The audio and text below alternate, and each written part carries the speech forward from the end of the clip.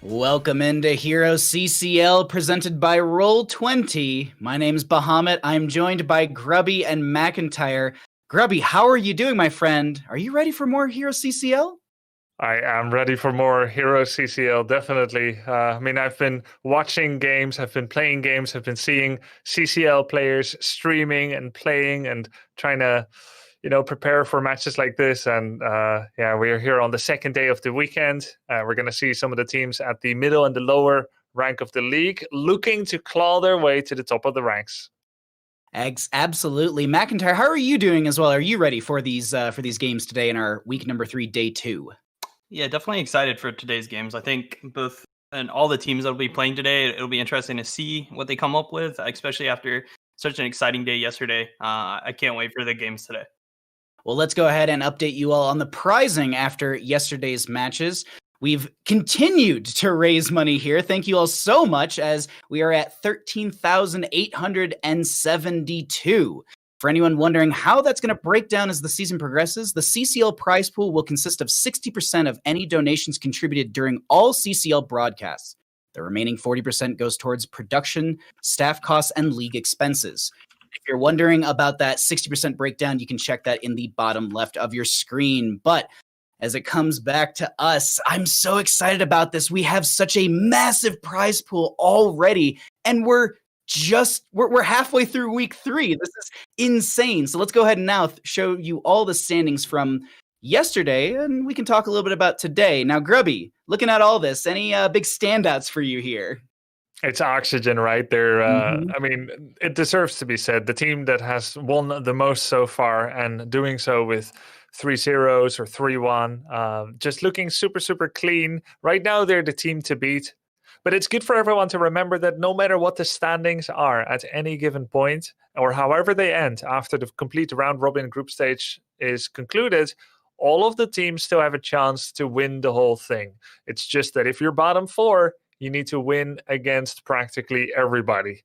You need to win like 6-7 matches in a row. So that is the challenge. Whereas if you end in top 4, you don't need to win as many games, maybe 2 or 3 games. So it is very, very important to finish on top, but it's never the end yet. That's very, very well said, Grubby, because there is that kind of secondary way to get your way back in, but you definitely have to fight a very long way for that one. Now, we had a lot of great games yesterday, but we had insanely great games in week number 2. Let's go ahead and check out our week 2 highlights, the clean plays of the week presented by Duke Cannon.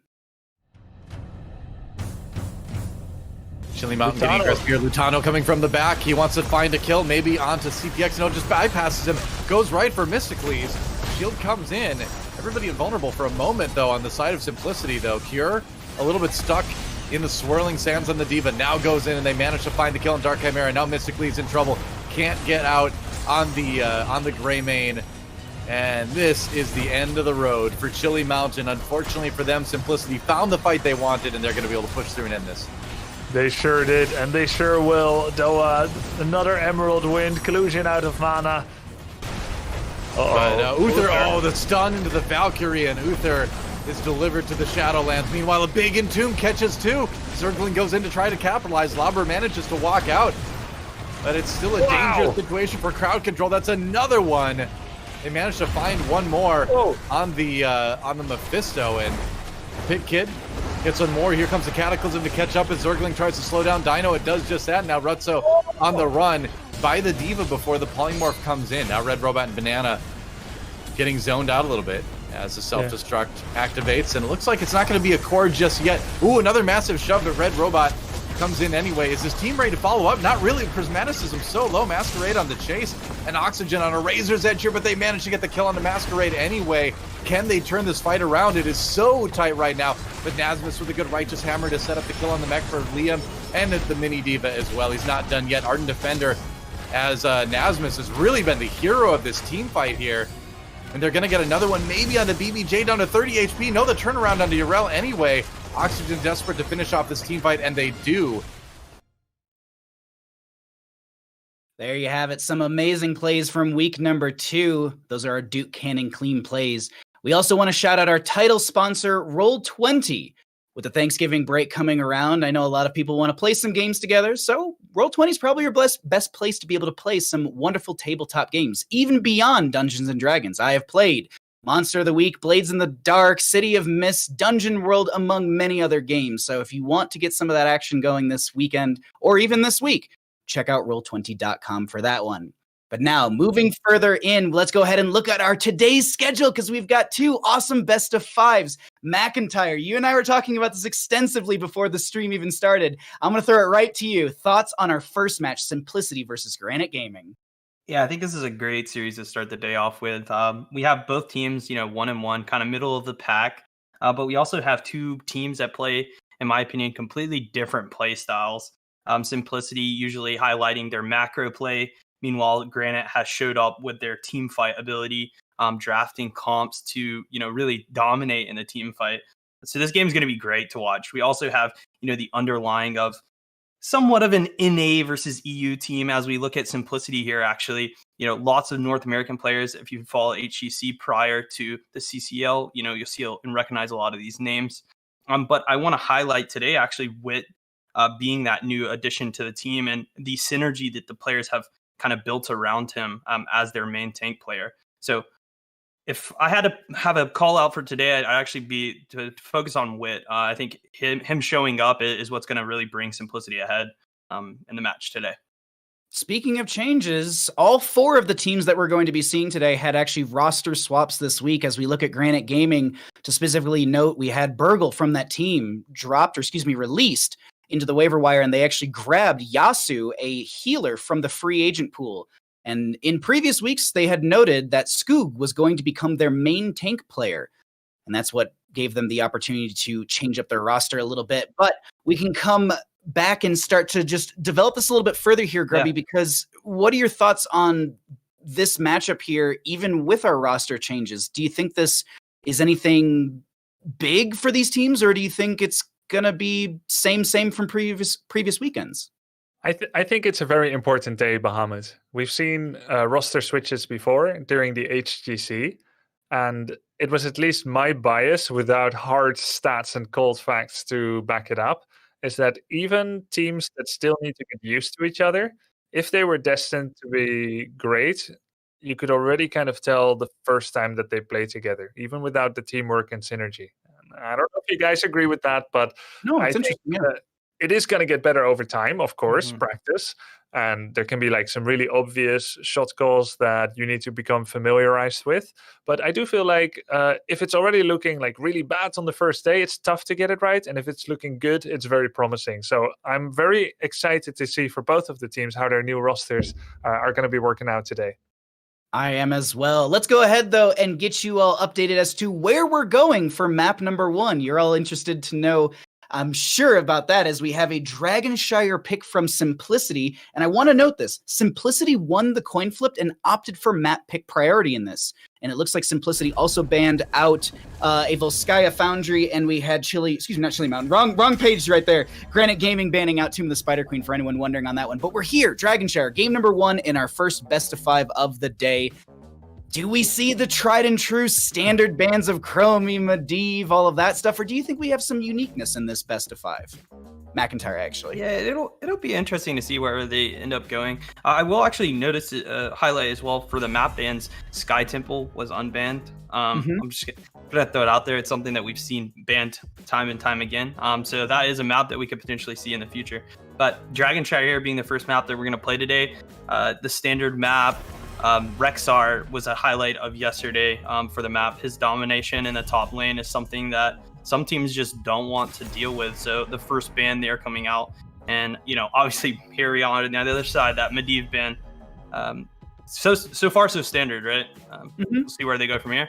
Cool thing to note is that across the 10 maps that Simplicity has played in the CCL, they have not yet played on Dragonshire once. This includes the 3 maps in the Icebreaker tournament, as well as the 7 maps that they played during the regulation season.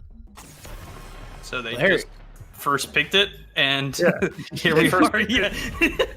I think they want to start with a bang. They want to come up with some surprising drafts. And, if Rexar was something they were going to be picking, it couldn't possibly be their only plan. You come up with several routes to how a draft can develop, and they're going to be playing on this map for the first time ever. with this squad.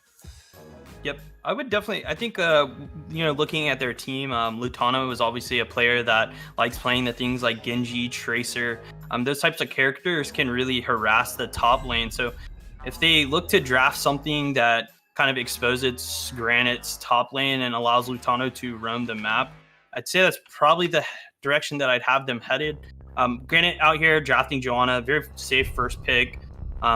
Crazy good wave clear, also incredibly safe, dominating the delta of the map. So good opener, I think, and we'll see how Simplicity responds. They're going to grab this Sylvanas, gives them mobility as well as a little bit of lane push pressure and a Stukov. Both teams here really not showing their draft whatsoever, Grubby. Yeah, not really. Indeed, they show some picks that they have shown before. Sylvanas is someone that keeps popping up in their drafts. She was instrumental in Simplicity's 3-0 victory over Chili Mountain, where they used Sylvanas 2 out of 3 times. So that doesn't really say anything about how they're going to be playing this game. We got Nick's Kerrigan McIntyre. This is a treat, I think, for everybody. Yeah, good Kerrigan. I mean, Kerrigan on Dragonshire, it's one of her better maps for sure. We saw her picked up yesterday, and we're seeing her again here today. Nick, obviously a player who's showcased his skill on her as well. So, the aggression is here. How will Simplicity respond? Probably looking to ban something that highlights the Kerrigan. Ana is what they opt for here. And obviously, Granit's going to look to ban something that counters it. We saw yesterday, Zul and Deathwing seem to do a great job against her. We'll see which way they go with it. There are so many options. McIntyre, yesterday you said that the best Kerrigan in the CCL is probably Ultralisk. And I saw some people in chat being like, but what about Nick? I think it's Nick. And, some opinions differ. That's totally fine. I wonder if Nick heard that and wanted to show all of us now that it's his Kerrigan that's the best. I'll be honest, McIntyre, you said that, and I was like, I don't know. I'm thinking back to some of those Nick plays, and they're really good. But Ultralisk did have a very strong showing yesterday on that character. So you're not wrong in your statement by any means. Going into this is no bust though. No. I figure he committed to the name as well. Ultralisk. Yeah, no, it's fair. Heroic. He's obviously committed to the character by having his username Viet, but here we go. Well, Dahaka and Anubarak here as a response to the Kerrigan. She really has a terrible time when there's bodies on the field that she doesn't want to combo, and Dahaka and Anubarak are definitely two of those characters with a spell armor for Anub, and if Dahaka opts into the spell armor 1 swarm talent, comboing that basically makes him immune to Kerrigan damage. But we do see a follow-up here, Diva, safe offlaner. As well as the Karazim for that 7-sided strike. We do have a pool mechanic we saw yesterday with the mind control, Sylvanas, Karazim 7-sided, but we have the Cassia pool potentially. We'll see coming out of Swamp. Last pick though, Lutano. I think their draft has really opened him up to that original strategy that I had highlighted, where he may have movement on the map and the freedom to pick something like a Genji. This way he can harass the Diva. Obviously she's incredibly safe. She has, I don't know how many health bars. It's hard to really figure that out. But it's definitely going to be what they plan on doing here, their strategy for the map. I honestly, I like both of these drafts going into this game. It really is going to come down to skill, I think, at the end of the day. I'm here on this first map. But now, McIntyre, as always, I gotta force you to make a decision here. As much as you like both drafts, which one do you think is going to take game number 1 on Dragonshire? Because there is a one X factor of this draft for me, and that is the Dahaka pick. I have just not seen it in CCL as a character I obviously loved playing when I was playing competitive Heroes. And I think the global factor on Dragonshire is an edge. And for that reason, I'll give this first game to Simplicity. I'm very much in the same boat, because not only is this Dahaka on Dragonshire, which is great, but it's Cure's Dahaka, and Cure is known for their Dahaka. I mean, they won Here's the Dorm in solo lane. They played, I believe, on Team Freedom in the solo lane. Like they have this prowess in their pocket. So we're excited to see how that works out for them. Unfortunately, McIntyre, we're gonna throw you away for now. We'll bring you back after this game, but we are here on map number 1 on Dragonshire with the members of Simplicity on our left-hand side. We have got Stukov, played by Collusion, Wit on the Anubarak, Cure on the Dahaka, Hosty will be on that Sylvanas, and Lutano on the Genji. On the right-hand side, we got Granit Gaming. We are going to be seeing Nintori on the Diva, Svamgrada on the Cassia, Skoog on the Joanna, Nick on the Kerrigan, and Henning on that Karazim. As always, Grubby, what are your thoughts and who are you going to call? Yeah, I agree with the both of you. I think that the blue side here is looking slightly stronger for simplicity. I think it's going to be tough for Kerrigan to find a purchase against two incredibly mobile characters, Sylvanas and Genji, and two that can burrow away from the pain in the Nubarak and Dahaka. Not to mention both of them having spell armor if they spec into it, which they didn't, by the way. He went tissue regeneration. Which I feel like in these situations is exactly what they want. Nick is going to get caught out right there, and that'll be first blood over to the side of Simplicity. I wasn't expecting to see that quickly there. Yeah, Bahamut, I just want to say this is exactly what happened yesterday to Ultralisk's Kerrigan on Infernal Shrines. Granted, it was the second mid-skirmish that happened seconds after the first mid-skirmish. Now it just happened immediately. The Kerrigans, they think I'm the cool hunter on the block here, and actually, look at this. A Nubarak, Impale, Burrow Charge, so clean, so well played by Wit. 2 kills already for Simplicity. The body blocking right there, Grubby, was amazing, and then Genji just to have the swift strike to come through and clean things up. Really well played by Simplicity. I'm watching this right now. Is Wit considering the invade onto this camp? And yes, they are. They want to steal the Siege Giants away from Henning, who's on this by themselves. And I think they can see Kerrigan bottom. They can see Joanna mid. And they know that the Diva was top. So they're watching this minimap. Watch. Here comes the burrow in from Cure, though, onto Nick. The tongue drags missed, but they get the medallion out from the Kerrigan.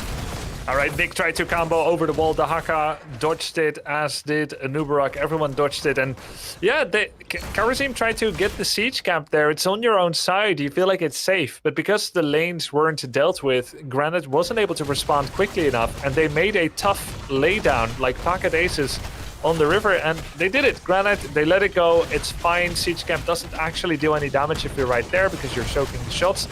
It's a little embarrassing, but it's all flowing forth from that from the first losses you had in the lane in Kerrigan and then later Cassia as well. Skoog is making sure that Hosty is not able to channel this. Shield Glare coming out. Svamgrada and Henning over here as well. Kerrigan still pushing out the bottom lane, and we have a bit of a 1v1 in top lane, Dahaka versus that Diva. Actually, the skirmish breaking out in mid lane. There's going to be the dive in from Wit with the burrow charge. Henning backs off. And this will be a disengage for a fight that could have potentially happened.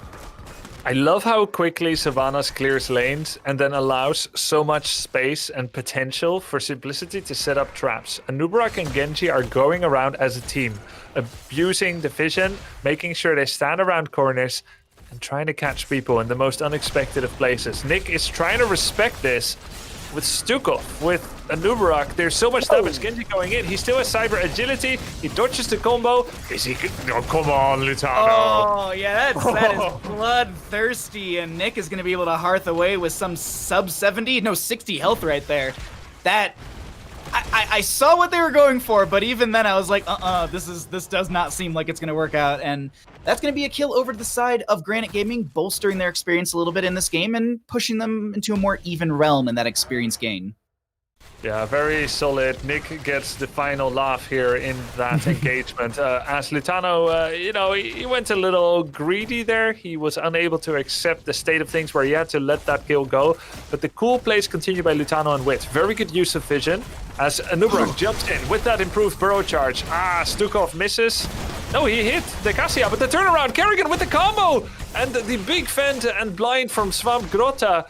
Now a Nubarak, when is his next burrow charge? It's probably 2 seconds out. I think he's gonna die. Oh! What? And he got the armor too. Wow, with some 69 health I just saw as their armor dropped. I want to note that in that chase, we had Subdue finished out 3 minutes and 45 seconds into this game. Yeah, Subdue's done! And so that means that you no longer need to hit 2 heroes to get 80% slow. You have an 80% slow off of your punish every single time you hit a hero. And that is terrifying to deal with for the rest of this game. Like, usually, it maybe gets finished out 13, 14 minutes, way later in the game. But no, we're looking at this so early. Or never, or never. Grubby, that's a big win. Oh my god.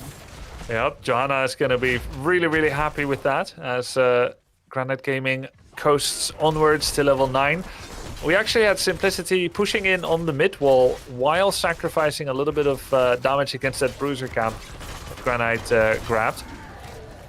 Now Granit Gaming is going top. They're thinking of going with Nintori to take down Cure. Cure dropped a little low, but they changed their mind because of the laser channels. First, Nintori has to step on that top temple. Shrine.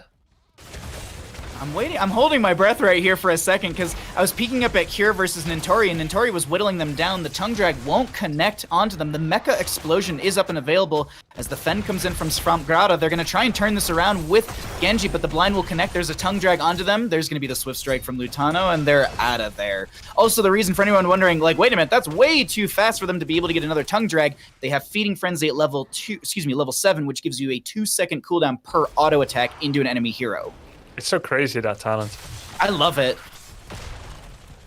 It's so much better than the slow too. They recently buffed the slow. I tried taking it, but then your drag is on like a 16-second cooldown. With the auto attacks, you can do it every 8 seconds. Like, it's so much better. The thing is, like, it's like the argument that I've made with people about Encore from ETC. When you're playing at this level, cooldown counting is such a oh my god, the Blessed Shield was ripped, but they got the Burrow Charge out. Like, that was such a very slight, clean play, but it's cooldown counting at this point. These teams, and you were mentioning it yesterday with, okay, this Apocalypse was used and it matches up with this Divine Shield timing. When you have these things that give cooldowns to just even basic abilities, that's a massive just trick to the enemy team, as a lot of buttons are being pressed here. We have a web wrap onto the Kerrigan. Isolation went out from Cure as well, didn't connect. And I think this is... Ultralisk is up for Nick too, you're right. So there's a re-engage factor for this, but does it happen? Well, D.Va isn't here yet. They're waiting for D.Va to come in. Nick is now getting some shields off of the minions. They've got the laser charge. They'd be very happy to fight to defend this Dragon Knight. Genji goes down trying to interrupt, but it is enough. So it might actually be worth it, as both the Haka and the Nubarak, the two bugs, are looking to conquer the shrines away. I think that was worth it. Like, yes, you are giving experience over to the enemy team, but you're denying this Dragon Knight, you're denying this siege. Here's the thing, though. If they end up getting Dragonite still, like right as Lutano spawns, then I'm like, okay, not worth. But it seems like this is so far worth. Nintori's still sitting on this Mecha Explosion. Nick and Skoog coming around. Cure is going to get pulled in by the Primal Grasp. The Impale is there. They drop in with their Burrow, but they got nothing to heal up with, and that'll be a kill over to the side of Granit Gaming. So Nintori is keeping this explosion on purpose, right? Because he gets the level 7 passive, 75% bonus auto attack damage when you're sitting on full explosion.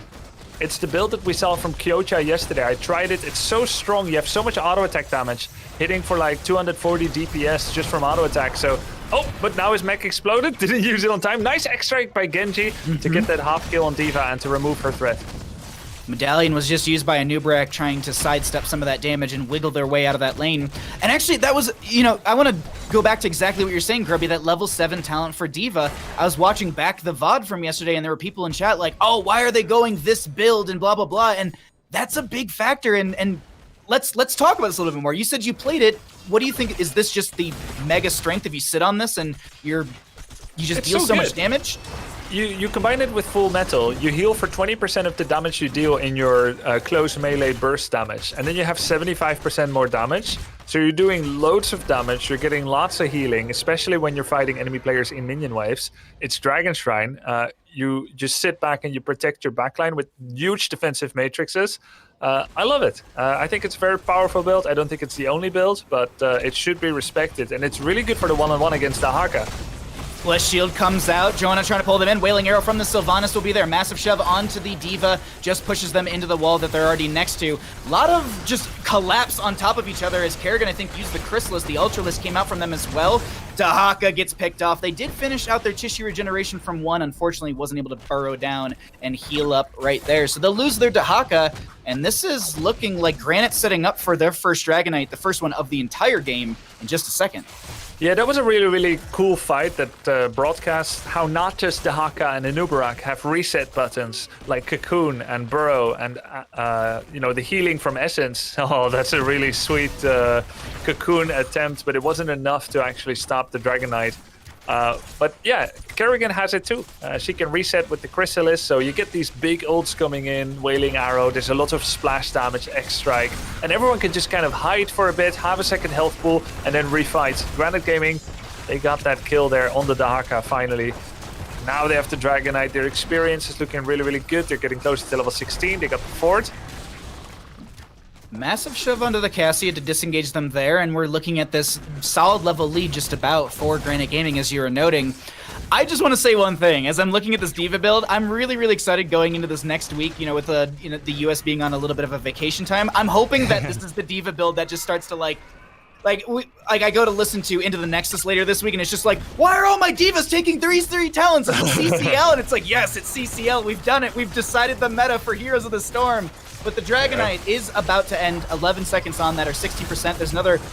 That's Cassia trying to pull someone in with the Valkyrie. There's a web wrap onto the Joanna. Meanwhile, the Genji's going to be able to dive away just above us. They mount up, and they're out of there. Tongue drag onto Skoog. Massive shove onto Henning.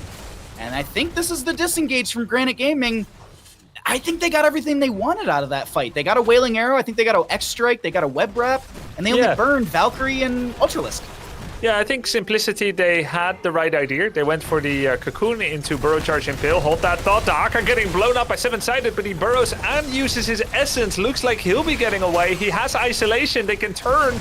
Kerrigan. Oh, Kerrigan blocks the Isolation with the Chrysalis. Nick now comes out of it with a Vengeance. We have the Gladiator's Medallion being used on Dahaka, so he didn't get comboed, but he's taking too much damage. That was very well played from Granit Gaming, just to turn that entire engagement on its head and find them in that bush. I actually thought that we were going to see the members of Simplicity be able to get out of that one, but no, they, as you said, they came out of that Chrysalis with a vengeance. They wanted blood there, and they're saying that you are not the Primal Zerg, Dahaka. I am Kerrigan, but we do have this bottom lane. Yeah. We have our D.Va grabbing the camp on the right-hand side, and 16 talent here will soon be picked up by Simplicity. Is this what they needed, Grubby, to maybe start to turn these fights around? Because Simplicity's been on the losing end of these fights since, I feel like, around level 10. Yeah, I think so, Bahamut, and I'm not sure, but let's talk about what they're going to be getting. Stukov's Super Strain is not going to be necessarily impactful. It is helpful to get a bit of extra healing. We've got Epicenter, that means more burrow charges in a larger area. We've got Drag Range. Dahaka maybe can get her pick off easier. Sylvanas gets a bit of extra damage, and then Genji gets a bit of extra damage. None of it truly key, as Killusion gets jumped in, but X-Strike hits everybody. So much damage by Genji, by Lutano. Can he jump in again and finish it? This is so key. They're so low. Lutano, can he do it? Doesn't look like it. Nintori might. No, they're not going to lose the mech because there's a dash from Karazim just in time for a little healing. Without their Stukov, it seems like Simplicity is going to turtle up, clear the waves, and with that, that's going to give an opportunity for the second Dragonite of the game, and the second one for the side of Granit Gaming as Wit looked for some burrow charge into that bush. I really feel like Simplicity should have gotten more out of the fight there, but I don't see all of their cooldowns, right? It's 4 versus 5. You have to be quite daring to go back in there again, but that was a huge X-Strike. I'm thinking back of that fight at level 15 when they were defending the bottom fort. Simplicity used the Wailing, they used the X-Strike, but it was slightly out of sync. Kerrigan didn't get hit by the X-Strike. They need to get their coordination perfect with the Cocoon on Karazim to remove some of those heals. They need to hopefully pop Chrysalis and then try to kill Kerrigan as quickly as possible. She's most likely the prime target. Cassia and Kerrigan, whoever they can get with a big burrow charge knock-up, the Impale, then the X-Strike, they could delete them fairly quickly. Karazim is not a healer, they can keep that alive, so it's still possible. One level down, Simplicity is still in that situation where they can make it happen. Shield glare over the wall, they know they're there. Cassia pokes in with a Lightning Fury. I just want to quickly note while we have this bit of a sneaking time, I don't know, everyone's just kind of setting up in the lanes, but I just want to quickly, that's going to be... Wow, I couldn't even say their name quick enough and they go down as Wit is going to burrow charge in and try and help them out, but they go down as well. A double kill for the side of Granit Gaming. I'm reminded of the Saruman quote against Gandalf, "What time do you think we have?"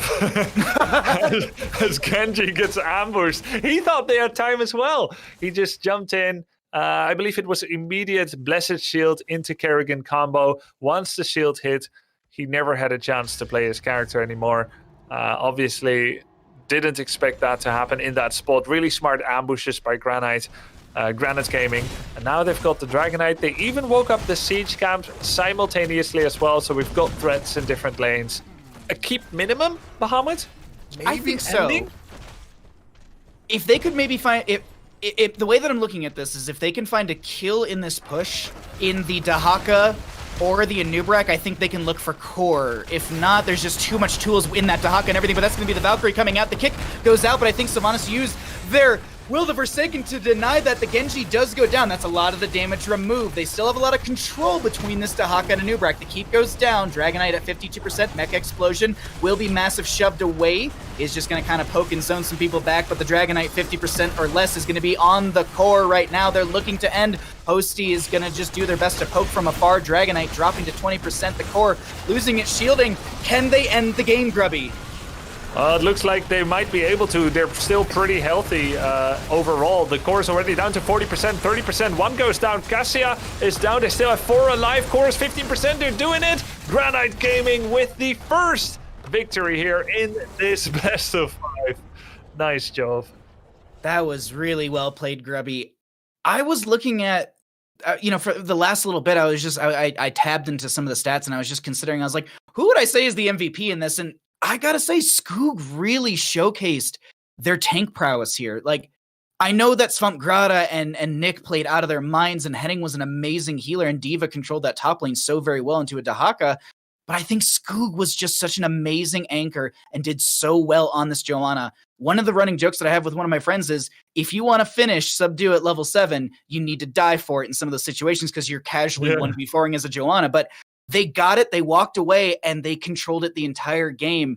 McIntyre, let's bring you back into this one. What do you think about this game, and who was your MVP? Yeah, Granit kind of coming out this game, smurfing almost. It was pretty lopsided.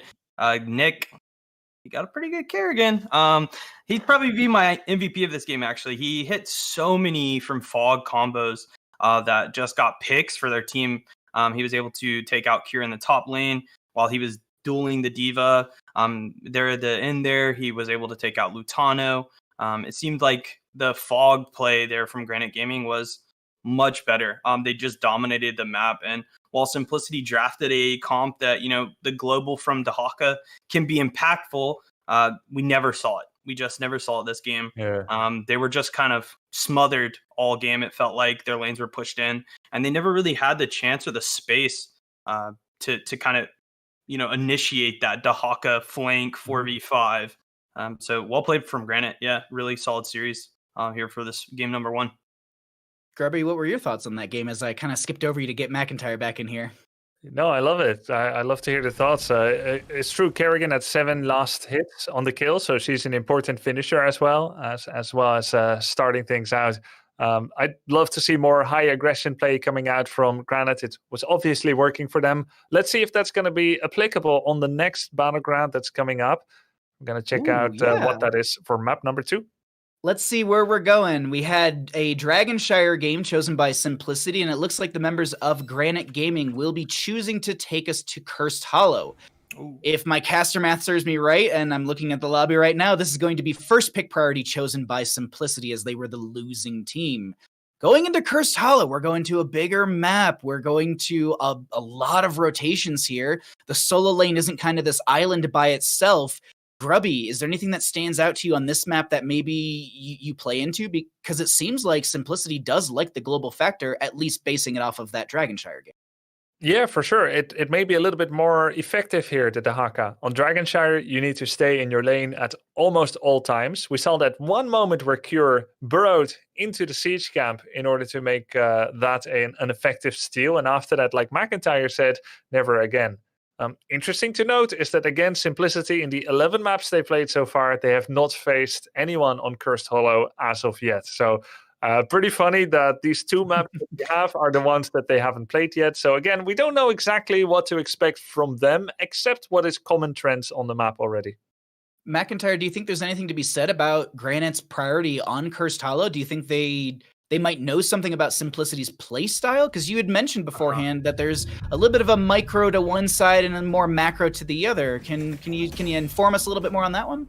Yeah, I mean, if you're taking Curse Hollow, then you have a strategy for it. It's obviously a map that all players are comfortable playing. I know personally when I played a lot of the teams, this was not a map that was like, hey, we love Curse Hollow, please take us there. So if you're taking a team to this map, it seems like there's a strategy in place ready for the map. And even here with this first ban, Zeratul, I mean, a target ban towards Cure, something that they had prepared for, possibly even trying to target him out a little bit here and put him on the back foot after that last game. Curse Hall is an interesting map. The objective is impactful, sure, but typically what ends up winning this map are the boss and camp pressure that you can create with those objectives existing. And a character like Brightwing is a really good one too. It turns out the rotations on this map are so far that having globals is a prioritization, and Brightwing able to not only, as Prismaticism said yesterday, ancestral heal every time she presses Z, but just be everywhere on the map, create pressure in any sort of gank situation. I think this is a great opener for the draft. Chromie hasn't been banned out at all. Is there anything to be said about her potentially on this map, Grubby, or do you think it's more of the other team trying to bait the other one to pick it because it's such a big map? I do think she's pretty good here. I just want to say that Granite on did play on Cursed Hollow last week, and we had that 15 level no first tribute situation yet. Oh my god, I forgot about that. Yeah. There was Sylvanas, Brightwing, Dahaka, Diablo, Tychus for Granite, and they had Sylvanas like split pushing during the objective, and Brightwing and Dahaka. And we had Junkrat on the other side. There was no Chromie for either team there as well. And we do see it being picked up here, and I think you kind of have to. She's still really good. She's amazing at stalling the tribute. She has good damage. You've got Brightwing on your side, so she can be protected from a melee assassin via polymorph. So, just reminding you, Granite was quite good at controlling the map objective, poking away at it, and then doing split damage. So whatever Simplicity does, they're already quite ready for that with the Brightwing global pick.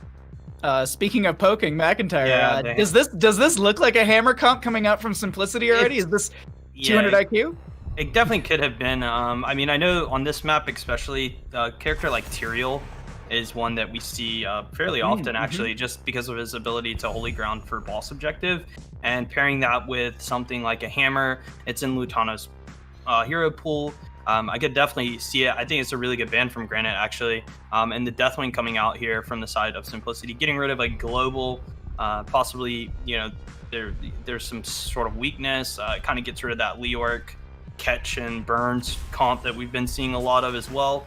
And Granite just picking up some standard picks here. Hanzo, obviously great on all maps. Dragon Strike, a highlight heroic that we've seen. Lots of chokes for that here to be utilized. And Diva, of course. Just baby Diva, big Diva, little Diva. I will say something that I noticed last game with the W, that thing has healing reduction on it if you talent it at 7, or 4, right? Yeah. That's a big deal. That is a 30%. Big deal, especially against a character like Dahaka, right? In that matchup. Here we go. We got some spice here. Varian taunt, probably, right? One shots off Chromie, Tychus, gun him down. How do you guys feel about it? I like it. Whenever you go Varian, you go single target deletion. Same thing for Tychus, same thing for Chromie, and then you've got Polymorph. Stukov can't necessarily stop that in terms of burst protect. He can only try to counter it with silence. I like it. Trying to play like this, at least you have a very clear purpose. Oh. All right, Nick will round with a Kerrigan once again. Again, we talked about it yesterday. And we were seeing it again here today. When you play a character, you play it really well. You're in the mood for it. And we see Nick picking up on Chris Hall. Actually, a pretty solid character on the map. Kind of slept on the fact that she can camp. She takes hards and easies incredibly well. And there's, again, we highlighted Nick's play last game. His fog play seems really good with her. And Curse Hollow has tons of different angles and cracks and crevices that he can hide and wait as the Simplicity kind of pushes in maybe towards the boss or whatnot. So, looking at these two comps, Varian, he's good. He's cool. Awesome. Durrell obviously has the ability to knock people off of the boss. But and like I said, Granite seems to be kind of in the mindset today to win. And for that reason, I'm going to give them this game here on Curse Hollow. All right, McIntyre is going to be calling Granit Gaming to win game number 2 on Cursed Hollow. I'm going to stick with Simplicity as I like the single target deletion. And right before we get into this, let's go ahead and just introduce our teams real quickly. We have on the left-hand side Simplicity trying to go up 1 in this best-of-5 series. And on the right-hand side, we have Granit Gaming, who are currently sitting with 1 up in their favor in this series. Grubby, as we get into mid lane, what are your thoughts, and who do you think will win this series game? I think it looks good for Granit Gaming for the first map. Interesting that Kerrigan actually went for a different talent, Assimilation Mastery, not going for the auto attack splash, which it's going to give him sustain, make him better when he's far away from Stukov. But you don't get the splash damage for Bruiser Camp and Siege Camp, so it's going to be a little bit less good at taking mercs. Maybe it's just him and Imperius going on a journey of a lifetime. Well, Hanzo or Diva take the camp, and the others just like kind of do lanes. I'm very bemused by this pick, and I'm curious what it means. Was that a Celestial Charge that didn't connect, or did I read that wrong? Because I thought Skoog almost had Wit there, but either way, it was maybe a pixel off. We will be seeing the... Oh, go ahead. Yeah, I think it's true. It just came off cooldown again. Okay. Kerrigan will steal the vision aggressively, but that they're kind of announcing their rotation around the map, so with that, they're just they're gonna re-engage over this Celestial Charge in onto Lutano. Phase Shift comes in, but it's a touch too late, and Granit Gaming finds first blood. They're still chasing in, and Kerrigan is looking for this. Is there a Primal Grasp? Is there the Impale? What do they have for Varian? And it's going to be death. Yeah, Bahamut, how can Tychus be on the Granit Gaming side of the map without Varian in front of him checking? There's got to be some miscommunication or misunderstanding of where Granit Gaming went. A team goes missing, you think they're going to take a camp, go to a different lane, and then you rotate on their side of the map in order to like kill the solo laner, but it's risky and it's just going to get punished over and over. And I love how that feeds into what McIntyre was saying. The Fog of War usage by Kerrigan and by Nick and by Granit Gaming, it shows a really good level of understanding, because 3-head play is walking at someone in the lane and just saying like, I'm gonna ravage on you and combo you. 4-head is standing in a bush and using that, but 5-heading is using corners so that you can be outside of those predictable bushes and catch people in quote-unquote open space, but where you are not yet revealed by vision. The only way you can get that good is if you actually watch replays and test and see what is exactly revealed when you stand where. And that's how they're getting these traps. So it's really nice to see that level of study coming in and being useful. I might get flamed in chat a little bit for this, but I actually saw that mechanic when I was watching some of the world stuff for League of Legends. They play in the bushes like that. That's going to be a Celestial Charge, though, onto Wit, and they're going down. And another little fun fact, I was actually talking with Casanova in between all this, and we just kind of have like little meetings, and we were looking at the heroes profile stuff, and they were like, man, I wish there was a breakdown for literal outside of vision, for a map mechanic, or at least a mechanic to show the amount of like seconds or whatever that they're hiding and not showing on the minimap. And I was like, wow, that's such an interesting comparison, or at least thing to consider, because I never do. And as we get further and further into the HeroesCCL, I think that's definitely something that these players are really, really trying to master, is playing into that slight, edge of vision, because it's insane how much like a corner can give you. Anyways, let's break into this, because we do have our first objective phase down in bottom lane. Will this be a 15-minute first objective, Grubby? It cannot be. The tools are not the same for Granit Gaming this time. The goal is not the same. They're actually potentially okay to lose this tribute, because Kerrigan is top dealing with the siege camp. Simplicity made sure that siege camp was simultaneously pushing. We're getting some Sonic Arrow interrupt here. Oh my god, they're trying to get the interrupt, but he was a little bit too far. Nice job by Simplicity with the taunt, with the Chromie spells, and with the, of course, Tychus Focus Fire. Let me get your thoughts on this. I'm going to throw it right back to you. Level 1 for the Urel, as we're sitting kind of in this lull for the first objective phase. It's not our Dauntless. It's not our standard, I get armor for using abilities. There's a polymorph. Oh, wow, Diva tried to boost away, but they go into pilot form. Yeah, we saw this a few times coming out of NA Urels. It was looking pretty good, actually. I think Oxygen kept using Lights of Karabor as well. But I think they had like an Uther or an ETC they were playing with that could give someone the armor, and there was kind of like, okay, I don't need this because I have someone else to be able to do it. Here, that's not the case, and that's why I'm wondering, is it going to be still just as viable, or will that be a falter because of you have armor to block Kerrigan combo damage, Hanzo poke damage, D.Va sustain damage? That's where I'm kind of worried about it. Was it still the right choice? Yeah, armor is super nice, but I guess he also gets lots of healing because the entire enemy team is melee almost, so you're going to get like 3 people procced on the healing. Yeah, one is preventative, the other is reactive. Time will tell what is going to be better. Well, Chromie will be just doing Chromie things in front of this gate, and they'll be able to lock things, or excuse me, keep them from really stepping in as they take a long rotation around to grab their own Siege Giants. We will see our second objective phase will be bottom right on the map, and this will be 10 talent tier in tow for both teams fairly close. Brightwing, I'm just going to check really quickly, is currently sitting with their phase shift up and available, so they can be able to jump into this team fight from that top lane, so we'll probably see them stay up there and look for that 10 talent tier for the friendly side as the objective's up in 4 seconds. Yeah, Brightwing doing one more wave to get ever closer to level 10. Both teams pretty much have it. Slightly advantageous position for Granit Gaming. Kerrigan actually trying to get a combo here on the rotators, forcing Brightwing to port onto Cure. Nice time trap to stop Imperius from making this worse. Look at Nick standing around the corner. The arrow misses. Taunt goes on to 1. D.Va's boosting around. Cure's in a bit of an awkward spot as they need to heal up or back off, and Commandeer Odin comes out from Lutano, dumping out some damage. Kerrigan, Primal Grasp does not pull them in. Angelic Armament will be missed onto Lutano. And it's my favorite sentence in HeroesCCL, Grubby. A lot of buttons, no deaths. No deaths, but let's remember that Cure played really, really nicely there. He was threatening Ardent Defender, but never actually used it. Very long cooldown, and he dodged the Kerrigan combo that he felt with his 6 senses were gonna be coming out. Now, that was pretty short cooldowns for Granit Gaming. A lot of buttons, but they're gonna get it back before the next tribute. Simplicity very quickly gonna get their boss, and so is Granite following suit in the top lane. So boss straight. Brightwing is going to push along with that. It's incredibly important to pick up the experience points that the boss easily grants you in a lane. When it uses its root ability, 4 minions die instantly, and you want to be there to pick up that XP.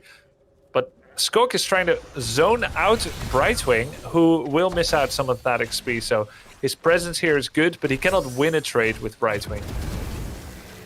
I'm watching the minimap. There's the arrow from Hanzo, because I saw the whole team coming down here, and I was like, I don't know if you get this this monkey wing over here. With that, though, that is going to be the full rotation in the bottom lane, very telegraphed to the side of Simplicity, so they easily throw Varian onto the objective. They go up into the advantage point to potentially get Curse. They'll grab themselves some Siege Giants for top lane.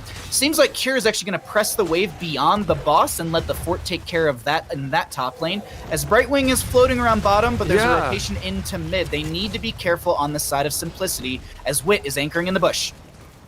There's a big rotation coming here. Nice anchor by Wit. Like you said, though, time trap as well.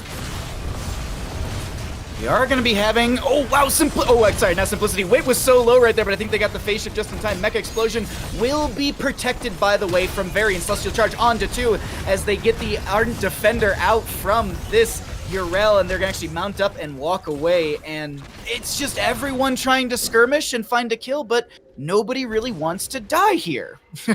Really good play by Simplicity, though. They've been playing very comfortably, and they're in a small talent lead situation. They resisted the very scary Kerrigan combo. Brightwing there coming in right on time on top of Varian. Wit's position and his button pressing was very good. He blocked the majority of the damage with his parry, and now first curse to Simplicity. They're 1 and 3 in takedowns, but they're ahead in experience because of good macro play, using Brightwing as well. Oh, he didn't get his parry off, but there is Brightwing. Collusion saving him once again. Now the turnaround with slowing Sands. Lutano dealing the damage completely ignored here as Wit was the main target. And Collusion comes in, gives 3,000 health to Varian. And now it went from bad to worse for Granit Gaming. Swamp Grota goes down as well. And this is just a great situation for Simplicity, as they're so eager to get that equalizer in this best of 5. This was beautifully played by Simplicity. I want to also note, I was harping so much about the Light of Karabor from level 1 on that the Vindication, but look at the level 13, the Aldor Peacekeeper. Enemy heroes hit by Vindication at maximum charge deal 40% less damage for 3 seconds, and that pairs so well because you want to use that you want to use that Vindication to get healing, but now you're also reducing damage. This is such a good pairing of talents together, and so I'm going to shut up on that level 1 now, and I'll take back everything I said about it potentially being maybe a misplay. I also want to note really quickly, out of all the questing talents, we do have Varian's level 1, the Lion's Maw, at 21 out of 25 stacks on that. The Kerrigan, Sharpened Blades, level 4, that is completed. Hanzo's, level 1, Simple Geometry, is completed as well. And I believe that's all the questing talents I can keep you up to date on. But now, Grubby, sitting on the side of Granit Gaming, you're a level down, and you're about to be a talent down in half that level. What do? Do you turtle up and just kind of play for these lanes, or do you look for some sort of advantageous single target pick? I think you look for kills, and it's usually best if Kerrigan doesn't show in lane. He already has the quest completed. Now that Kerrigan showed, which wasn't necessary in my opinion, you can kind of draw a map on where she can be in the future. You just have this travel map in your head, so you know how long it takes for her to get top, get mid. Now she shows again, which means, okay, we know D.Va is alone. They're going to try to go for D.Va. Of course, Nintori will boost out, but there's a big trap here. Wit, they get found out by Swamp Grota. Celestial Charge goes in. There's a lot of damage going in onto Wit, but there's a phase shift in from Brightwing to save them. The turnaround now coming out from the side of Simplicity, looking for another kill, only finding the Imperious. They back off, and I think they look for the Bruiser Camp from mid, or this is just a bait to pull them back in. They don't follow that bait as they don't have that 16. D.Va goes into top to clear things out, and I think this is definitely a turtle up from Granit Gaming to make sure that they find that 16, but Simplicity wants the momentum in their favor and will play off of this. Yeah, they have Bruiser Camp, 20% spell armor. It's almost impossible to die under these circumstances. So you're just going to take that keep. Now the bosses are going to be coming up in 10 and 15 seconds respectively. By this time, Imperious will be back, but the bottom left boss will be out of reach. I think Simplicity going for the top boss is incredibly greedy. Imperious is going to come back. This is the equivalent of a cornered badger. Granit Gaming has no choice but to fight over this, in my opinion. They can't let it go. It's nearer. Imperious is back. They don't have the talents, but they're going to fight for it and just try without and hope they get lucky on that. But D.Va immediately gets blown up. Nintori won't be able to contribute much now. Cure chased in right there onto them as well, and they're going to force them back with that Righteous Hammer. Please also remember we have that level 16 Templar's Verdict, which is going to be reducing armor. And then they jump over the wall. They're going to find Nick, who misses the combo. Ardent Defender will be used. Ultralisk is cast from Nick, and the boss goes over to the side of Simplicity. I think they got their cake and they got to eat it. Yeah, exactly. This was actually very, very well managed. They immediately jumped in on the ragtag band of Granit Gaming, filtering in, becoming aware that the boss was being taken. By neutralizing D.Va so quickly, none of those talents, none of those abilities like Defensive Matrix were able to be brought upon Simplicity. They had this evaporating level 16 advantage, and Simplicity aggressively moved away from the boss to make sure that they are not the passive defender in this situation. They proactively took the defense and brought it to bear on top of Granit.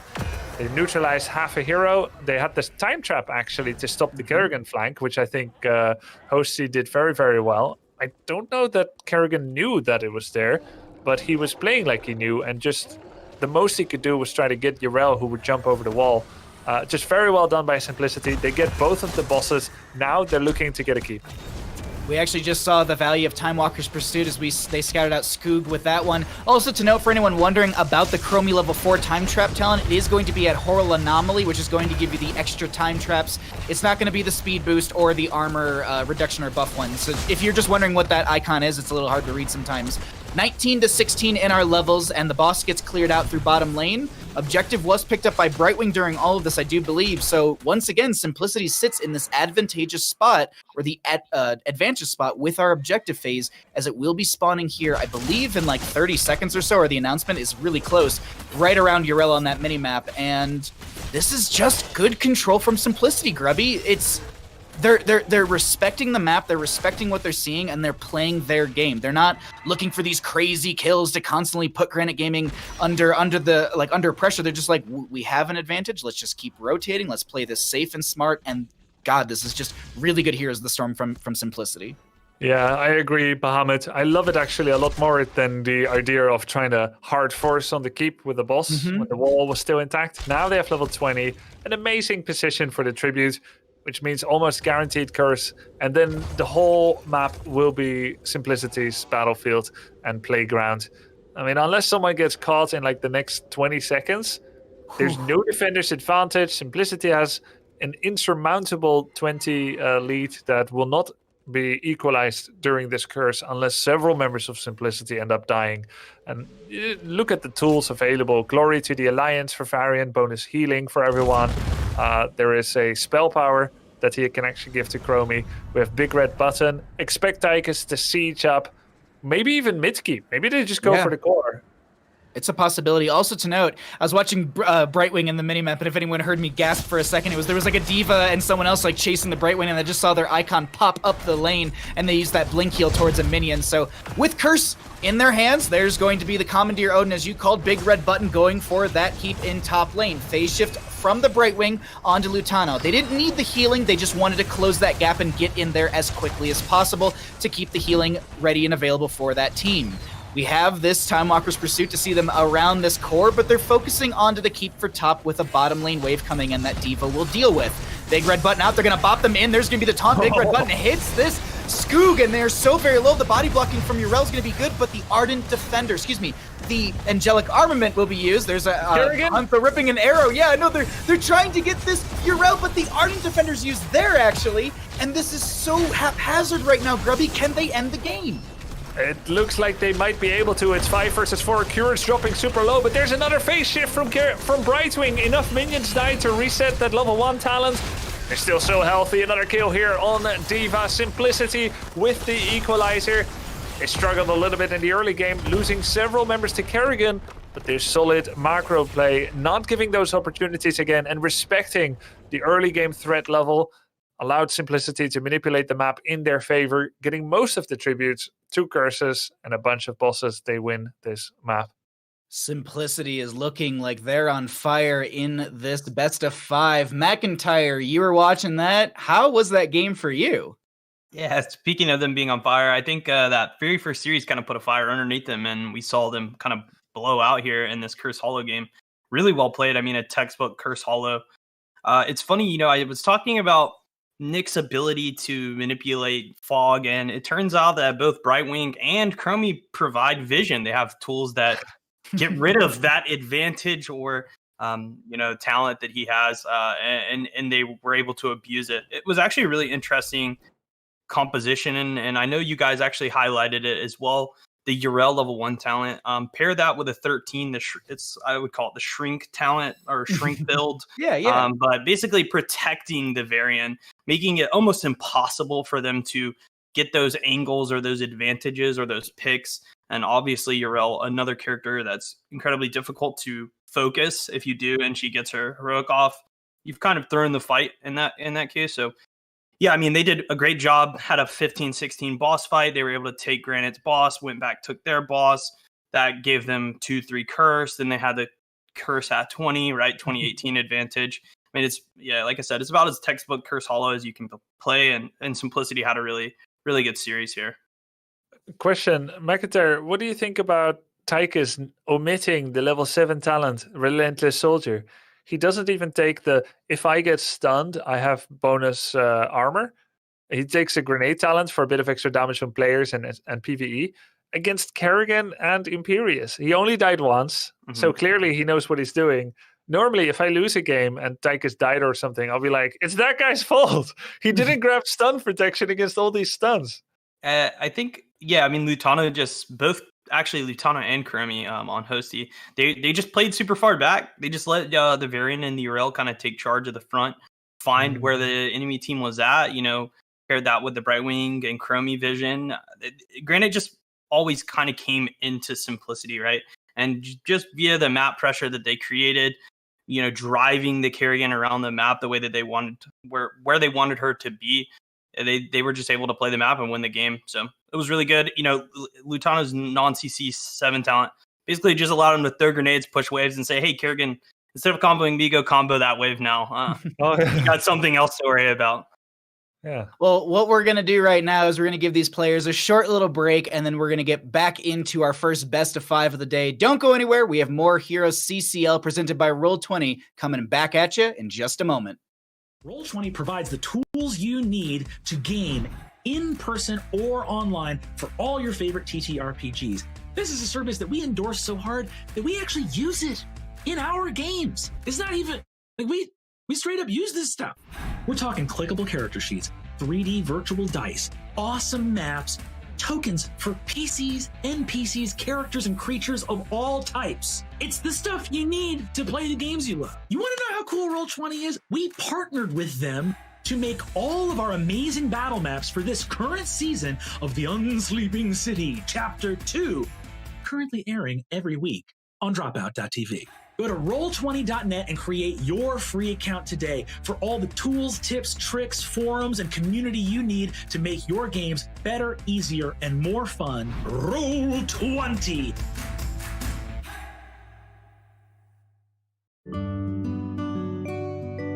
After a long day of work, nothing refreshes me more than a cold beer and a hot shower. That's why I use Duke Cannon's Big Ass Beer Soap. This big ass brick of soap is actually made with old Milwaukee beer. But guess what? It don't stink. It actually smells pretty damn good, like cedar, sandalwood, and other pleasant things that I don't even know about.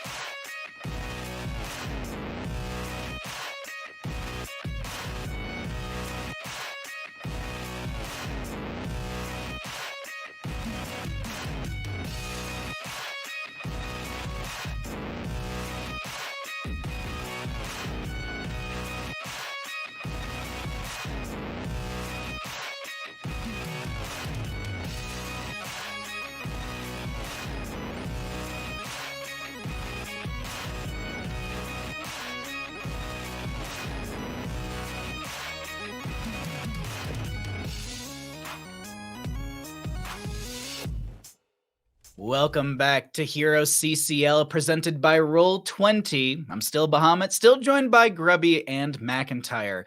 And we are here getting ready for our game number 3 and our first best of 5 of the day. Let's get some quick thoughts about this, Grubby and then McIntyre. Yeah, I think we've seen both of the teams from a really strong side. We've seen very effective Kerrigan pick-off play, snowballing into a lead that Kerrigan teams never really want to give up, because sometimes she doesn't feel equal to other heroes in the late game if you're on equal levels, equal talents. So we've seen that from Granit, but then we've seen how to beat that as well. By of course, by simplicity, with some macro play, making sure that you never find those opportunities anymore to get the kills, because the map is always turned against you. I love it. I love seeing the different styles, and it makes me very excited for map number 3. Mac? Yeah, I think both of these games actually have... Neither team has really reached this parity point, right? In the first game, we saw Granit get ahead and continue to hold that lead. And last game, we saw Simplicity on Cursed get ahead and continue to hold that lead. We'll see if this next game or the rest of the series, we can find a game where both teams are at a point where something has to happen outside of the just advantage. And we'll see if we can get that here in game number 3. Well, let's get you all updated as to where we're going to game number 3, because you're itching to find out. Map number 1 was Dragonshire. Map number 2 was Cursed Tallow, and this will be the choice of Simplicity. Mac, you were noting this. This was not banned out, and this was actually one of the clips in our Duke Cannon clean plays from last weekend, was Lutano's Genji with Collusion's Brightwing on Sky Temple. This is exciting. What do you think about this? This is brave from Granit, in my opinion. This is obviously them saying that they're confident enough to take them on the Sky Temple, arguably Simplicity's favorite and best map. Especially allowing Lutano to play things like Genji, where mobility and just running around and being a little, squirrel, as I like to call it, and skittering around, staying away from you. This is a map where that is great. And so Granit is obviously prepared for it. They've allowed it, and we'll see how they start this ban off as they're going to be banning. Granite hasn't played on Sky Temple once yet in the CCL, including the regulation season as well as the preseason. Simplicity played here once with Tyrael, Genji, and Brightwing. My brain hurts. All of these teams are just... Today's the day. Okay, well... I always going to be a first. Yeah. I have to say it for chat, and also so I can get flamed by chat. This is the best map for Juice Pirates. I mean, it's... yeah, I know. Asmodan 2, arguably, this is one of his better maps. I will say this, though. See those things. Nazebo? McIntyre, I was just about to say, let's... do you think this is a spot for a team to run Nazebo, or do you think these teams wouldn't do it? Honestly, with Medivh picked, it changed things up a little bit here, as Granit is picking up...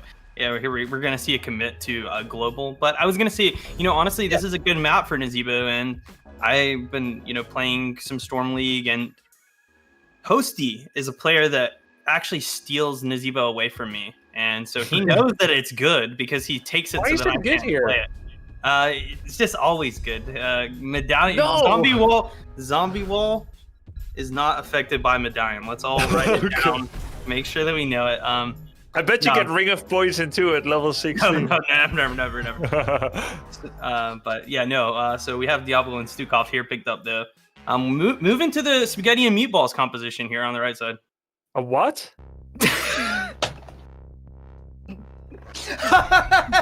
Is there anything to be said about a potential Tassadar here for the side of Granit Gaming to be able to look into? I'm just going to keep moving on to look into that force wall combo with the Diablo. Is there any argument into that? Because his poke potential is great, wave clear's good. I think it'd be synergistic with the side of Granit Gaming. Or do you think there's something better to go with this Diablo, more like a Li Ming? Feels like table tennis style. You portal Diablo and Tassadar in, and then you have a wall, and then you're like slamming into the wall. It's like we can make it like a line anywhere on the map. That's what I'm thinking. Like, I think there's massive dive burst potential from this team, and I think Tassadar would pair well into that. As we go through this ban phase, we are going to have a ban onto onto the Dahaka and the Garrosh as we go back over to Simplicity here. Thoughts, McIntyre, as to what they'll grab? Yeah, I mean, I think that the Garrosh ban is good. I do have a problem with the Tassadar pick against Falstad. he's fairly weak against it, being able to gust. He has a hard time against it. Obviously, he does synergize well with the Diablo, and wave clear is necessary. But we see some pickups here. Again, lots of skitterers. They're playing characters that want to run around the map. Lucio being a great one for that. Staying away from Granit. Again, we want to highlight the macro focus that this comp's already starting to kind of fall into, where they want to move them around the map, make them come to where they're at rather than ignore where Granit wants to be. Especially with a Medivh pick, terrible at sieging, right? Not like a great sieger, but I mean, here we go. Greymane, Sonya, these are two incredible siegers. If left alone on a keep or a fort, they'll just tear it down. So a great little turnaround from Granit. Is this going to be like Johanna and just slow play, macro play by Simplicity all the time? Can always get away, gust away. Or maybe Varian together with Tychus to maybe sometimes get a kill. The ETC is a good one as well. Able to slide to safety, knock people around. And this is actually one of ETC's best maps for stage dive, right? So being able to global in with the false stat, potentially pressure buildings and still be there for the objectives when they spawn. I think it's also really good to have the ETC on an objective as kind of a solo character, right? So if the other team shows up, then either he just slides away and runs away, or if the other team doesn't show up and opts to, commit to a boss, he can sit, gain as many shots as possible, then jump in and be there for the fight with the stage dive. So you really think it's going to be stage dive? Yes. Wow. We'll see. All right. You like the mosh pit here? Usually main tank, mosh, despite everything, like you'll never see Lauber go ETC and then go stage dive when he's the solo tank. The way I look at it is like Cure is the main tank this game for them, and ETC is the offlane. So because of Sky Temple, we've swapped. And that's where we're headed. But yes, we're here. You got to call it. I'm going to call it because of the ETC and the stage dive. I'm going with Simplicity. All right, we're here on map number 3, Sky Temple. On the left-hand side, we got Simplicity up 1, and on the right-hand side, we will be seeing Granit Gaming also up 1. Will it be a stage dive ETC, or will it be that mosh pit? Personally, I'm going to lean into Granit Gaming on this one. I like their dive. I like their burst. I think they've got a lot of cool and wonderful tools in this one. Grubby, your thoughts and your prediction in this game? They've got Medivh. People always allow Medivh once and then never again in the rest of the series. There's a reason for it. And, Granit, they do play it as well. We weren't sure if they're going to be rocking that Medivh. We'll see if it's going to be a problem for Simplicity. I like Simplicity really having so many tools of wave clear and disengage. Yeah. And that's what won them the game in Cursed Hollow, and that could win them the game again now against Medivh, because you cannot rely on quick team fights against Medivh. He always slows it down, prevents your first kill. So you can win this map without getting any kills. The temples will do it for you. That is a big comment that I hear from a lot of upper tier players on this kind of map, or even like Blackheart's Bay. You don't have to team fight; you can just play the map objective and win the game. And you hit a really big note that I wanted to kind of talk a little bit more about as we are in this early phase of Sky Temple, which is a lot of rotations, maybe a little pressure onto this bottom lane. Everyone on the side of Simplicity has some sort of out tool. Lucio has the wall ride, the push off, ETC power slide. Falstad has the barrel roll. You have the dash from the Tychus. You've got the boost from D.Va. So everyone has this engage, disengage, chase tool. Like, it's really, really heads up as the draft was being put together, and they were seeing all of this. Greymane wants to dive into you. Sonya wants to dive into you. Diablo wants to dive into you. So I like this. A lot of mobility within their base kit on the side of Simplicity, and you two nailed that very well. But either way, we're here, and we have a little bit of an experience advantage for the side of Simplicity, but I think this more or less might just be the current waves that haven't been cleared out. Yeah, exactly. Sometimes it can constitute half a level whether you've cleared the wave yet or not. It's probably not actual missed experience, not a lot anyway. But it still means level 4 will be reached, and Simplicity does a very tried and true Sky Temple tactic where you get the siege and then you do a 4-man push on it as you neglect mid, get as much value from the siege as you can, and try to get 1 or 2 towers. This doesn't help you yet for the first temple phase, because those are mid and top, but it can still be nice. But I gotta say, very good defense by Granit Gaming. They lost almost nothing to it by parading in front of the siege camp, making sure that their towers don't take any damage. We do have that questing talent for Tychus at level 4, the In the Rhythm, so we'll keep you up to date onto those, how many dings they've achieved. Also to note, Diablo sitting at 31 souls, and the Medivh currently at 8 out of the 40 Arcane Rift baseline stacks. Grubby, I want to get your thoughts on this, because I've had some people be like, Bahamut's not good because you're missing wave clear, but what are your thoughts on Falstad level 7 talent? It's, and I can't remember the name of it off the top of my head, but it's building into that lightning rod bonus damage. I believe it's subsequent strikes deal extra damage at level 7. Yes, it is. I hate it. So, I think you need boomerang for more bribe stacks. Okay, and I agree with you on that. Absolutely. It's just in these situations where so many members of the side of Granit Gaming want to dive and be on top of you, would it be worth to have that synergistic value of just more damage and increasing your damage as that sits on someone who wants to try and be on you while you're just maneuvering around them? That's the only angle I was looking totally at. get you, and there's a logic to it, but I see that pro gamers time and time again, they choose value for the first 3 seconds of a fight. Ah, true. Okay. Everything that happens afterwards, how much damage do you do at seconds 7 and 8, doesn't matter. So those subsequent strikes does nothing for the first 3 seconds. If anyone disengages and you lose the tether on the W, on the thunder strikes, it does nothing again. That's kind of the issue with it. You don't want to backload your damage, you want to front load your damage, and Boomerang does that. Well, there you go. I was just curious to get your perspective on it, but we have our first. It's the same pictures. I love taking the same picture too. This is hard. We do have our first objective phase firing out, and it seems like Simplicity is getting the majority of these shots. A little bit of a fight over this bottom one. Falstad is hanging out. Oh, Greymane? In top lane, yeah. Yeah, Collusion and Lutano tried to get Nick, but he got away. He positioned safely enough. As Skog in the middle tries to recapture some of those lasers here in the mid lane. I do want to... Oh, yeah, no, the Mecha Explosion comes out from the Diva to the far side. Kier's trying to run away as they actually get focused down to half their health. They're going to drop another mech for themselves. I wanted to note this, that we actually saw a bit of a dance on this point. For anyone that might not know it, if one member from the blue side and one member of the red side stand on these points at the same time, no shots will fire regardless of who stepped on it first. So it's one of those things that you saw them kind of playing around. There were a couple shots that came out for the red side as they jumped back on it while Skoog had that slight channel. So little map mechanic for you right there is they're diving in onto Skoog. They're dropping them down to half health. Henning gets the the healing pustule and the burst, and they'll keep them alive for now. It's 51 souls in Diablo's pocket.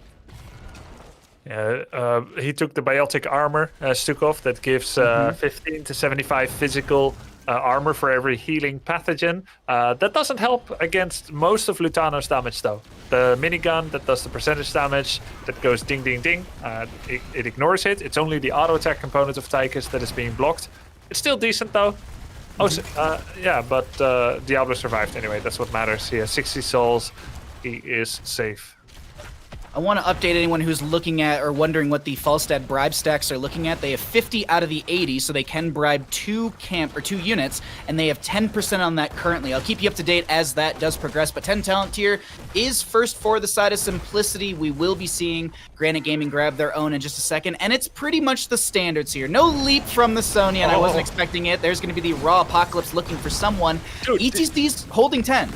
Did you see what Collusion did? He actually interrupted the Shadow Charge with the Sound Wave right to interrupt the Apocalypse. It was Apocalypse into Shadow Charge for an overpower combo on Diva. That was the plan. And Collusion just, boop, with the Sound Wave, interrupted it, and he did one Hearthstone B-step to show how proud he was of that moment. And I think that's fair. You can be proud of that. There was really good, quick reactions. And the engaged by Granit is foiled. And that's what Simplicity is meant to do every time, right? They want to stop that big Diablo combo engage and make sure that they only fight when they have the positive odds, like here. And when it's 5-5, they're going to push back. Svamgrada taking a bit of damage there as we have 16 out of the 40 stacks on that Arcane Rift power slide. Mox Pit, they want the kill onto Medivh, and sometimes you just gotta give a single target dance to get a kill and reset some stacks. Dude, 16 stacks on Medivh. He was mid transforming into a bird, but Wit said no. He power slide in. It was really clever to come from the south side under the guise of safety of that fort. Granit Gaming loses from Grota. No Medivh shenanigans because he cannot save himself when he's stunned. Great to use that mosh pit for a single target. Also answers which heroic. It could have gone either way, but I think that's a nice use of an heroic, as Cure gets the rest of the lasers thanks to that explosion, and because Granit knows that Simplicity is coming in to rotate on top of them. They're going to pop the Commandeer out and look for some Siege. This is actually a wonderful heroic for team fighting, sieging, anti-siege. Leyline Seal onto 3. Apocalypse underneath it. The timing's good to catch 1, I believe, as I think Cure was able to kind of bop some people around and harass us a little bit. Svamgrada getting low in health. There's going to be the protection onto themselves. Skoog gets a overpower. Look at the Falstad angling for a gust, but the portal comes out, threatens it, and they back off for now. Yeah, 2 Gladiators medallion were used, one by D.Va, one by Tychus. That's why I believe only Tychus was hit by that combo. That is to be expected. So now Medivh and Diablo can actually try to do that again 1 minute hence, and then it will work, the combo. If we get a good leyline and an Apocalypse again. And that's just something you have to work through when you're fighting against medallion, of course. What are your thoughts on this level 10 for Greymane? Typically, we're Cursed Bullet for chunking into the ETC, the D.Va mech, but do you think this is them wanting to really make sure they kill that D.Va with the go for the throat? Because that's how it seems to me. It seems very like we want the D.Va bad. Yeah, exactly. She's one of the less mobile characters. After the boost, she's kind of a sitting duck. D.Va, when D.Va is the only one that cannot protect D.Va with defensive matrix when she gets comboed, so she's one of the easier ones to take down. Go for the throat is there to follow up on Diablo's initial burst damage.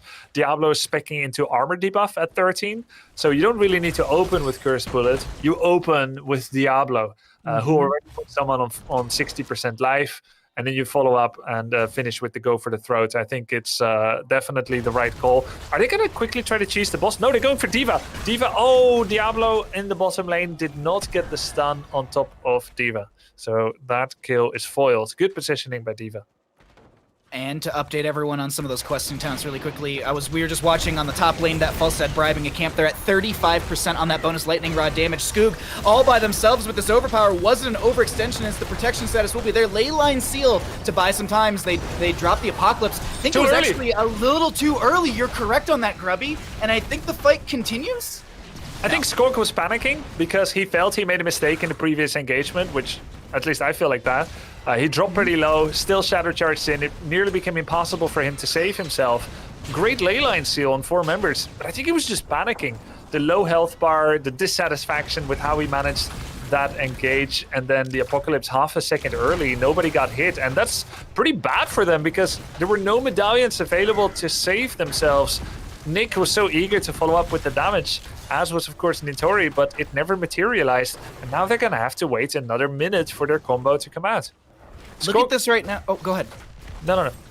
I was just going to say, look at the chase potential that's being denied into Granit Gaming in this fight right here. They were looking to go into Lutano and Collusion, and they just can't because there's so much mobility, and maybe I might be wrong in this, as that's going to be a lot of damage onto Lutano, but they don't find the kill. D.Va going to re-engage on the right-hand side. Skoog backing off. Razor swipe from Nick to get them closer to this point and disengage. Meanwhile, during all of this Grubby, we had the bottom lane controlled by Falstad, who got the shots out, and they're going to find some decent damage into that keep in bottom lane, and this also pushes them closer, actually into 16. Yep, they got it. A nice heavy casters level 13 talent by Lucio to do stuns, collusion there, and Wit as well, both protecting Tychus from that Diablo engage. There we go with the power slide. Is there still a push off? Diablo taking a lot of damage and has to go away with the portal. Simplicity's draft strategy against Medivh is genius. It's some of the best seen against Medivh so far, and for now it's working. Full HP fort at the top lane. They already got damage on the bottom keep of Granit, which is the most relevant keep because boss can end via that lane. Simplicity is playing a great game of Hearts again. Cure and friends are over here. Svamgrada does scout them out on that Medivh, but no leyline seal shenanigans, no drop down, and they'll just clear this out on the side of Granit Gaming.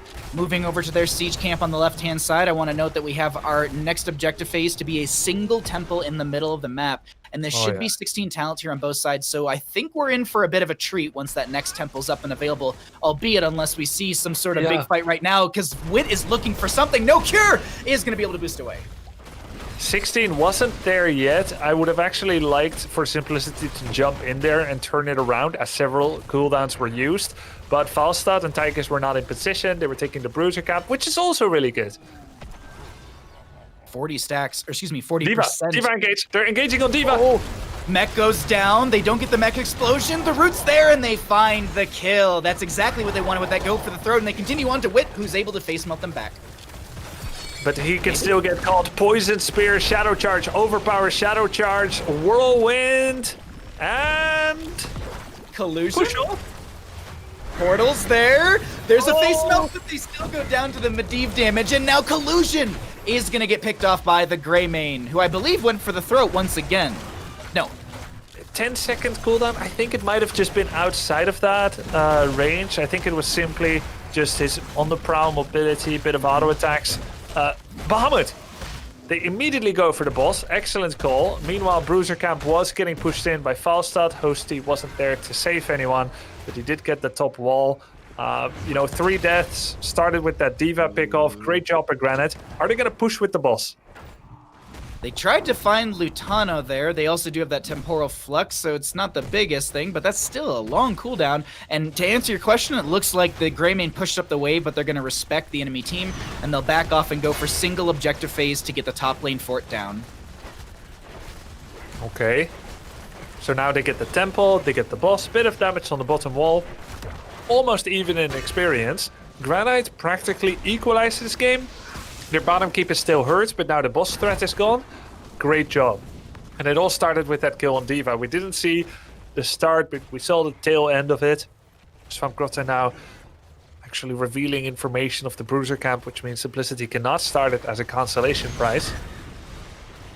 Collusion with these just hair triggers on the sound wave whenever there's an opportunity for someone to dive onto them are really good. Like, to be able to just have that mechanical, just like, yep, I got you. Like, I'm going to bop you back is big. Leyline steal onto 3. Apok too soon again.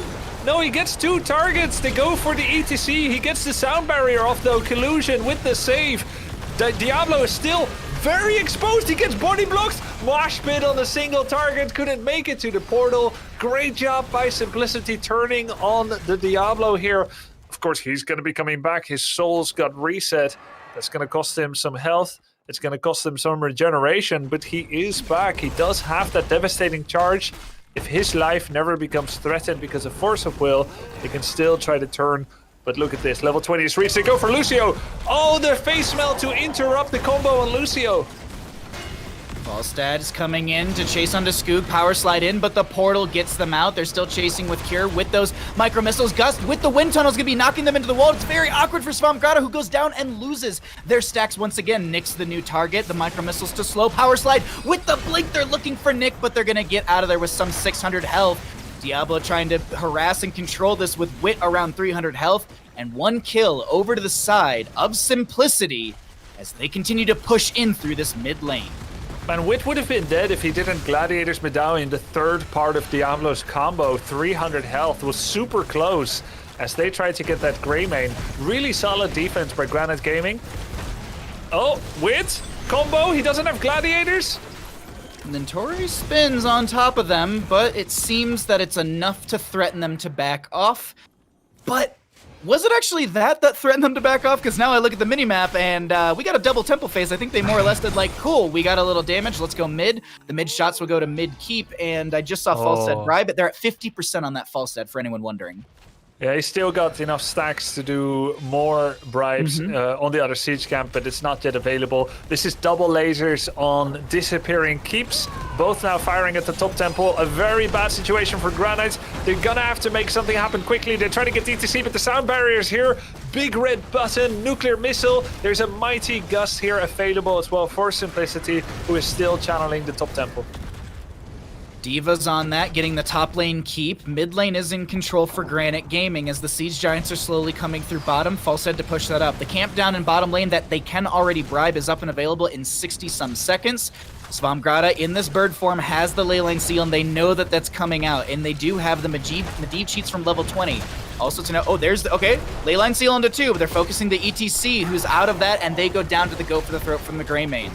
This is significant. If they can get another kill, Lucio leaving Tychus high and dry. My God, the temple actually takes down Mitski. Falstad. Oh, Falstad base race? at core. Falstad at core, hello? base race Siege Camp versus... No, they can't. Okay, so No. he's going to use Gust to try and protect here. Nintori was actually porting to stop Falstad, so he's not here. So it's actually a 3v4 with Gust. Oh, that's not a good Gust! But it's good enough. It forced them back enough here. Yeah, I know. I'm actually seeing McIntyre's face right now, and it's exactly mine as well. They're trying to defend this. Their core has not lost any shielding thus far. I think you have to save Gust to Gust him I agree. into... Massive Shove gets rid of the Diva mech. There's going to be a Leyline Seal onto 2. The core shielding has fallen and the health is exposed. Hosty gets the sound barrier from Collusion. Skoog and friends are on this core. Will they be able to stop this? Hosty goes down. Granit Gaming is looking to take this game in an insane turnaround that they almost were losing. But the wind is just going to knock Nick away. The Keep will take them down. The Diablo with the Hellstorm, or excuse me, the Hellgate, and that will be Granit Gaming turning everything around in that game number 3. Grubby, my mind is blown from that one. Thoughts? Yeah, when you're winning the whole game and you start a base trade and you get 1% on enemy core and they get 100% on yours. Oh man, that's gotta be salty for Simplicity. They were in such a good situation, and how did it all go wrong? Oh yeah, the ley line on ETC's teammate. They caught ETC. Yeah, this is something that Granite made happen. Finally, they found an opportunity to isolate some of the enemy members away. There was no Gust available because they got ley-lined. Granite just finding this victory through this really, really narrow path. Well, we got McIntyre back with us right now. What are your thoughts on that game? As I was saying, I could see your face toward the end, and you're making the same face as me. Like, this is a little hairy. The gust there from Hosty came out, we can say, just a little too early. I mean, yeah, Granite finding their victory, their win condition, right? A bit of a blunder in the middle lane from Simplicity. They seem to have the map super under control. The ley line came out, and Wit looked like he almost panicked. He had Bolt still up even there when he died. Just able to get a wall bang, take him down, and then after that, we had compounding errors, right? Lutano backing on the retreat. Collusion not with him. Actually, he's taken out by Nick now, and now we're in a 3v5. Hosty trying to push core there with the easy camp in the bottom lane, but opts to defend, which, I don't even know if that's possible at that point. And as we see Granite able to take the win there. I mean, I will say a lot of the steam there came from that 18 pick on Cure in the middle lane from Granit Gaming. They were able to take him out, gain control of the boss, which takes that off of the map, right? The important part of that is not actually the value that it got for them, rather the value that it takes away from Simplicity, right? Just getting rid of it so it no longer exists, and they can play towards a team fight and a pick, able to find it in the middle lane, and then, the classic run it down, keep them in the core and able to take the game here in game number 3. I want to pose this question to both of you. So Grubby first, then McIntyre, please give your answers. And this is just a short yes or no, I guess you could say, or elaborate further. Do you think Falstad could have ended game at core? Do you think Hosty, if they stayed, could have ended the game and taken the victory? Or with Sonya coming back, it wouldn't have happened? I don't think he could. If he stays longer, it does mean that Sonya does not get to actually make it to their core. So I think you stay for a little while longer, and then you port later. I don't know, you're not going to get exactly vision of Nintori, of Sonya, but you know that it is likely to happen. And then you back off and you go back. And the thing is that Gust always needed to come later anyway. It came too early and wrongly angled. You can hold it. You can even wait till you're at 60% core. You don't have to do it when you still have shields, because you actually want to use momentary shield generation to be part of the resource in the defense. If you use it at the start before the core got hit, you're not actually gaining bonus health on the core effectively. So I think you stay a little bit, you still go back. You can't end, but you want to threaten it. McIntyre? Yeah, I would agree. I think the main thing with Falstad staying is actually that it would have created a sense of chaos for Granite, right? We saw yesterday crowd control, just the brain just on the boss on curse. What was it? Not Tomb of the Spider's Queen. Towers of Doom. Towers of Doom. The boss spawned. In the moment they were excited, they were hyped, they just want a team fight, and just Falstad staying at core would have created that same sort of chaos for Granite possibly here, where they make the error, right? By backing that, all the stress that he would have created just goes away. So I agree with Grubby. I think he should have stayed just a little bit longer, put a little more pressure on them, made them think a little harder about the all-in on the core. With the back speed that he had in the gust early, yeah, there was just no reason not to go core there. Well, let's find out where we're going next, and it's going to be Infernal Shrines, another large map, a lot of big team fights, but more consolidated around one objective phase rather than potentially 2 at a time here. This will be the map call of Granit Gaming, so that means that Simplicity has opted for first pick priority as the losing team. We go to this Infernal Shrines, we're already in it. These teams want to find out if this will be a 3-1 or if we go up 2-2, because honest to God, after that last game, I think Simplicity takes us to a game 5. Like, obviously, we don't have the draft yet, and there's still the whole game to be played, but Simplicity looks like a team that has really, really good play when they're under stress. And a lot of teams don't do this well. Like me, for example, if I get stressed out or overwhelmed in a game, I start to make missed calls. I start to just overthink things or panic back and do, bad things. I think Simplicity, albeit, that whole conversation we had about Falstead right there, backing and creating chaos, I think they're still a really strong team and they live in these hot pressure moments. So we'll see what happens here on Infernal Shrines as we have a Kerrigan respect ban to Nick. We'll see that Sylvanas ban, Medivh to go away from the side of Granit Gaming. One more ban, could be a Chromie, could be Cassia. I'm not sure about it, but what are your thoughts, Grubby, as we kind of get out of this ban and we go into our first pick for Simplicity? So that's a Cure Respect ban, removing Urel as a side laner or main tank. That gives Chromie, which worked well on Cursed Hollow for Simplicity. So I think they can be fairly satisfied so far. Yeah, I would agree. I think Hosty looked pretty comfortable on the character on the Curse game. So yeah, picking her up early, again, providing that vision with that talent, Time Walker's Pursuit at 1.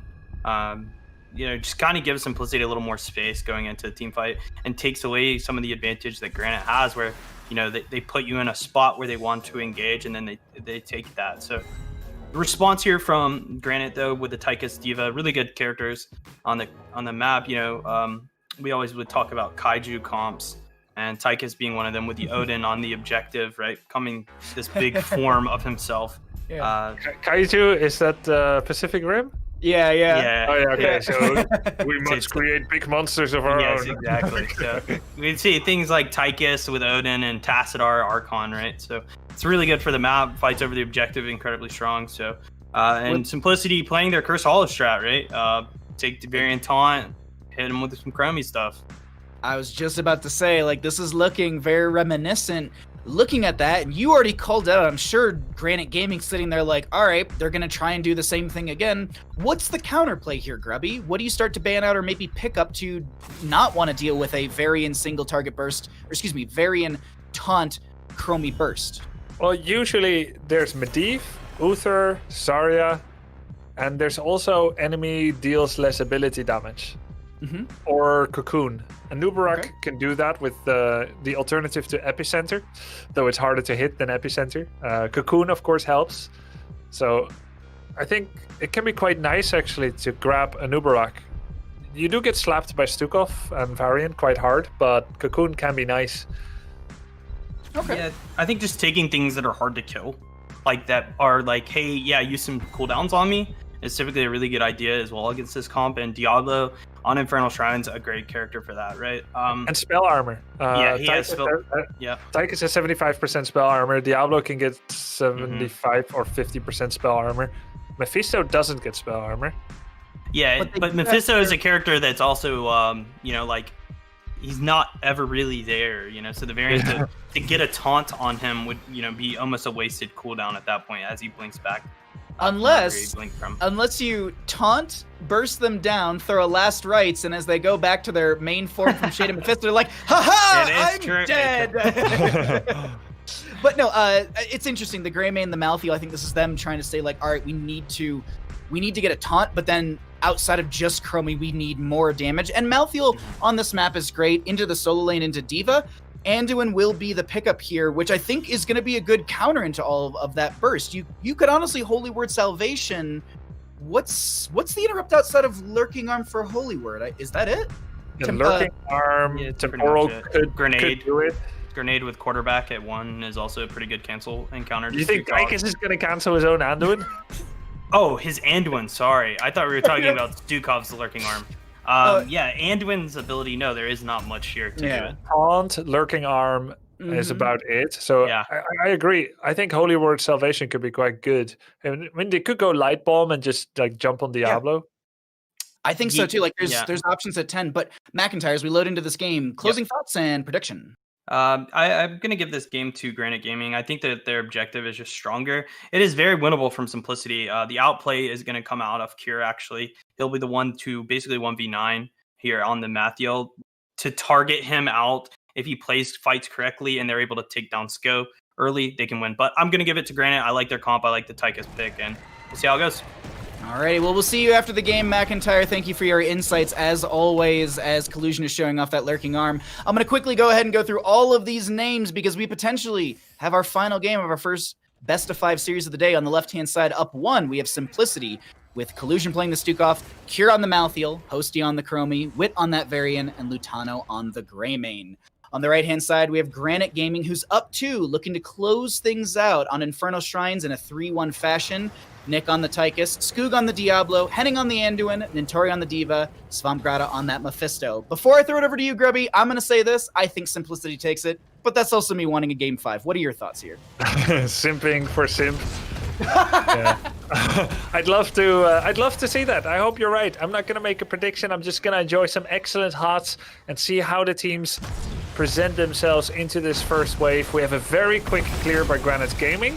Boom, gone already. Now they can split as they like. And we have, once again, Simplicity playing it so safe. It's playing it safe. Cure is providing vision and stopping rotations. Interested to see the Greymane up in the top lane at the start of this game. Not a standard for us. I wonder if they're trying to throw the Diva off or maybe throw off Granit Gaming in general on what they're doing, because Malthael just kind of floating around like this is a little unstandard, I feel. Yeah, they just want to make sure that Diva doesn't get to play and get a lot of stacks or something on her explosion. So yeah, they're just 2v1ing that gate. I'm not sure for what. Maybe they just want to clear the wave super fast, make sure it's not about a one-on-one, and then they can 5-man the bottom lane. Yeah, I'm watching Minimap and I'm like, are they trying to maybe develop a new meta in rotations where we have rotation to top and rotation to, so we have rotations from top to mid and then mid to bottom, but they're different groupings or something? I don't know. We'll figure it out. These teams are 5-heading and we're all just trying to figure out what they're doing. As Nick gets dove on and Lutano try and helps out the kills. Skoog gets a shadow charge. Do they have enough damage into this Greymane? Seemingly not enough, but they go down to 230 health. That was really nice, and that double rotation that they have at the top, Malthael plus Greymane, they allow for more extended campaigns and picnics on the middle lane of the map. That ultimately allowed Malthael to still just about pick up the minions that Diva pushed to the gate, while Greymane finished off the end of that campaign with a kill here. Nice play by Simplicity. It looks like for now that is over. We have Greymane taking camps. Lutano just got the Khazra Impaler spot. And it's going like a plane for Simplicity. Wait, top lane? I think Malthael's getting dove on by the Tychus. They're trying to get back behind the... Oh, really good sidestep from the grenade. Yeah, well, I think they were reading the Tychus and they were like, grenade usually comes here. It's like when you run away from a Greymane, there's always that Gilnean cocktail splashing through the gate. Yeah. So Cure was like, I'm just gonna outplay this. I'm just gonna dive back in, dive back across that, and I'm out of here. No damage, easy peasy. Your rotation was worthless. Yeah, really nice. You're right, he dodged that grenade. I see it in my memory again. At first, my first instinct was like, wow, why is he 2v1ing? Because he can, and he was dodging the grenade. Cool. A really quick wave clears by Simplicity every time. They're actually completely letting the Fallen Bruiser go top. They're not value playing for level 17, just immediately on the Mephisto, on the Shrine, trying to win this objective. We just saw a taunt onto the Shaded Mephisto who got back to their main form, and I'm sure they felt a little mom spaghetti right there falling out of their pockets as 7 Talontiers around the corner for both sides. That's going to be a stop onto Skoog for a second, as we will be seeing this objective phase going back and forth. It's really, really close. We have the taunt onto the Diva mech. Unfortunately, they get zoned away. They're going to steal some more of those skeletal defenders, but Grubby, this is seemingly over to the side of Granit Gaming.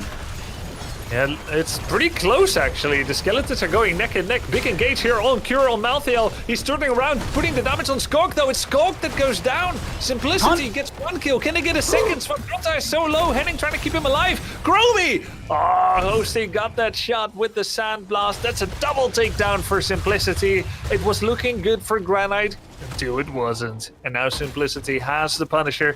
They're going to be able to split through to every lane so fast. No hesitation in their macro play at all. The 1-1-3 split for optimum value. Lovely play. Nick just burned Medallion to actually bait the Punisher jump. That's a 5-minute cooldown. You are not going to be able to have that during the next objective phase, because I believe when the Punisher goes down, it's a 2-minute 30 counter till the announcement of the next objective. So you still have a while before you still have your Gladiator's Medallion. Same to be said on Anduin, might be closer to that next objective phase, but bottom lane goes down. They get the front gate down there. They're going to get a bit of damage onto this front gate in mid lane, as there's going to be a sliver of health left on that tower. But we have a level lead formed for the side of Simplicity as they sit with 3 kills in their pocket. Excuse me. Yeah, I just get this feeling, this sense of smoothness to everything that Simplicity is doing. It looks like they're in a great flow, Bahamut.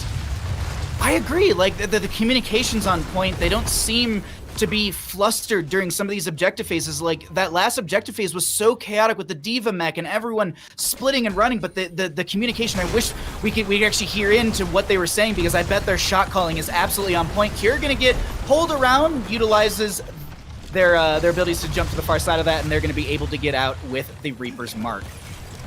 Excuse me, Razor. Slowing Sand doing so much damage on Nick and Henning there via enabling the Chromie Dragon Breath and Sand Blast damage and Gilnean Cocktail. Simplicity just keeps grouping up as 5, which I love. I love seeing so much 5-man grouping. They clear fast, they go for a lit value, and then they spread again. It's really high level play. Cure! Grenade? You're not getting out of this one. You're not getting... But here's the thing, Grubby. We have Cure holding 10. Do you think He was holding 7 for a while as well. Like, is he just having a slow day? Like, I don't know if there's something they're looking at the other enemy team to decide whether or not they want last. Oh, you know what? Last rights could be mitigated by an Holy Word Salvation, so maybe that's the reason they're holding. And it is going to be Holy Word Salvation. Okay, then he's going to go... Well, Tormented? Actually, Tormented also gets blocked a little bit by that's Holy the Word. thing. I feel like it's a lose-lose, and you just go last rights and wait for that Holy Word Salvation to be used and just play around the cooldown. Yeah, I think so too.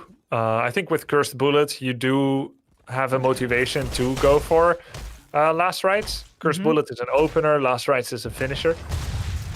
You just need a wee bit of damage in between. Yeah, a bit of damage.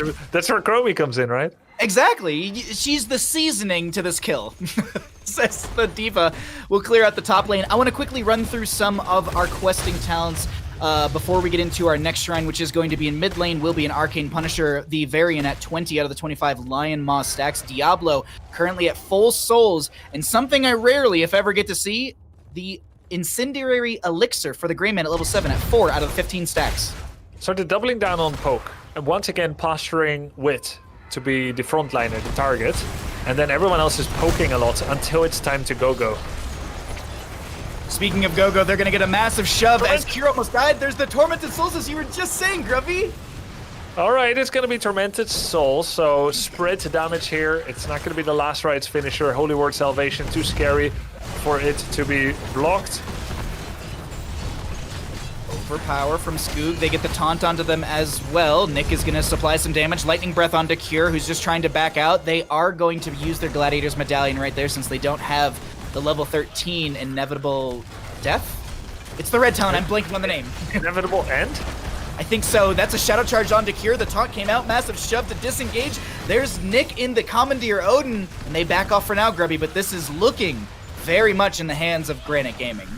Yeah, this time they should definitely get it. 34 skeletons. Odin is still here. That's too much splash. Simplicity. Skedaddles. We have a 39ing here by Granite because they want to catch up to 13 before finishing the skeletons.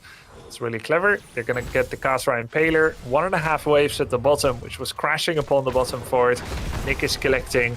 And anywhere from now to the next 10 seconds, they should try to go for that final skeleton. There was last week, I think you were talking about this with Doa when you were saying that there was one of these situations where a team did this and they just literally couldn't get back to the point in time and they end up losing it. This is not the case. They still get their one.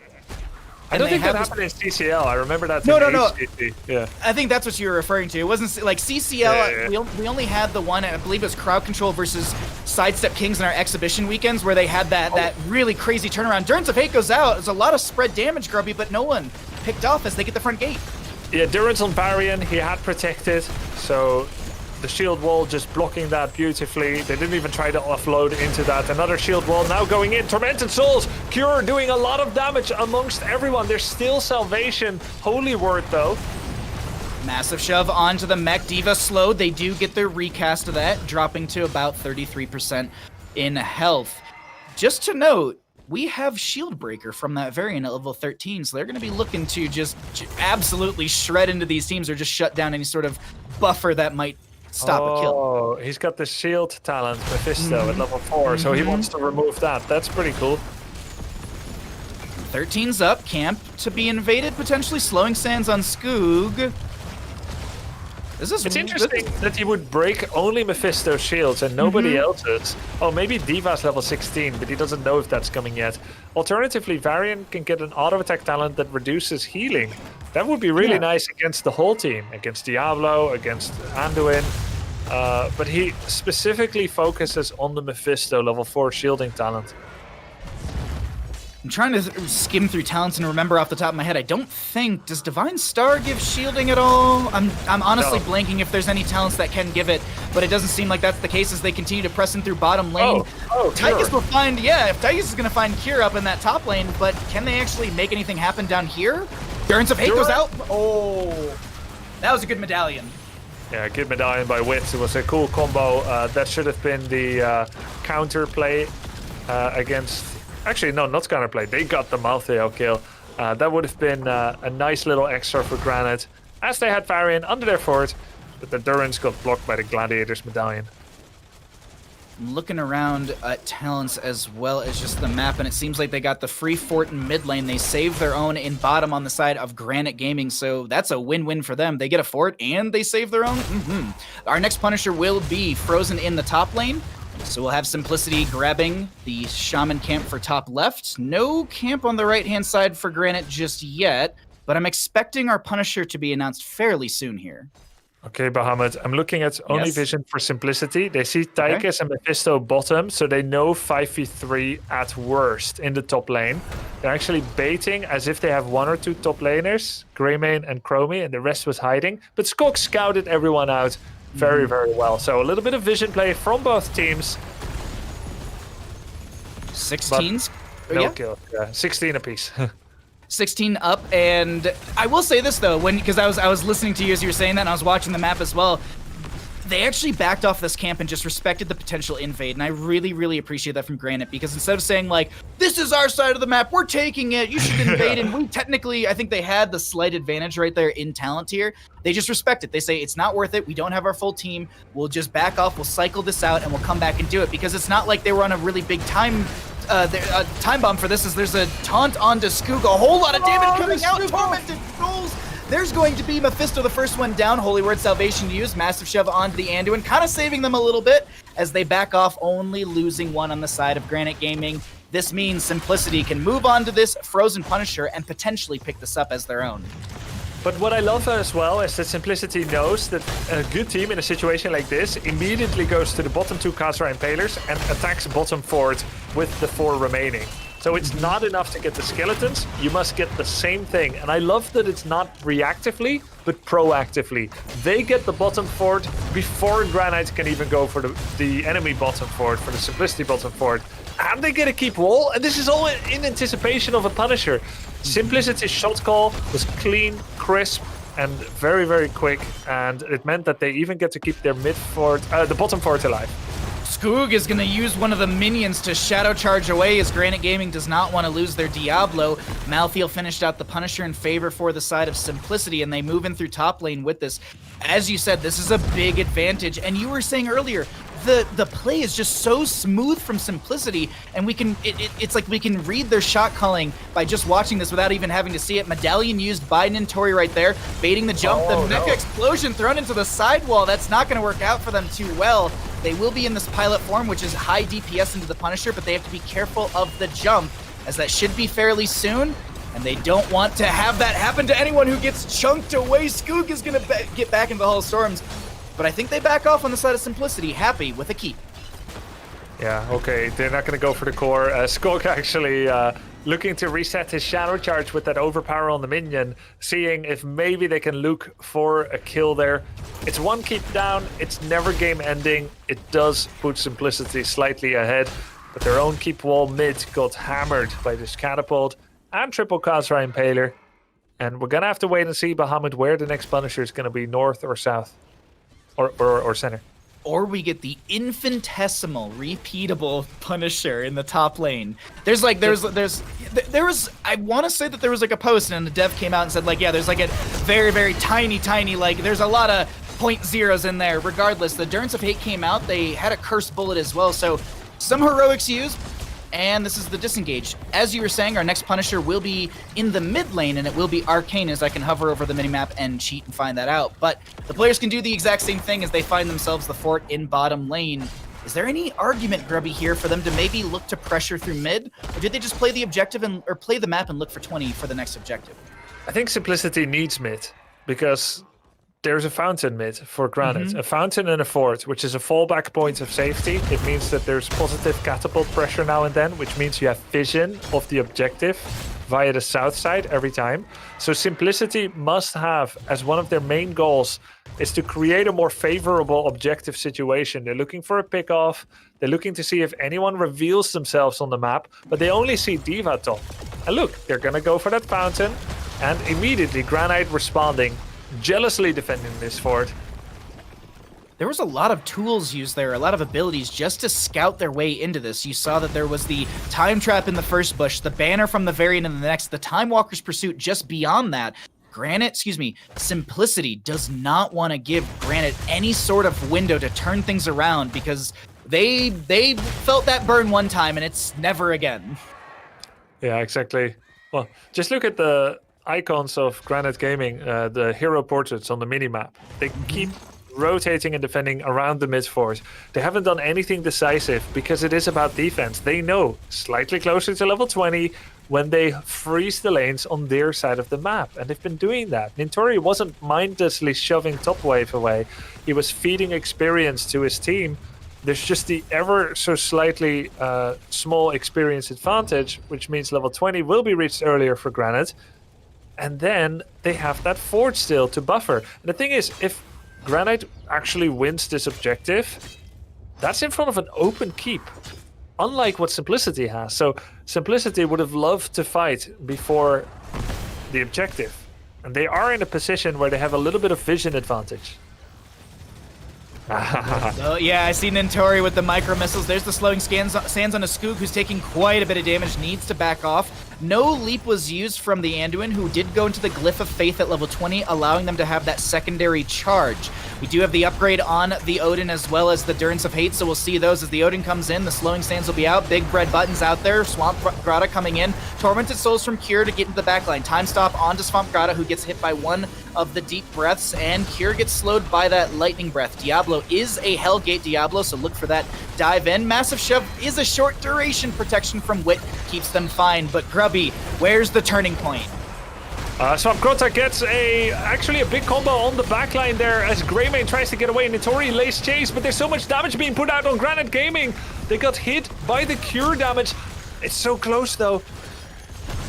The Anduin goes down, and we're going to have Malthael, quote-unquote, buy back in or cheat death with that level 20, and they find Diablo with that extra kill. Now, if you're looking at the top and you're like, Bahamut, Diablo's portrait's available. There's no death timer. They lost souls. It's reset to 0, as you can see on on the talent bar right there. But now, Punisher for Simplicity. This is a big push for them. They're looking to get through this mid lane fort and go for a keep, potentially take game. Anduin, dead for the next 30 seconds. Is this their win condition, Grubby? Let's see. I think it's possible. I think it's possible, actually, that Simplicity ends off of this. It's going to be down to execution. Cure is playing really, really well, distracting a lot of people, but actually, he bit off a little bit more than he could chew. I take it back. He goes down. Now, he doesn't represent a lot of core pressure, but he does represent PvP pressure. It's 4-on-4 now. Without him, it's a little bit more safe for Granite to defend this. They are unable to push the Punisher to the bottom keeper because of the way it went. This is a very difficult defense for Granite, but they might be able to do it. Yeah, Big Red Button comes out. Taunt onto Skoog. There's going to be the Leap of Fate to save them. Svampgrada getting in there with the Shade of Mephisto value, but that is going to be Diablo going down. Full Death Timer onto them. Mecha Explosion coming out. Massive Shove disengages that one, and the game goes over to the side of Simplicity. We go up 2-2 in our best of 5 series here, as this is an exciting one to open up our Sunday afternoon, Grubby. Yeah, a great 5-mapper here between the two teams. I love how Simplicity played that. They're really good defensively, and Cure is a big distraction. He died 4 times, his team never did, but that's fine. He's got that no one can cheat death talent so that he can come back, and he's splitting the team, you know. You had Tychus at the east side of the shrine, on Odin, and then you had 3 members of Granit Gaming at the south side of the shrine, and it was a little awkward, difficult to use Holy Word Salvation on every member of Granit Gaming, and they couldn't find the skeletal advantage, even Odin, during that whole objective. So great defense by Simplicity. Everything Granite threw at them, they just ignored it. Well, let's go ahead and get McIntyre's thoughts here. Was it the 69,000 heroic damage Greymane, or was it just the overall teamwork of Simplicity that took this game number 4, Mac? Yeah, I think their teamwork was really good here. A massive play of that game was actually coming out of collusion there on the Stukov in the top lane.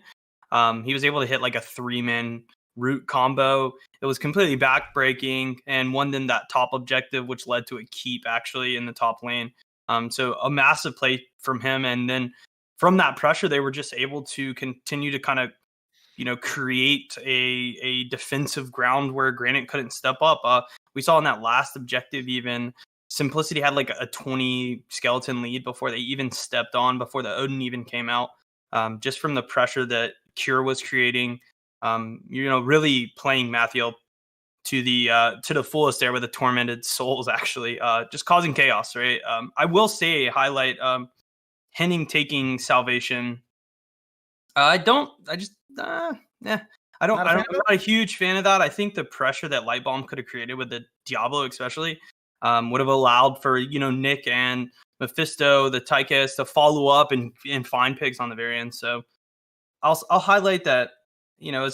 While there was nothing that could cancel Salvation, I think the defensiveness of it just didn't allow for Granite to be as aggressive as they would have liked to be. Well, we'll see what happens here as we're going to go ahead and go to a short break. Get ready for game number 5. Don't go anywhere. We got more HeroesCCL action presented by Roll20 coming back at you in just a moment. Roll20 provides the tools you need to game in person or online for all your favorite TTRPGs. This is a service that we endorse so hard that we actually use it in our games. It's not even like we straight up use this stuff. We're talking clickable character sheets, 3D virtual dice, awesome maps, tokens for PCs, NPCs, characters, and creatures of all types. It's the stuff you need to play the games you love. You want to know how cool Roll20 is? We partnered with them to make all of our amazing battle maps for this current season of The Unsleeping City, Chapter 2, currently airing every week on Dropout.tv.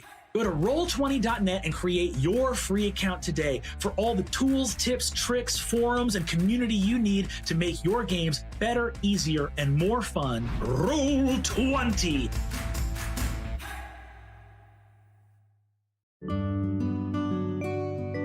After a long day of work, nothing refreshes me more than a cold beer and a hot shower.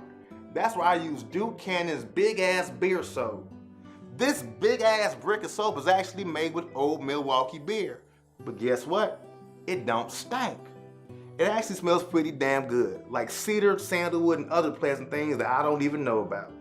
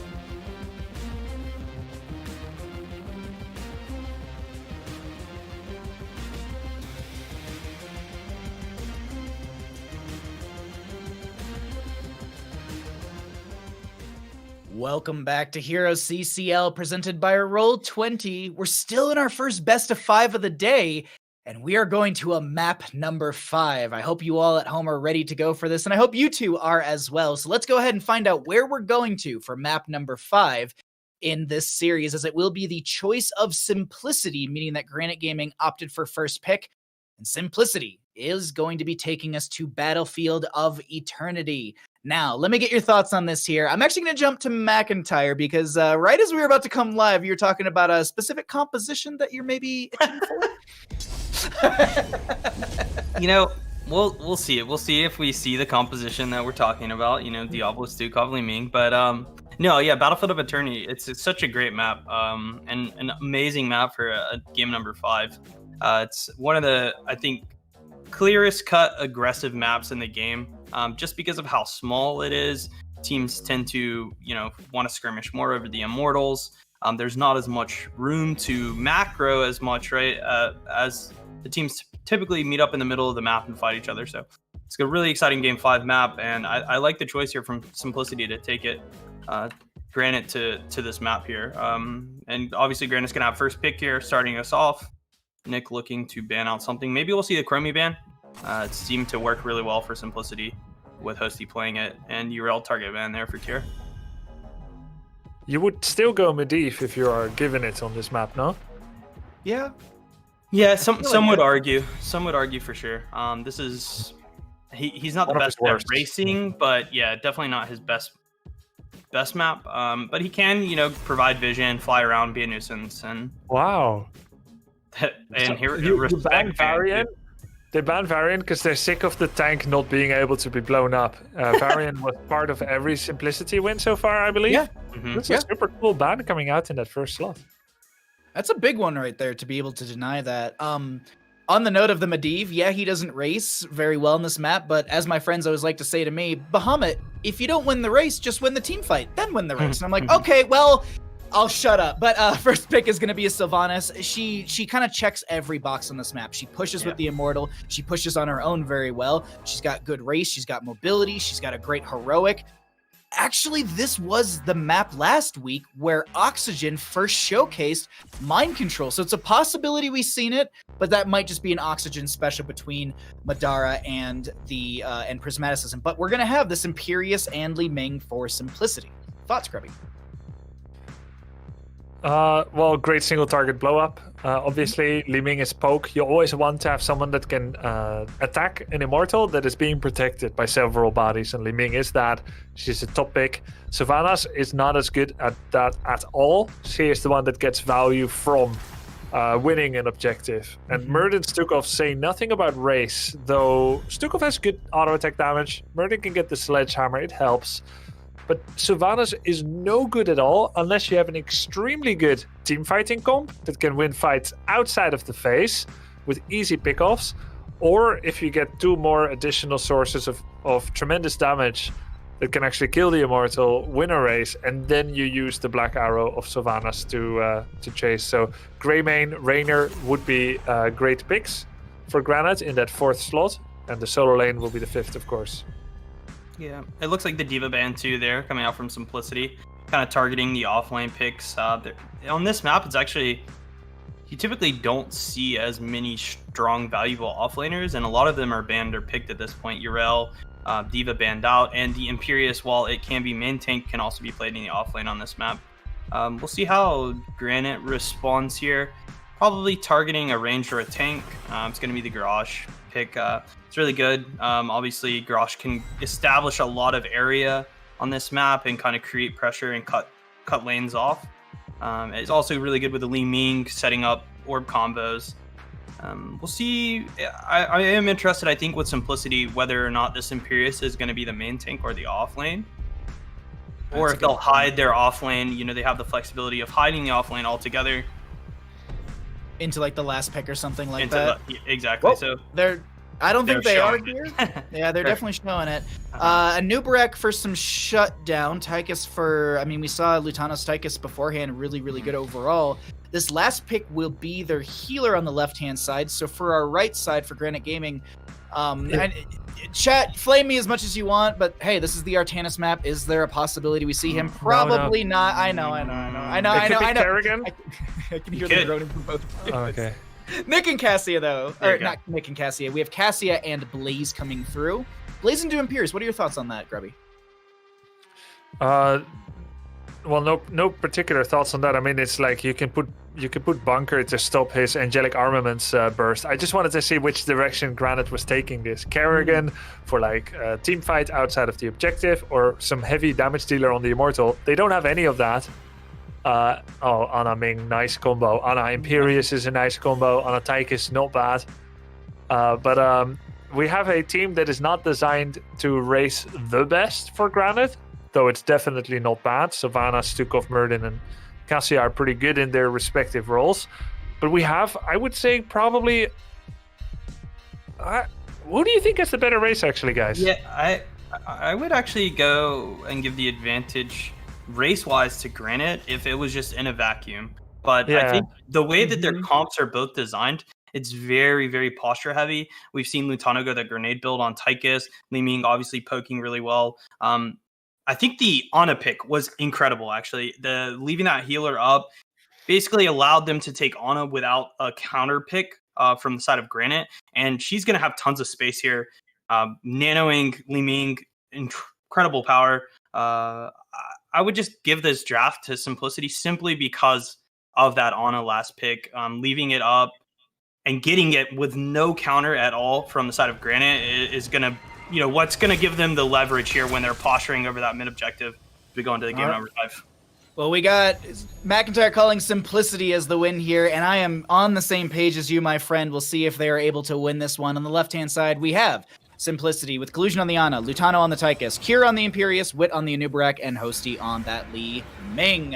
On the right-hand side, we have got our members of Granit Gaming, Nick on the Cassius, Famgrada on the Sylvanas, Henning on that Stukov, Nintori on the Blaze, and Skoog on the Muradin. Now, Grubby, your thoughts? And I won't pressure you too hard for this, but maybe a prediction? I think... I think Simplicity as well has a slightly better draft. Granit will win the race if both just agree to race. But anytime one team is defending and the other is looking to poke, we've got all the tools on the side of Simplicity to do so with the grenades and with the Li Ming shots. And those moments are important because that happens a lot, where a team is behind and they need to momentarily defend. Well, this team is going to look for Curran, is actually going to get the Celestial Charge out. Really well played, but there's something to be said about the posturing of Simplicity. They were kind of expecting, or maybe watching out for the Sylvanas early game cheese where you just rush into top, you take a tower, and you get that little experience and a little bit of damage onto that. So heads up play from Simplicity to just watch through mid.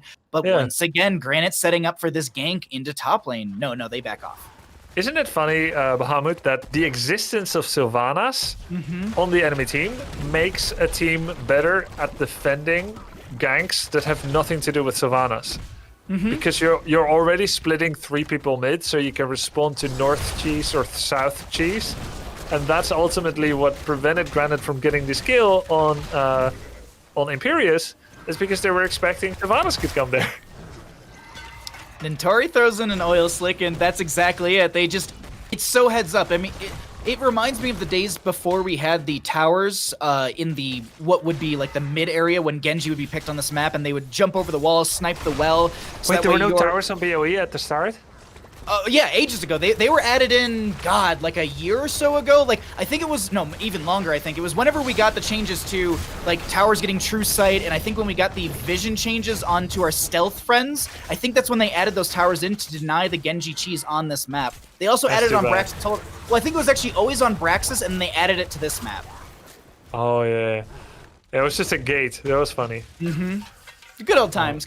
But back in the day, in those moments, I would see the same thing. The existence of a Genji would hold people in that mid, and they would look to gank the Genji who's trying to make this cheesy play. Now, we're going to be having our first Immortal phase popping up. Beleth and Alarian will be announced in the next 3 seconds. So with that, teams will run around, grab their Bruiser Camp, but hold it for the most opportune time. Personally, Grubby, I wait for that 15 to 14 seconds on the Immortal spawn. I feel like that's right perfect for me in this early spot, at least when I'm playing. Yeah, the pros seem to choose 12 seconds. We have 17 seconds here for Granite, and they take it at 14. Collusion agrees with you. 14 is so NA meta. I think Netherlands meta is 12 seconds. Yeah. That's what it is. I think it's secretly because I'm really the GM of this group now. We have our Immortal spawning right here, and medallions are all up and available just for anyone to note, and Sylvanas did go into possession at level 4 for some extra pushing, and I also wanted to note too, Murden did go into Sledgehammer, so I'm sure McIntyre's people cheering in the background. A Celestial Charge connects onto 1, but it looks like they're turning things around onto Cure. Wit finds that great Burrow Charge. Are they able to disengage here with this Imperious?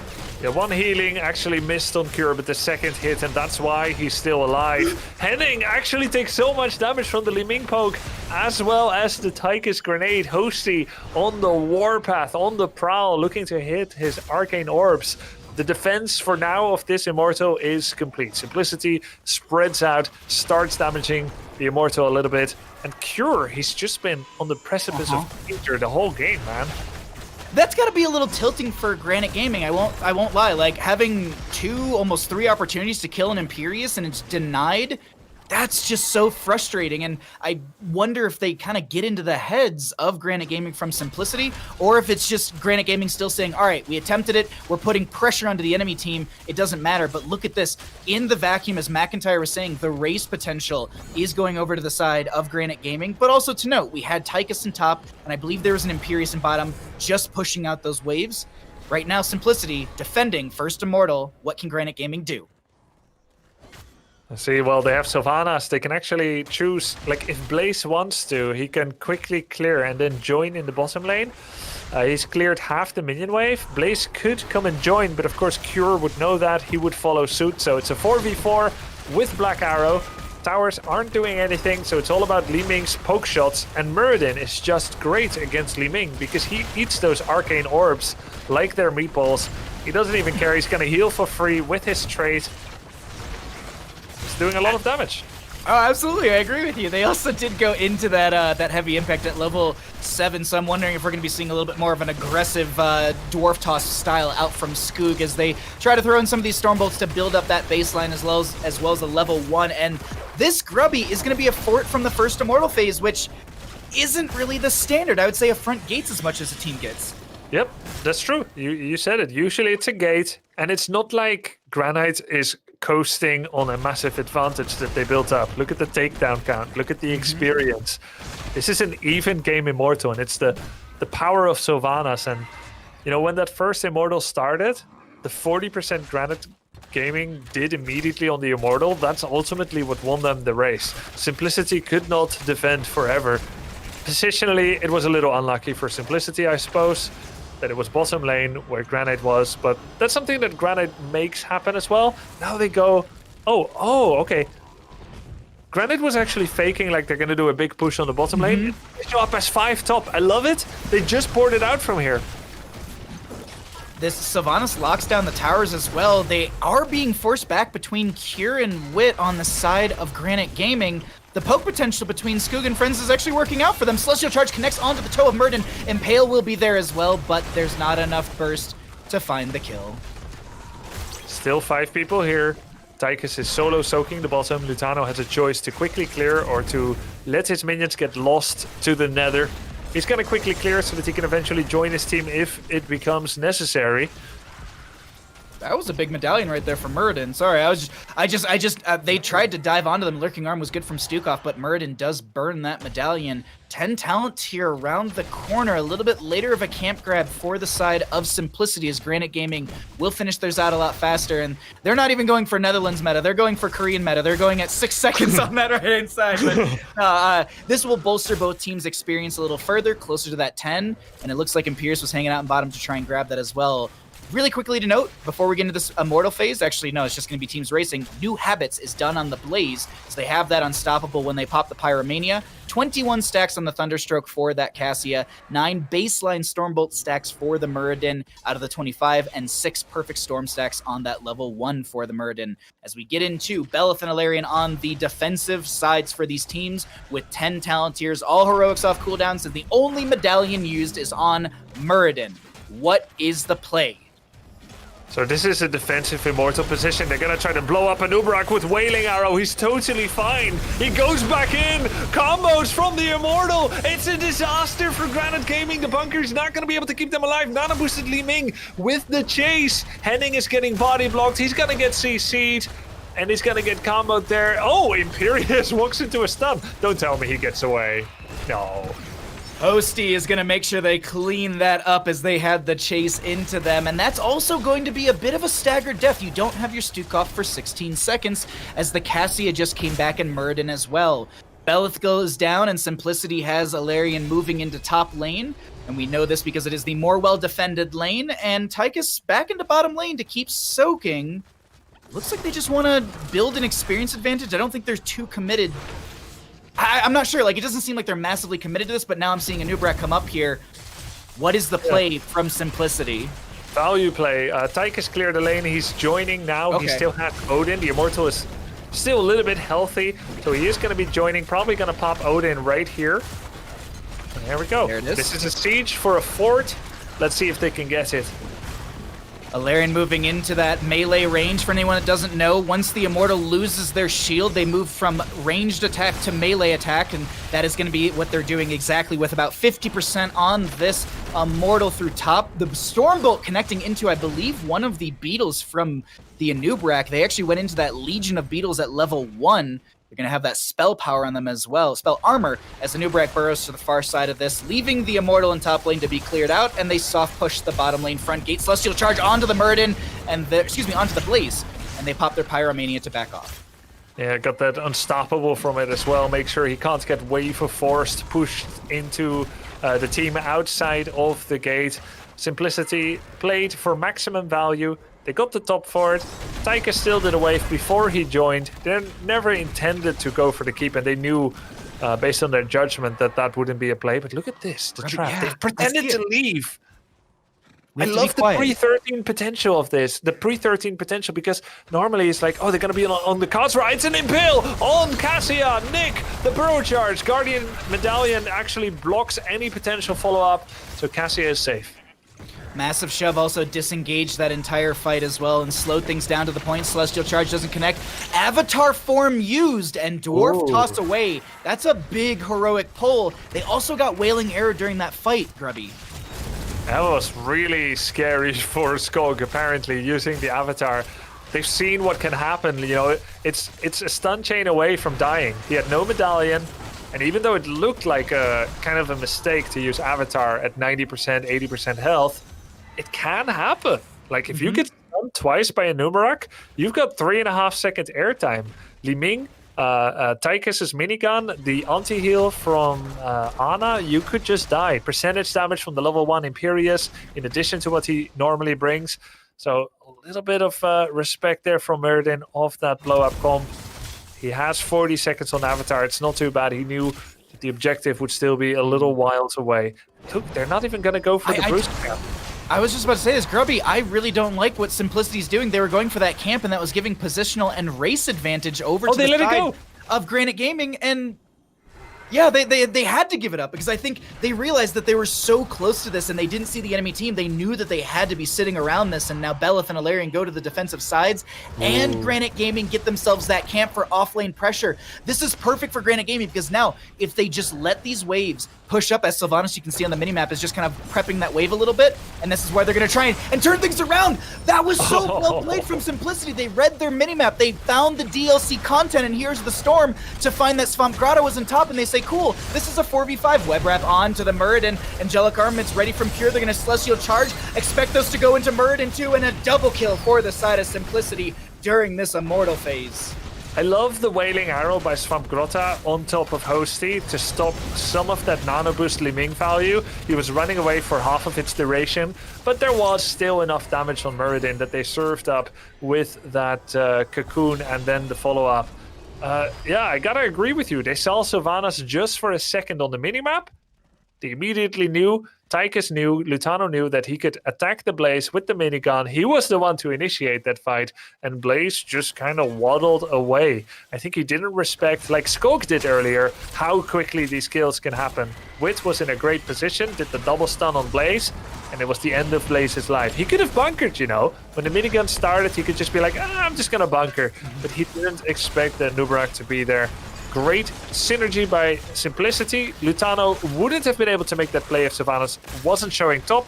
So it's simply Simplicity playing the map, playing the knowledge they have, and eking out another advantage here. The other thing to know, wait, hold on, that's a, whoa, Skoog is gonna get low. They pop the avatar form, they're doing everything they can. Web Wrap goes out onto one, they're gonna try and save Nick. The Impale, the Burrow Charge is gonna be there. Celestial Charge got to 2 to find the double kill.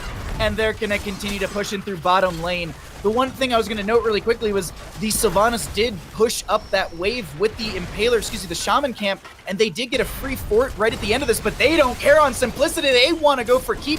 Maybe game as the Celestial Charge connects onto Swamp Grotto. The massive shove will push away Sylvanas, but this should be keep through bottom lane. And maybe game, Grubby? Yeah, I mean, it's not really a free fort if the actions that you did to lead towards that allowed your team to get attacked on the Immortal, right? It is true, though. The minions did push out the fort, and that's the little bit of sunshine after the rain here for Granit Gaming.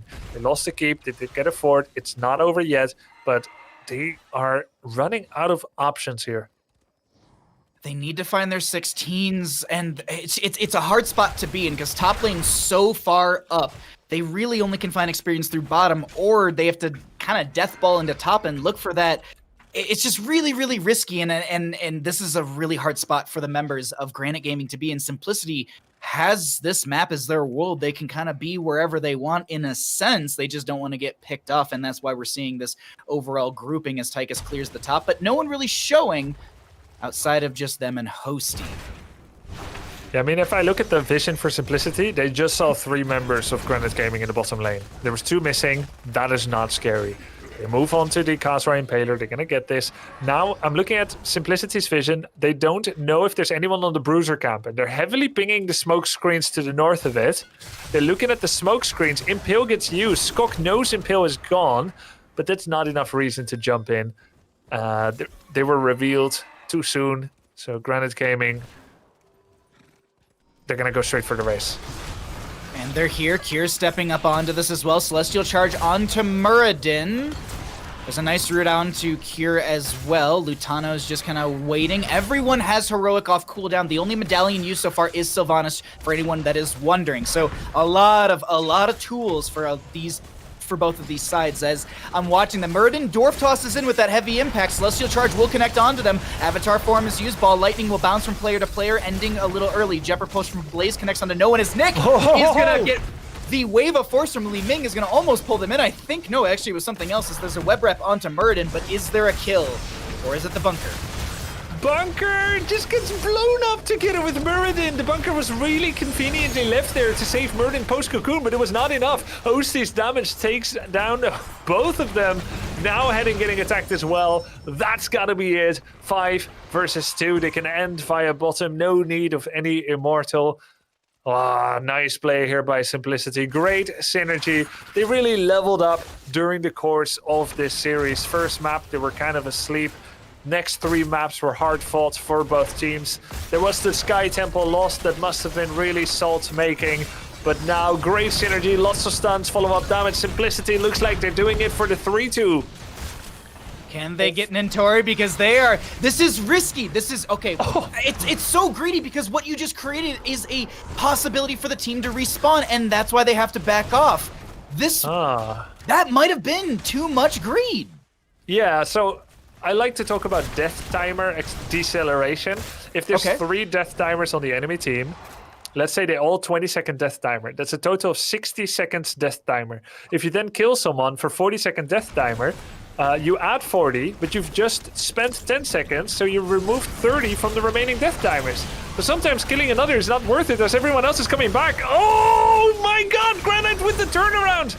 Double kill in their favor as Skoog chases in. They're looking for the Stormbolt. The medallion was used onto Hosi, but they find the Stormbolt there. Lurking Arm won't connect, but that's a double kill. Celestial Charge onto the bird, and they're looking for the turnaround pop, but they can't get it. The healing is just too good, and the Immortal Race is going over.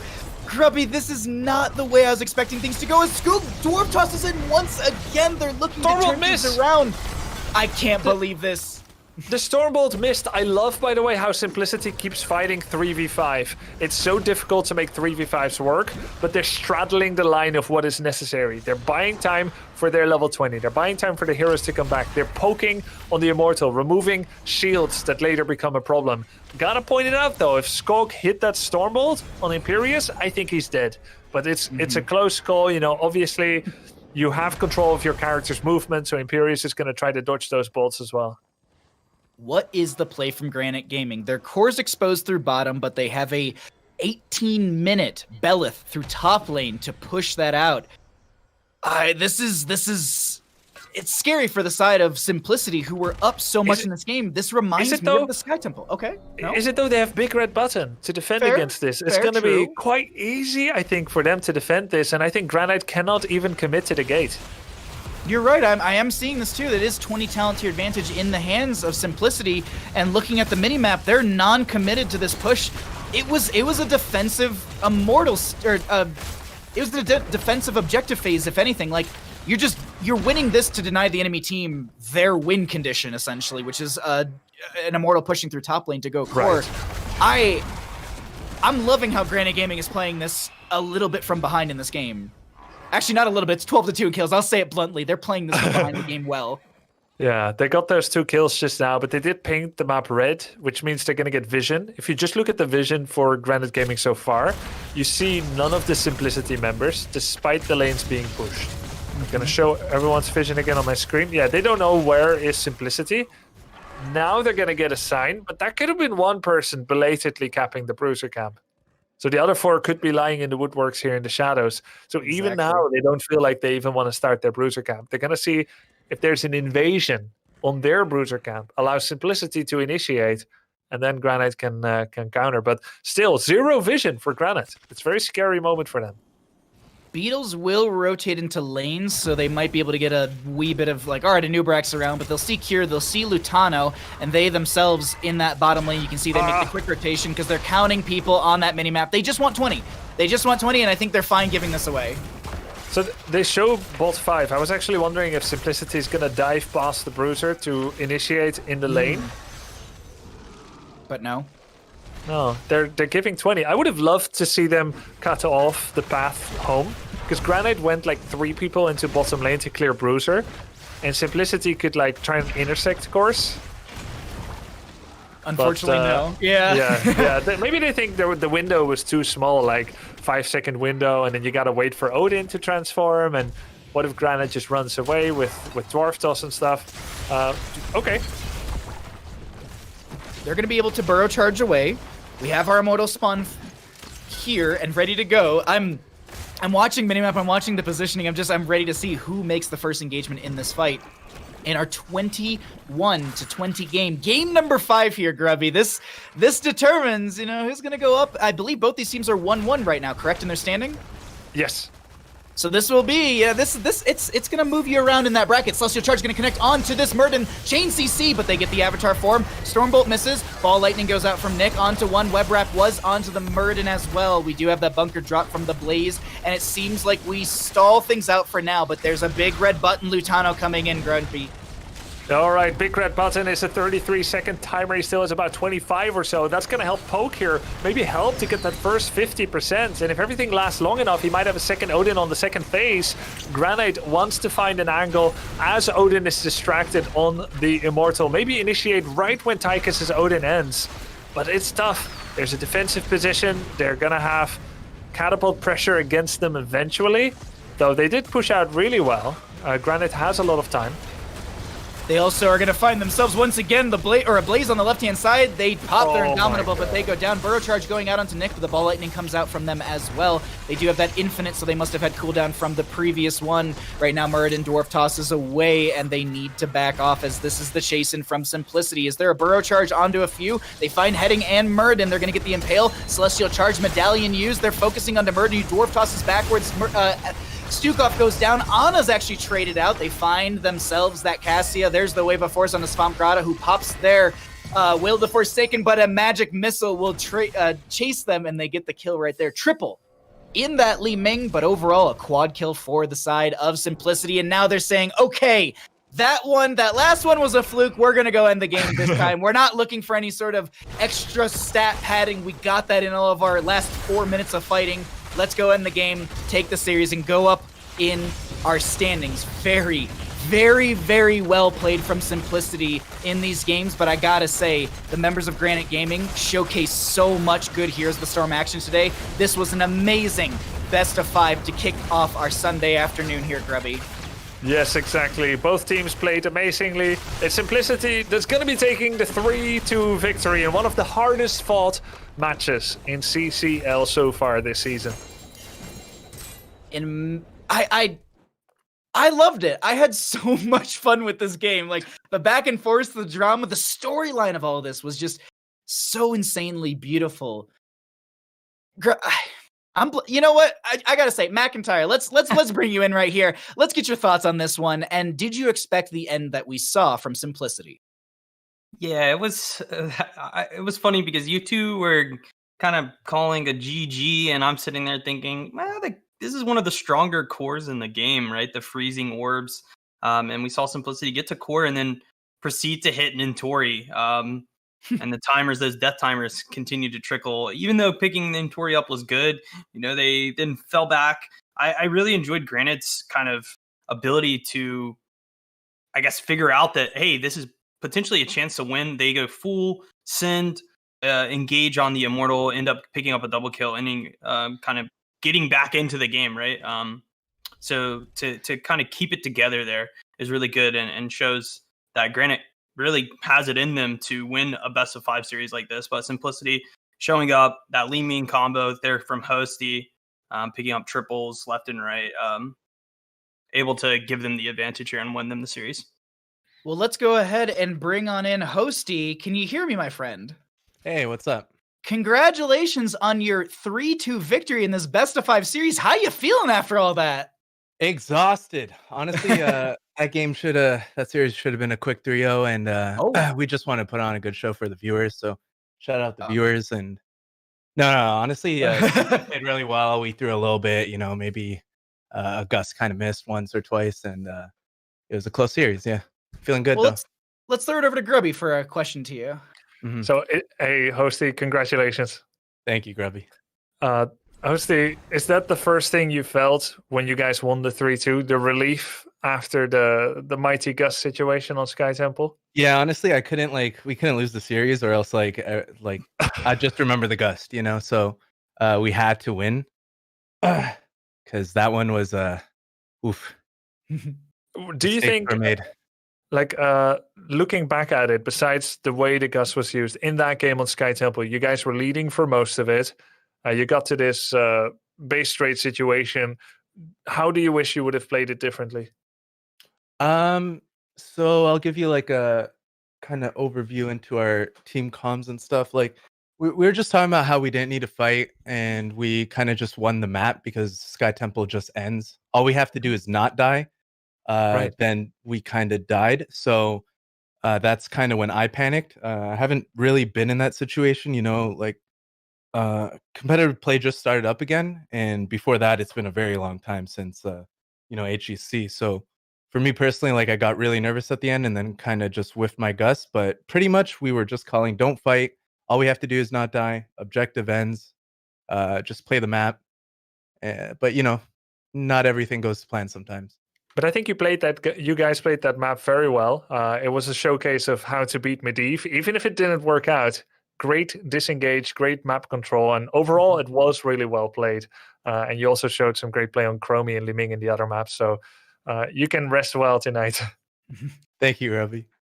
McIntyre, any questions for Hosty here? Yeah, I'll say shout outs to Hosty for, you said you were struggling, maybe the stress from that Sky Temple game. You brought it back here on this Ming in this final game.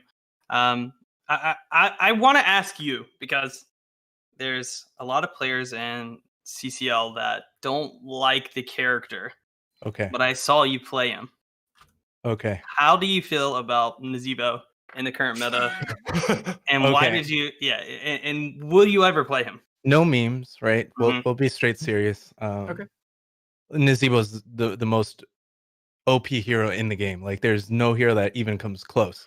So you guys don't know it yet, but we're gonna turn into a meta soon of first pick, first ban Nazebo, and the teams that don't catch on are just gonna lose. Well, that's all I needed to hear. Thank you, Hosty. Yeah, Congratulations. Thank you. You're here to hear first from Hosty. Nazeebo OP, the members of Simplicity going to be making a Nazeebo meta their priority. Before I let you run out of here, my friend, are there any shoutouts that you'd like to give? The floor is all yours. Shoutouts to Simplicity. They were around during HEC and they're still around. They love Heroes and they support us as the players in the community, which is awesome. Shoutouts to you guys as the casters. Shout outs to my team, obviously, going down 2-1, especially after that Sky Temple game where we should have won it. It could be really hard mentally, but my team stayed composed and ran it back. And shout outs to all the people that watch Heroes and still support it, because without you guys, we wouldn't be here. So, yeah. Well, thank you so much for the interview, Hosty. Thank you for the shout outs as well. And congratulations once again on your 3-2 victory. We look forward to seeing you further down in the HeroesCCL season. Thank you. Take care, guys. You too, my friend. Alrighty. Well, that is our first best of 5 of the day wrapped up. So let's go ahead and look at our standings right now and see where everything sits. And maybe we start talking about what's going to be happening next on stream. But right now, you can see right there, Simplicity is going to be matched with Wildheart in that 2-1 factor, in the 2-1 fashion, as we have Granit Gaming and Sidestep Kings matched in that 1-2. Moving forward in today, how are you two feeling about our next matchup? We are going to be seeing Chili Mountain versus 30K. Any quick thoughts on this, Grubby and McIntyre? We'll start with Grubby. Well, they're two teams that are extremely thirsty for a victory, as neither have one yet. They have slightly revamped rosters, so we have slightly different rosters. It's all to play for. And this is the beginning of the climb back for one of them. Yeah, and to follow on Grubby's point, I mean, one of the teams has to win, right? So we get to watch that unfold here, and we'll see how they kind of choose to battle it out. Well, we're really excited for that one, but we're going to take a little bit of a break. Last week, one of our production crew was caught by one of those octo grabs from Murky, so we're going to showcase our cattle interview once again, so make sure you check that out, as we'll be back with more HeroesCCL presented by Roll20. Hi friends, and welcome to the official CCL halftime show, name still pending, presented by Roll20. I'm Gilly, here with Caterpillar, tank player for the Sidestep Kings. Hey Cattle, how's it going? Hi Gilly, it's going great. Good to hear. Congrats on your last win last week. Thank you. It's a pretty good series for us. Yeah, it was really fun to watch. Now I have a lot of important questions, including about that series, but my most important and pressing question, in your winner's interview, your cat made a cameo. What is your cat's name, and can we expect more cameos? There's 2 of them. The one we saw, I think, was a collie, and there's a second one who's still a kitten. Her name is Ripley, and yeah, they're definitely around. I think Ripley's under my desk somewhere right now, and I'm sure they'll show up again. Is Ripley from Aliens? Is that Ripley? I think so. What's Ripley from? Yeah, we adopted her with that name already and liked it. Didn't change it, but that's what I say it's from, because that's the coolest Ripley. Definitely coolest Ripley, for sure. All right, so also in that winner's interview, you had mentioned that your team, you guys have some really, really good kind of natural synergy, especially around macro. And I found that interesting, considering you have players from every major region that we have represented in CCL. So that could have been a big clash of playstyles, potentially. Where do you think that natural synergy really comes from or comes into play for you guys? I would say we got, I guess, a little lucky with it, just that everyone kind of seems to prefer this, like the macro playstyle outside of, I'm probably like on the more aggressive side looking for picks a lot, but I think that's a good balance because then like you never end up losing too much soak or anything looking for picks that might not happen, especially with Medallion in the game. So yeah, it's working out great so far, and it's good for Kyocha too, just because he's playing on pretty high ping. Yeah. But the more macro, the better for that. I actually wanted to ask you specifically about Medallion, because we've seen a lot of people be pretty outspoken about it. And I think it was Fury tweeting about it this last week. You, as a tank player specifically, how do you feel about Medallion in the game? I personally don't like it just because, in my opinion, and I'm sure some people will disagree with me, but I think tank already as a role is pretty weak and you don't really have a lot of things you can do. And I think Medallion kind of limited that even more. So at this point, I've kind of just embraced it and I spend my time just like collecting medallions and sitting in bushes, and that's pretty much it. But it's okay, but I definitely prefer the game without it. Yeah, collecting medallions, kind of like the new version of Blackheart's Bay, maybe. Yeah, basically. Well, on the topic of, you guys preferring macro and it favoring Kyocha, where do you expect for your team to be excelling at by the time we reach the end of the season and you all have had that time to gel together as a team? Honestly, I think we should be solid pretty much on everything. I think drafting is going to be where we come out a little bit ahead. A lot of the drafting we've been seeing, I don't really agree with, and I don't think is that good. And Kyocha's a really good drafter and has all the secret Korean meta that I think it's been giving us an edge, and I think it's going to give us a better understanding of the game meta overall compared to other teams. Where do you see, can you give maybe not specific teams or maybe heroes, maybe not, but just where you see some of the drafting failing going in, or is that giving away too much strategy to other teams?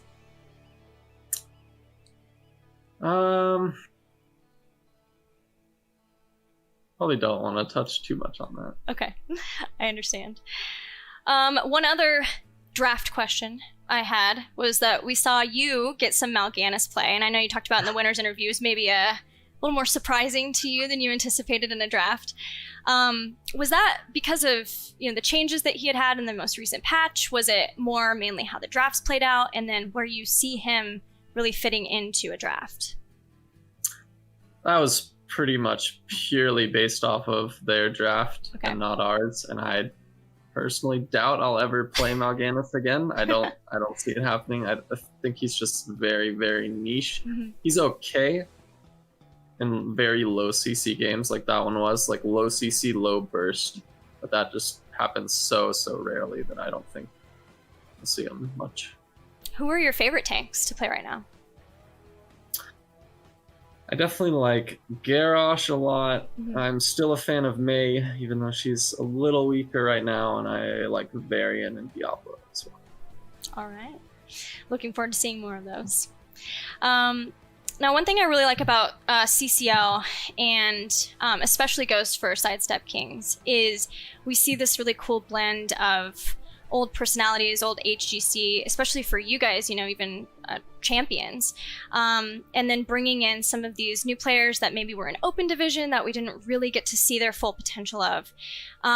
So, looking at players like Ultralisk and Got Filth adding to you guys' foundation, what strengths do you feel like those two players add to Sidestep Kings? I think they're very solid players that don't have a huge amount of competitive experience compared to all the ex-HGC players, and I think that just the fact that they're already this solid and they still have room to grow just gives them a ton of potential. And I think, especially, I think we were a little more familiar with how good Ultralisk was already, and Gotbuilt was a little more of a wild card, but I definitely got the right impression from seeing him in Storm League, and I do think he's really solid, and he's only going to get better. Yeah, you guys looked very strong. You only dropped the one game, and that's the first game curse maybe for you. So talking about and looking at kind of the first week of play across the board for all of the teams, are you comfortable putting teams into a power ranking, or at least saying like, I think these teams are the strongest for now and these other teams still have a lot to work on? I'll say that crowd control looks very solid. I think 30K is pretty solid as well, but I think they have some things to work on. And I'd say I'm most scared of Oxygen because they definitely look like they have the potential to be the best, just depending on how good their draft meta ends up working out. And I don't think anyone else is far behind. Yeah. So definitely not taking anyone lightly, but yeah, Oxygen is on my radar. Okay. Well, looking at the immediate future for you and the rest of the team, this weekend you're going to be facing Granit Gaming. What are your thoughts on that particular team and your matchup versus them?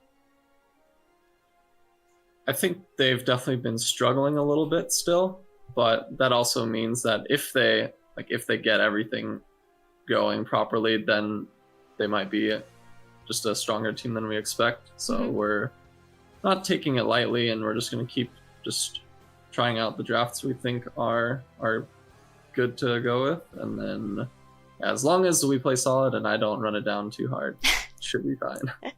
Keep playing your game. Don't run it down. Don't underestimate them. Got it. Solid game plan. So I think that's pretty much it for my questions. Are there any shout outs that you'd like to give before we close it out? Just shout out to Sidestep Kings, shout out to our team, and shout out to our sponsor, Flash Gaming, who make esports gear with ergonomics and performance in mind, and you can check them out in chat with the command Sidestep.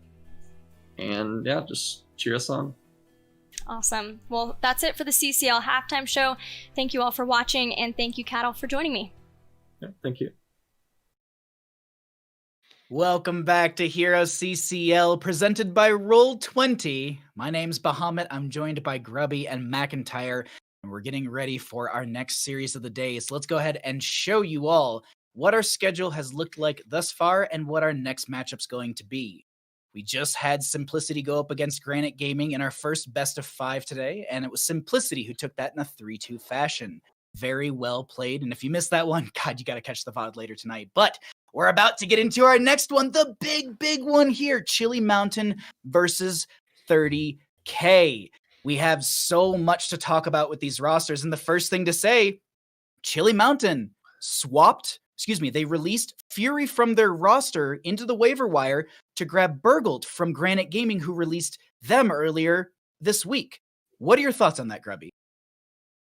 Well, Fury, he had a little bit less time to work with the team at the same times. So obviously, this is an attempt for Chili Mountain to salvage their position in the league. They're at 0-2. Bergholt and Fury are both very good players. Fury was Chili Mountain's first choice. It was, in fact, anyone's first choice in the entire league, as Chili Mountain had priority pick. So it does feel weird to see Fury go out, but if things don't work out, it's better to make a change than to get too far lost in sunk costs. So let's see if this is what they needed to shake things up.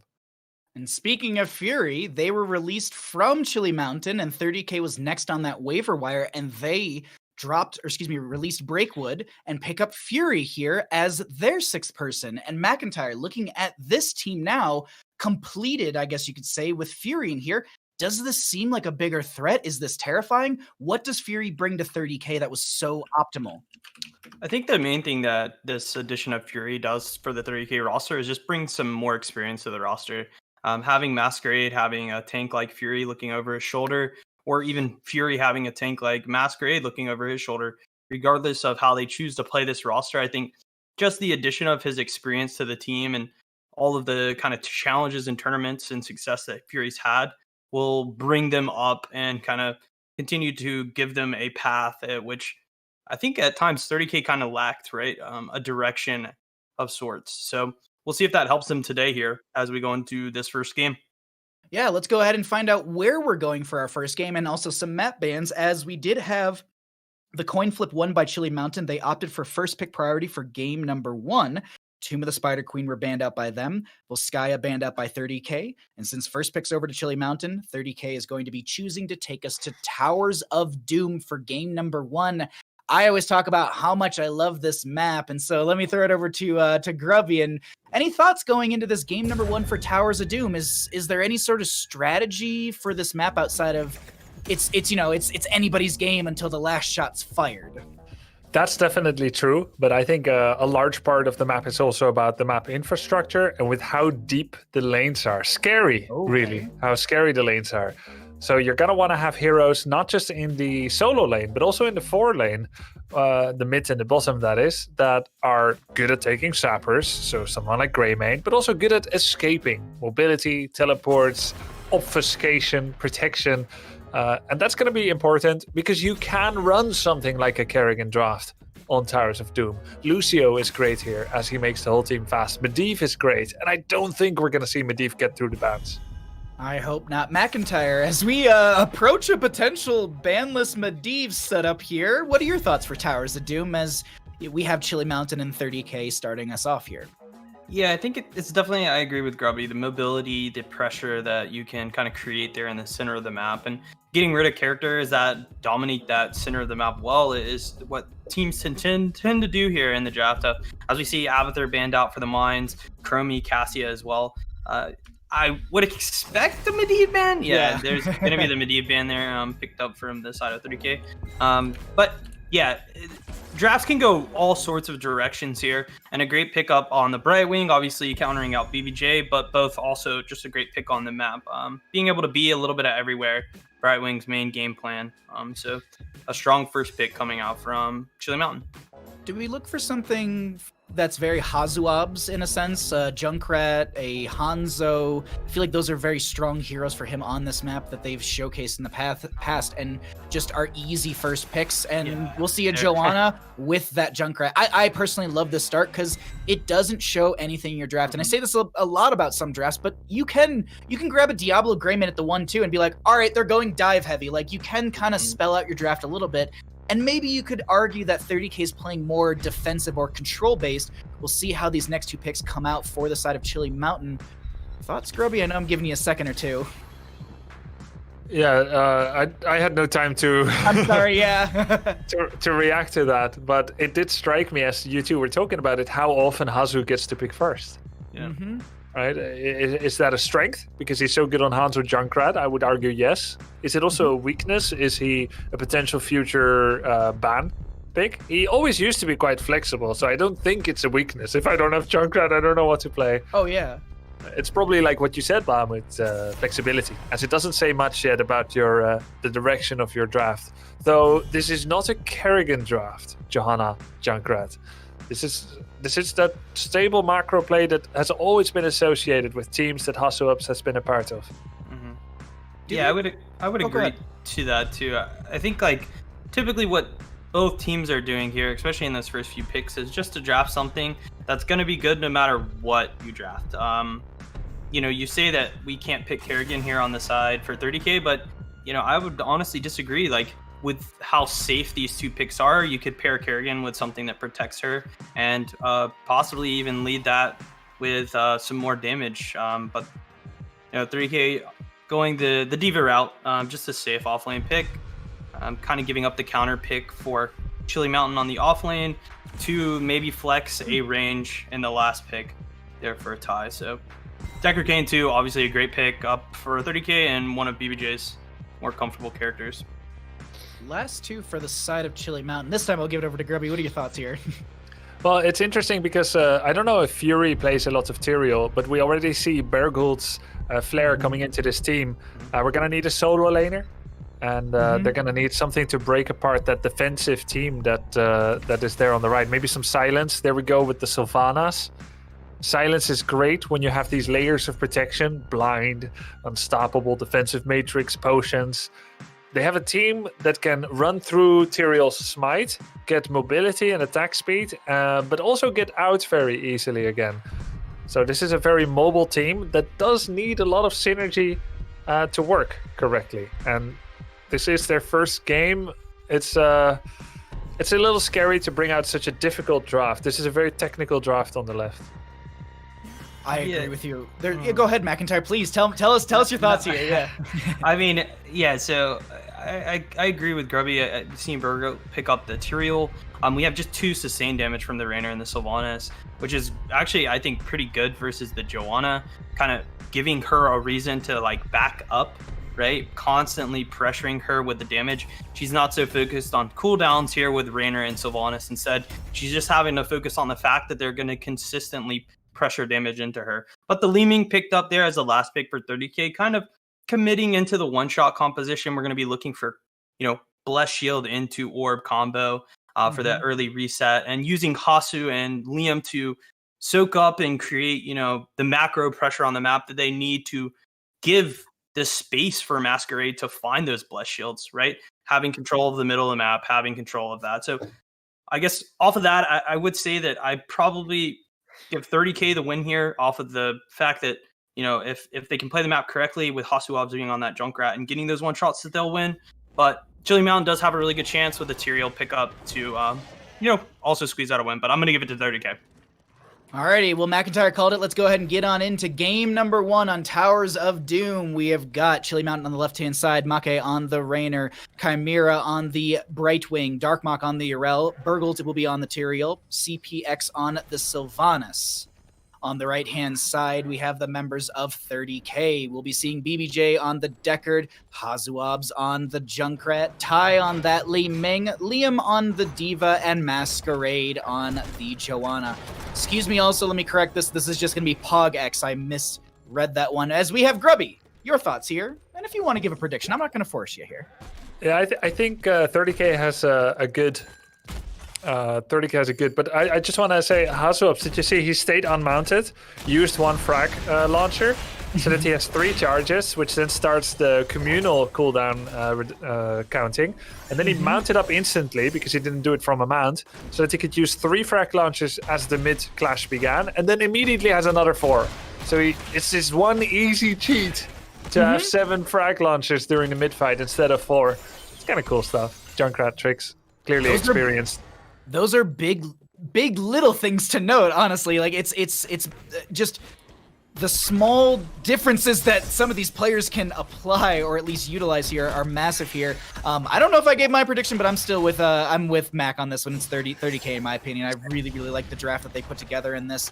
Tyrael's a bit of an outlier, but I just think the overall pressure might be a little too much. We'll see what happens here as there is an invade onto this camp on the left-hand side from 30k. Make and Bergold need to back off as they get hit with the scroll ceiling. Concussion Mine just to disrupt, and easily enough, they're able to grab this. Yeah, Tyrael is like this strange tank that is a counter-attacker. Like, at first it looks like you're getting pummeled, and then with some shield, some movement speed, some attack speed, some sanked, you suddenly turn it around and you've got this great chase potential, but it's never easy with him. It's never like 1-2 shot dead kind of, and they don't have the kind of damage dealers either. So for what it's worth, Chili Mountain really understands the draft that they are, but don't expect them to get like a big early game lead. Tyrael, sometime during level 10, 13, 16, somewhere, he could suddenly start to pop off. But it's never simple. There's the polymorph. They want this Liam kill. Medallion used. Righteous Hammer to knock him around. Concussion Mine puts them to the far side, and Liam's like, cool, I got some friends. I'm just going to hang out here. Hazuobs actually just took the potion away from like, Hazuobs had 99% of their HP, like, I need this potion, and Liam's like, I got 5. Can I get something here? See, this is what's wrong with this world. People like Hazuobs. I do want to note, though, Hazuobs has had really good concussion mines, and it's not even utilizing them immediately, but just the threat of where they're throwing them forces different positions from these enemy players. We just saw that mid lane from the Brightwing Sylvanas. It causes them this awkward moment of like, oh, I don't want to rotate there because what's the setup afterwards? Regardless, we are 10 seconds away from our first objective. We'll see how this plays out, because I don't feel like we're going to get the standard left and right, then the big fight over the middle. I feel like there might be a bit more of a scuffle in top lane.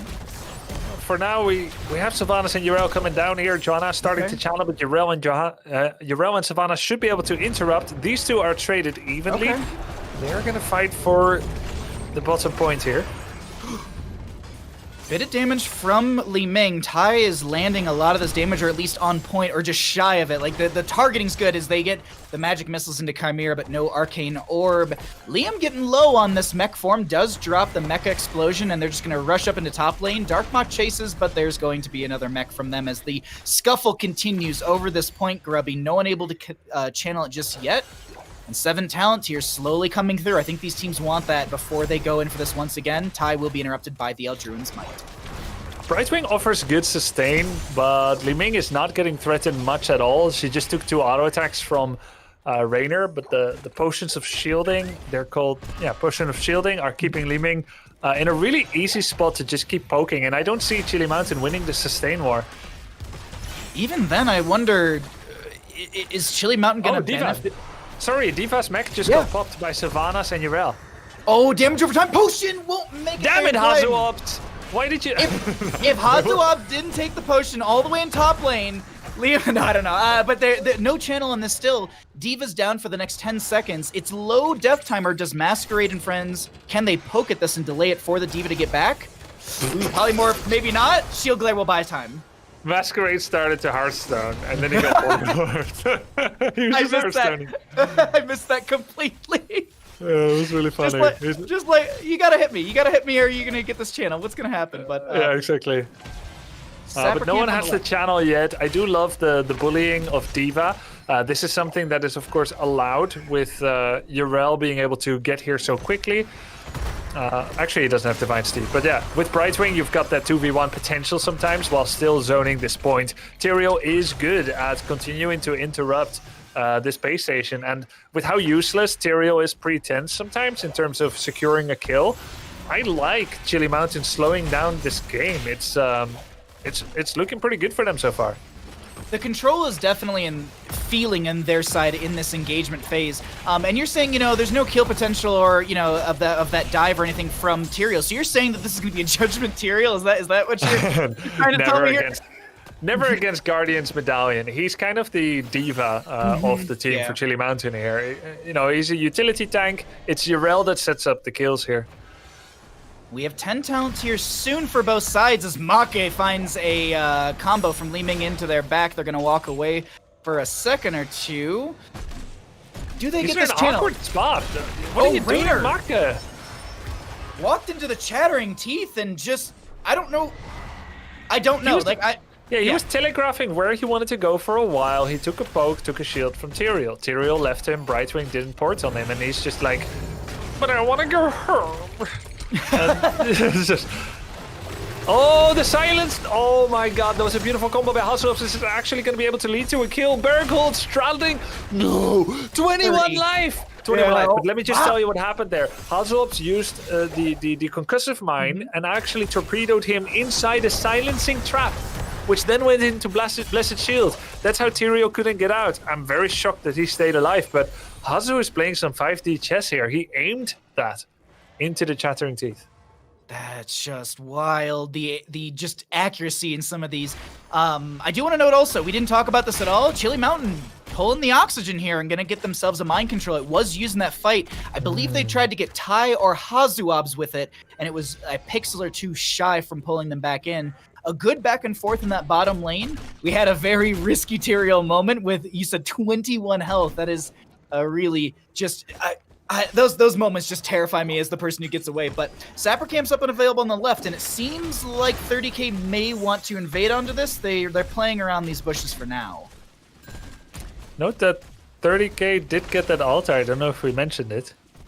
I don't think we did. I was so excited about the Junkrat trap. Yes. I guess when they threatened Tyrael away, they grabbed it at some point. So good on them, man. Good on them. Might have been right after that Raynor kill. They were just like, all right, nope, we can't do this anymore. We're done poking. The double cloak will still continue out between Diva. Well, it's not even between Diva and Yrel because Sylvanas keeps coming into mid lane and harassing and poking at this. But this is giving opportunities for 30k to be like, well, you're 4v5ing us and That's what we're going to see down here for now. Sylvanas rotating to look for that upper channel. DBJ looking for this bottom. I think they're going to trade these out. No, Sylvanas actually is forced off the midpoint by D.Va. Oh, we had a simultaneous interrupt by Tyrael and Brightwing. They didn't coordinate it. D.Va! Oh! Boost! CPX! Anything? Anything? Oh! No! Phase shift mind control. They lose the mech. That's going to be... There's no good to go. There's no 13 talent here for the D.Va, so they just auto their best through this and they go down. But they got one altar in favor for 30k. 4 shots into of Chili Mountain, and now they killed Raynor with Blessed Shield, so it's 1 for 1. Now it's a 4-on-4. Poke is here and we're just existing in poke territory from both sides. Like, no one wants to go for the channel because, you know, there's Aldruin's Might, or there's a Dream Shot, or there's going to be Dark Mock coming over the wall trying to harass this Li Ming as there's a slow... No, excuse me, that was the Emerald for the... Oh, the Wave of Force! Great Wave of Force by Tai, pushing Dark Mock into 4 of Tai's spells. Mind Control, pulling Joanna in, but there's no follow-up damage. Is it really mind control when you're going where you wanted to go anyway? Yeah, it's assisted direction in Heroes of the Storm.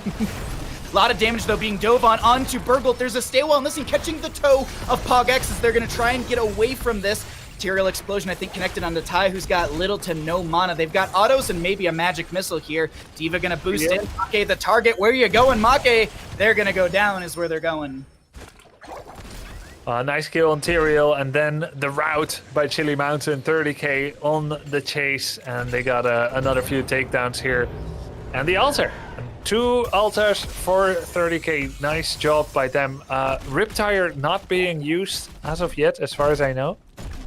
I didn't glance at the top bar, and when you said Riptire, I got real nervous that they took Rocket Ride or something like that. Like with the way you were starting to say it, I was like, wait a minute, do we have a Rocket Ride game from Hondo Ops?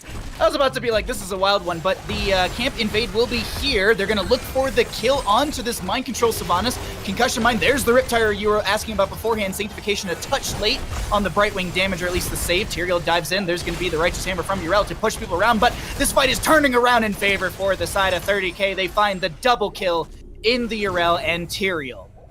Oh golly, that fight. We had Urel and Tyrael coming up with the body block against 3 to 4 members, but I think D.Va was playing hooky and actually interrupting the backline from following up correctly. Sylvanas and Raynor couldn't get in there. Then the tanks just got blown up like they were nothing. Tai with the Calamity, he knew there was no threat at all against him. No Wailing Arrow to actually punish clumping up, right? So there's only mind control. And there was that cool play by CPX trying to get the mind control on Deckard, making sure that he could not do a stay a while and listen as there was a big fight over the sappers. But the damage is just a little bit lacking for Chili Mountain. It's very docile, very vanilla type of damage. Raynor and Sylvanas hitting the person closest to them. I'm looking at their composition, I'm trying to find what's the win condition in a fight, and I think it's just trying to go for these single target bursts. But 30k, I think, knows this, and they're going to constantly play into this as a 5-stack, because they have defensive tools. The Mind Control goes out, and oh wait, there's a Blessed Shield, there's the Riptire coming in as well. They find the kill into the Brightwing from Chili Mountain, and the kill onto Make, that Raynor. Double kill for 30k once again. Chili Mountain hemorrhaging 2, more experience, a bell tower, and potentially 10 damage into their core. That was really clean execution. I know it was set up with the Blessed Shield and then people have time to react, but just the way that they layered their ults and abilities, Brightwing went from 100 to 0 when she wanted to blink away and she had the point to jump away. Stay a while and listen shut her down, and then it was the Tai combo. There was never any time to react, and Blink Heal has almost no cast time. It's almost instantaneous, and they never gave her that chance between all the damages that she took. So 30k playing really cleanly, nice coordination. So far, they're shutting down the draft of Chili Mountain with their great execution. You said it so perfectly right there. And on the note of execution, they're watching for the camp timings to be able to push more of these sappers through bottom lane and take out the enemy team's core a little bit quicker, because once you get a sapper into the death zone, if you will, that's where Brightwing, Make, they're all standing. If you get a sapper into that death zone, they jump over the wall and they deal damage to the core. that is the only way outside of the boss or the objective phase to actually deal excess damage to said core. There's no way you can just run through bottom once you get a 5 kill and just take it down, because the death zone will kill you and those walls won't let you through. So with the sappers picked up through bottom, we're going to see them try and force this through and look for that extra damage. This is pretty much the standard way to play Towers of Doom. If you're seeing this and you're like, why are they all so committed to bottom? This is the way you play the map. This is the way. Maybe. As the sappers get close, Blessed Shield, McIntyre, one sapper getting very close, 1, 2, 3, they get all 3 in. And you know, Sanctification is actually a bit of a doozy on this map. Very opposite to Garrosh, who can make sappers go in. Sanctification makes sappers go in for the defender, because suddenly the heroes are no longer attacked, so the heroes are no longer anchoring the sappers in position. That's actually a really good point. Those sappers would have stayed at the line, throwing their ranged attack into these enemy heroes, but Sanctification nullifies the target ability. So yeah, they're just like, all right, I got nothing to attack. I'll just keep on walking. So that'll be shots over the wall. A single altar phase will be spawning. If they're able to get this on the side of 30k, they're going to be looking at 5 shots into Chili Mountain's core, taking them down to 6. Can it happen? It's 16 talents here on both sides. Grubby, what's the fight look like? I mean, Chili Mountain needs to engage, pull back, re-engage. Kind of like that, because it's hard for them to win on the first fight. They also don't have Sanctification, and they're getting to a point where there's very few routes to victory anymore. Fighting into sappers as well. It's just all around a tough situation, but they gotta keep hope, gotta keep faith. Blessed Shield was used right there. Mind Control into the Diva mech. That's going to be Brightwing getting popped somehow by this Li Ming. And Junkrat actually will rotate down, go for the channel onto this. Burgold gets caught in the scroll ceiling, but they're fine. We also do have no Holy Ground from the Tyrael. It's actually going to be the Sword of Justice for that juking teleportation play, as the Stay a While and Listen does not catch the toe of Make. All the pings to show that they missed the ult. There's of course one other way to drive shots into the core when you get all 6 bell towers. Yes. I think it shoots 1 shot every 7 seconds when you have all 6. This is a very rare circumstance that really only happens when you 5-0 the enemy heroes. You just have like infinite time. We had it yesterday, I do believe, with the Sidestep Kings matchup, but they got literally 1 shot before it was converted back over.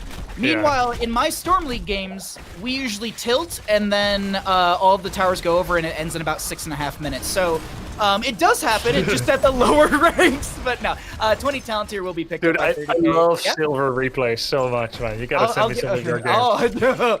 You have to turn off the all. You have to turn off the all chat for sure on that one. But we have more sappers through bottom lane. If they get 2 of these at least, they can then rush for boss and look to end game. There's Blessed Shield. They're looking to just blow up the Brightwing, but they're going to be able to stall things out for a second or two. Sanctification will actually buy a little bit of time as 1 sapper overall makes it over the wall, but they're going to get the Tyrael kill. And is this a big turnaround for 30k? It is. They get the kill into Raynor as well. Chimera trying to walk away.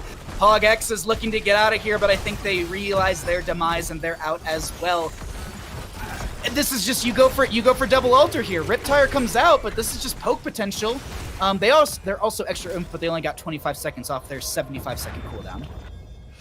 So Bahamut, now Chili Mountain is asking, which altar are you going to go for? And 30k says yes.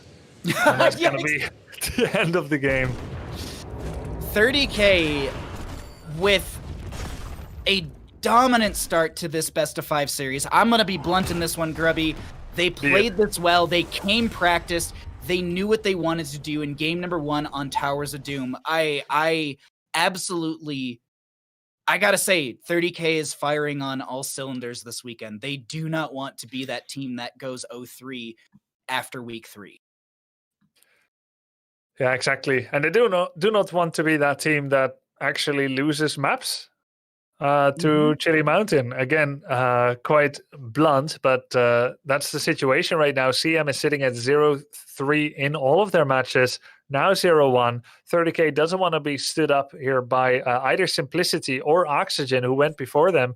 They're looking to extract maximum points here. And, you know, for Chili Mountain, they go for this really technical draft. It's a difficult one. Maybe time to go back to basics and run something a bit more straightforward. Well, McIntyre, Grubby saying back to basics. What are your thoughts after watching that Towers of Doom game? Yeah, I think I agree with him. I think Chili Mountain, while I do actually like the initiative of this draft and Yeah. kind of seeing where they're headed with this new roster change, right? I do think that just playing something a little more, I don't want to say simpler, but just the standard Heroes of the Storm comp may be better for game 2. I will say with 30K, it looks like they do not want to be called 03K. They're definitely looking for the 12K name. If they continue this direction, they'll probably get there. It was a really good game 1 from them. I think everyone kind of, had a say in it. I will say Liam getting caught out there a few times there in the top and middle lane was a good play from Chili Mountain, but able to establish control there on the bottom keep and keep a hold of it until the game's over. So we had roster changes from both of these teams this week. For anyone that might not know, the members of Chili Mountain released Fury from their main roster to pick up Burgle from the Granit Gaming roster. On the side of 30K, they were on that waiver wire next in line after the Chili Mountain release of Fury, so they released Breakwood to grab Fury. And the question that I want to throw to with both of you, and we'll start with McIntyre in this one, do you think that there's any influence or coaching or support from Fury going from week 2 into week 3 with this preparation into Chili Mountain? Do you think Fury might know a couple things about this team from being on it for a couple weeks? I mean, definitely. He was on the team for 2 weeks, so he knows what type of characters they want to play, what compositions they've been practicing. Obviously, we could say that maybe Fury wouldn't share that information, but if his team's trying to win, he's now on 30K.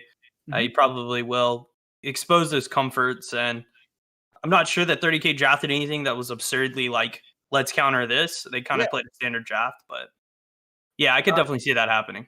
Let's go ahead and find out where we're going next, and then we'll get Grubby's opinion on the exact same thing, because I just want to let you all know that we are going to be going to Infernal Shrines for map number 2. This will be the map choice of 30K, meaning Chili Mountain, the losing side, opted for first pick priority. Now, Grubby, the same question to you previously. Do you think there's any advantage for 30K in these roster swaps? I don't think you take players so that, like, right at the time where you're gonna happening to face their ex team in order to get information. But I think everyone can be professional that once you're on a new team, that's where your loyalties lie, and you should help them in any way you can.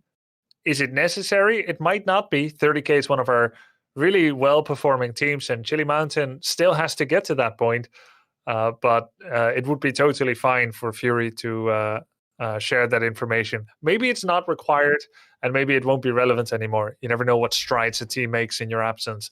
But it would be totally fine in that case. It's an interesting factor as we get into this week number 3. We had some roster change up, so I'm always interested in the perspective of you, Grubby, who just have so much experience in the competitive realm, and as well as you, McIntyre, the same kind of thing. Like you've played with these players, you've been around them for so long, so I was just interested to get your take on that one. We are getting ready for Infernal Shrines here for map number 2, as 30K is going to be up 1 in this best of 5 series. And I'll throw it back to you, Grubby. Going into Infernal Shrines, do you change up anything on the side of 30K? It seems like their playstyle was really comfortable there. I feel like they could almost take the same draft to this map, maybe not make the same mistake Sidestep Kings made yesterday, though. Yeah, you gotta be careful of that. But I think, yes, they just picked a lot of their comfort picks. I think it's a little greedy, but I do think it's true that if you're 30K and you're facing the bottom team, just rationally speaking, you don't actually show anything new. Okay. And that is greedy because, you got to wait to see if you're actually being pushed to the brink, but you're leading 1-0 as expected. You're trying to pick as many of the same heroes every single draft in order to protect the sanctity of your secret drafts in all your future matches. And that is greedy, and you don't want to go too far in that. But until proven otherwise, you're going to keep picking Johanna and Junkrat and Deckard and just defend. So you're saying we're not going to see the Octograb Butcher No. coming out today? It's unfortunate. Unfortunate. Not this time. Not Maybe this time. But McIntyre, kind of same thing to you. Going to Infernal Shrines, what do you do as a drafter? And let's say you're the drafter for Chili Mountain. What would you lean into here? Yeah, I think for the side of Chili Mountain, they can just be as creative as they possibly want.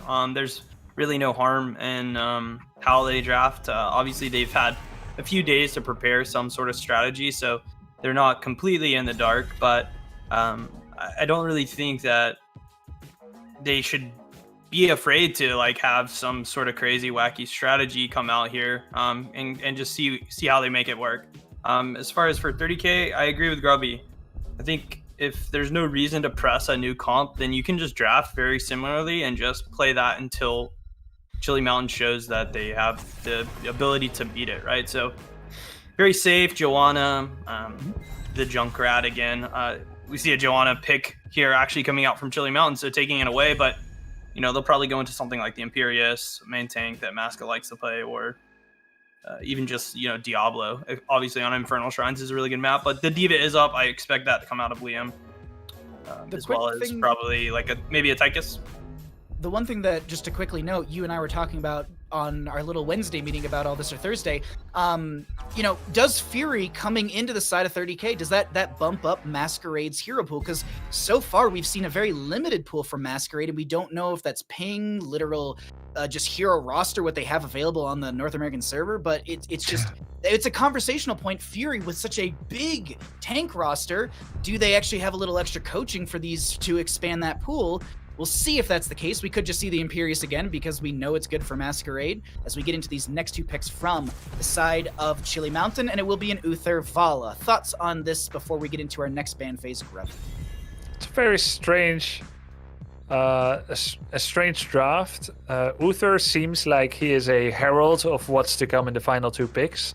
He has no positive interactions with Vala. Vala usually needs a Malfurion, a Brightwing, someone that can continually give small heals to make sure that she can step up to the max. It's nice that Uther can protect Vala from getting burst, but she's no Kerrigan either. That actually makes a lot of sense. So, yeah, Vala can also be a sign of what's to come. Then you have double support Vala. That's definitely one of the best healers that you could put together with Uther, who might be the solo lane. What else is there still available? Do you go Uther Malf? It's possible. Yeah, I mean, they've kind of opened, and it's funny, we were talking about just playing kind of standard Heroes of Storm comps. This is a fairly, simple opener to a double support Vala carry comp. The Deathwing ban is really good here, actually, from Chili Mountain, paying attention to that Leoric Deathwing combo that we're seeing a lot of. It's also a comp that 30K likes to play. But yeah, this is pretty much an opener to some sort of double support, so the Oriole ban is very good here from the side of 30K. Possibly, yeah, they're going to pick up something like the Malfurion. They could go Ana, play really far back. Could they do Alexstrasza, have a bit of Dragon Kaiju power on the shrine?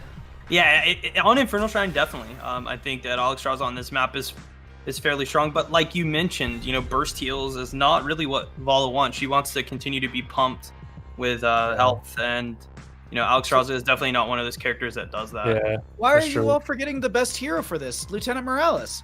You have the grenade to throw people. No, I'm kidding completely. No, the Ana, I actually like that a lot right there. You do have the sleep dart to slow the Diablo engage down. The other thing too is you have healing reduction with that biotic grenade. And of course, Nano Boost Tormented Souls.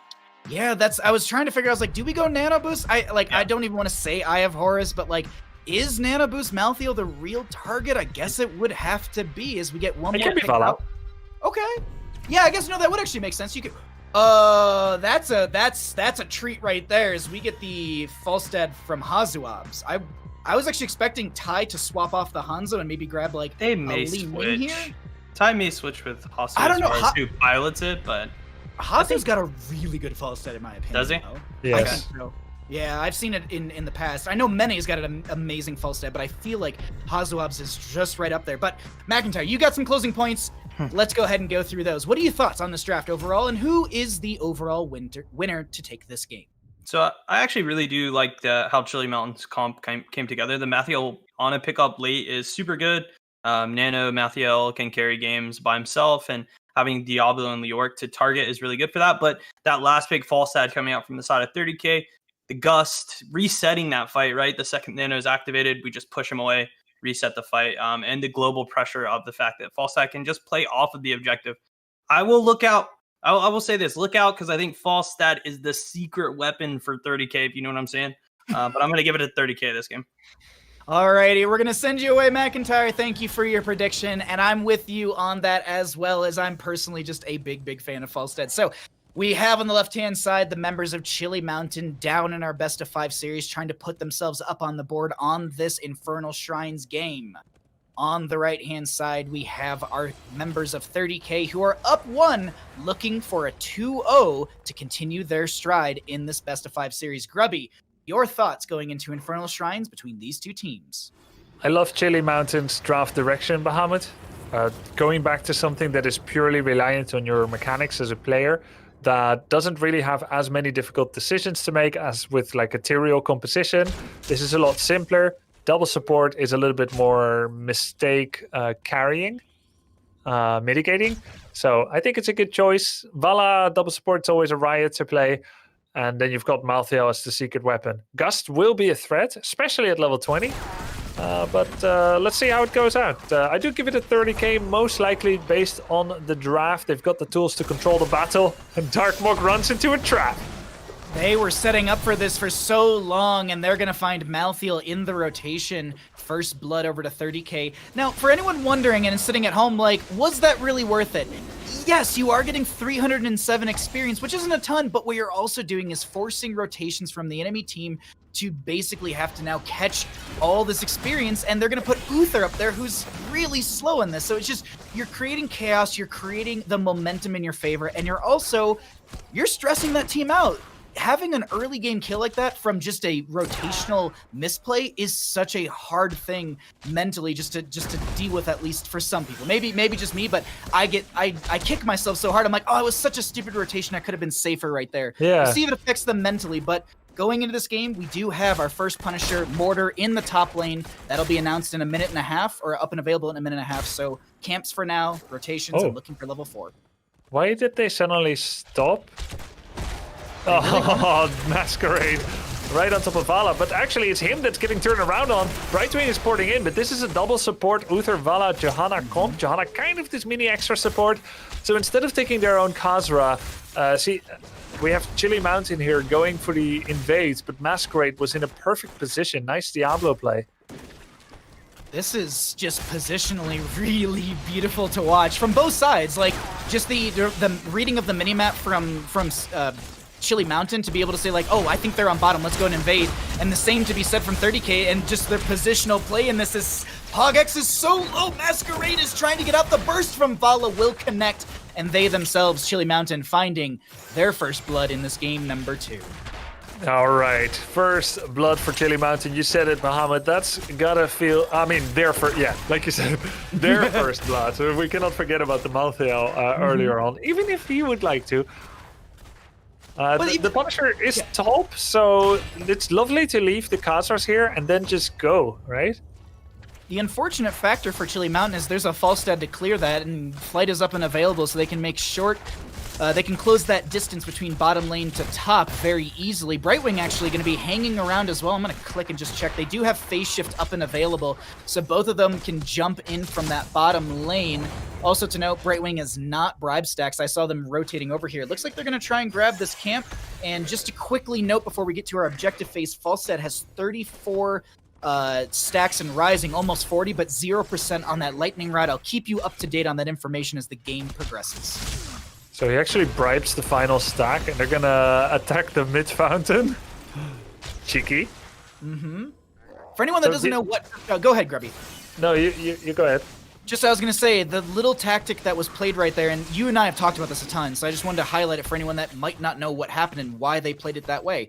What they did was they utilized some ranged abilities to get vision of the well that allowed the Khazar camp to focus on that, since it's the closest structure, and as long as they keep that vision available, the camp will still attack it, and removing a well in a lane means that lane sustain's gone, and the members of Chili Mountain, if the next objective's mid, they have to rotate to top, bottom, or all the way to their mid lane keep. But Mortar Punisher in favor of Chili Mountain through top lane. Yeah, totally given away, of course, by 30k. They got some value in different lanes. They didn't want to go toe-to-toe with the double support comp. They're already showing that Falstad is not just a Gust tool, but also, together with Brightwing, a macro tool, and that Punishers can be given away, that level 1 Punishers don't do that much. They lose a gate. What did they get back? They got the fountain, they got a tower in mid. Still a small gain for Chili Mountain in terms of structure, but experience-wise, it's dead even. I was watching the health bar during that siege of Leoric, and they dropped down fairly low in mid lane. It was an Uther Malthael dive onto them that chunked them a bit, but it still allowed them to get the defensive posture they needed since there were so many people chasing just a Leoric. But speaking of chasing, Darkmok being chased by BBJ and Hazuabs. The disengage comes out. No one to go down. 8.5 up on both sides as we're 1-1 in kills on game number 2. Infernal Shrines, Falstad, hello? Okay. Okay. Yeah, Falstad keeps doing this. Like, Hazu keeps doing this. Maybe now the 3rd time. If you count the Malthael gank, and then when they interrupted Uther from going top lane to cover for the Malthael death, and now again, constantly going up in the space of Chili Mountain, disrupting rotations, trying to cost them experience. And in this case, Uther, CPX, great job to actually guide the Malthael up there and to save him this time. Did you look at the Malthael level 7 that was picked up to deny the healing into the single target from Brightwing? Because that is such a great just talent adjustment to be able to deny. Actually, I don't know off the top of my head. I have to check. It's 50% of the healing coming in. And we were talking, what was it, the interview yesterday where there was, the Ancestral from Brightwing onto Diablo with that level 1 hyper shift. That's just, it's little adjustments like that that make big differences, and we'll see if that really affects this coming into our 10 talent tier fight and our next objective phase, which is bottom lane and will be Frozen Punisher. Ooh, Falling Sword. Oh, nice Falling Sword. With D-Shield, Strafe, so we can get Nano Strafe potentially. When are they going to use that? I'm looking at the Nano cooldown not being used yet. There's the grenade to stop some healing. Both Malthael and Ana have healing debuff, which of course is great against Brightwing, like you said, but also against Leoric's self-heal, against Diablo's self-heal, and even Falstad has a little bit of self-heal from his basic attacks. Yeah, they did go into that level 4 with the hammer gains, which is a big factor in that one. The one thing I was going to ask you, Grubby, because I don't know if my eyes caught that correctly or not, but did the Biotic Grenade seemingly hit after the phase shift connected? Because actually, no, it would have to, because Brightwing had the negative health applied, and you can't apply negative health to Brightwing before they arrive. So I think the Biotic Grenade was a frame too shy right there, and we'll just have to keep an eye on that as these fights progress. They really need to be on point with those early enough. Polymorph onto Uther. They're looking for the kill. The Entomb comes out. There's the Divine Shield to deny the kill. But still, Divine Shield pulled from Uther. 90-second cooldown. Yep, against just an Entomb with a 40-second cooldown now. That's a nice advantage for 30k. The Shrine is activating. CPX could have let that one go, but he decided, no, he's going to save himself. A decision that will prove fateful whichever way the Destiny's winds will turn. We shall see. As it stands, he's here ready to chaperone and protect his team. Even though he doesn't have D-Shield, he can still offer armor. He has Cleanse. Let's see how this goes. Urgult is getting a little low here. I do want to point out we are going to be Dragon Strike from that Hanzo, and there it's going to be spawned from Tai through the middle of this objective. Load health onto CPX, who gets overpowered and goes down. Sleep Dart through 3, but doesn't stop the kill. Actually, it was 4. It was 4. 4% Sleep Dart. Wow. All of them get slowed, all of them take damage. Now Entomb on Darkmok is going in with Tormented Souls immediately. Gust against Tormented Souls, but Darkmok jumps back in. Now he gets the nano boost. That's a little late, but Chili Mountain still manages to get enough skeletons. Tormented Souls actually does quite a good job at controlling the skeletons and making Malthael virtually unkillable with all that extra healing he gets. And then there's the Strafe. I'm liking the way the Chili Mountain is playing this so far. They get a Frozen Punisher, but they do decide to split away, as without Uther, they don't feel like they can push into 4 members, evidently. A little bit of structural damage as they push mid and top. This is pretty much the same results, I would say, from the first Punisher for the members of Chili Mountain. 13 talent here actually is going to be hit by 30k first, but not too far off on the left-hand side for the members of Chili Mountain. I want to quickly update you on those Falstad stacks as Liam gets picked off in the top lane. Falstad currently at 20% on that bonus lightning rod damage as there's the phase shift in onto Masquerade. Ty getting some extra damage onto Make here, but the turnaround in favor of Chili Mountain is coming out, and they want to get rid of that well for top lane, and they easily are able to do so. Sleep Dart onto Masquerade. Make continues to auto in, and we disengage with that. But look at Hazuabs. Gust is up and available. Are they going to be able to find the angle?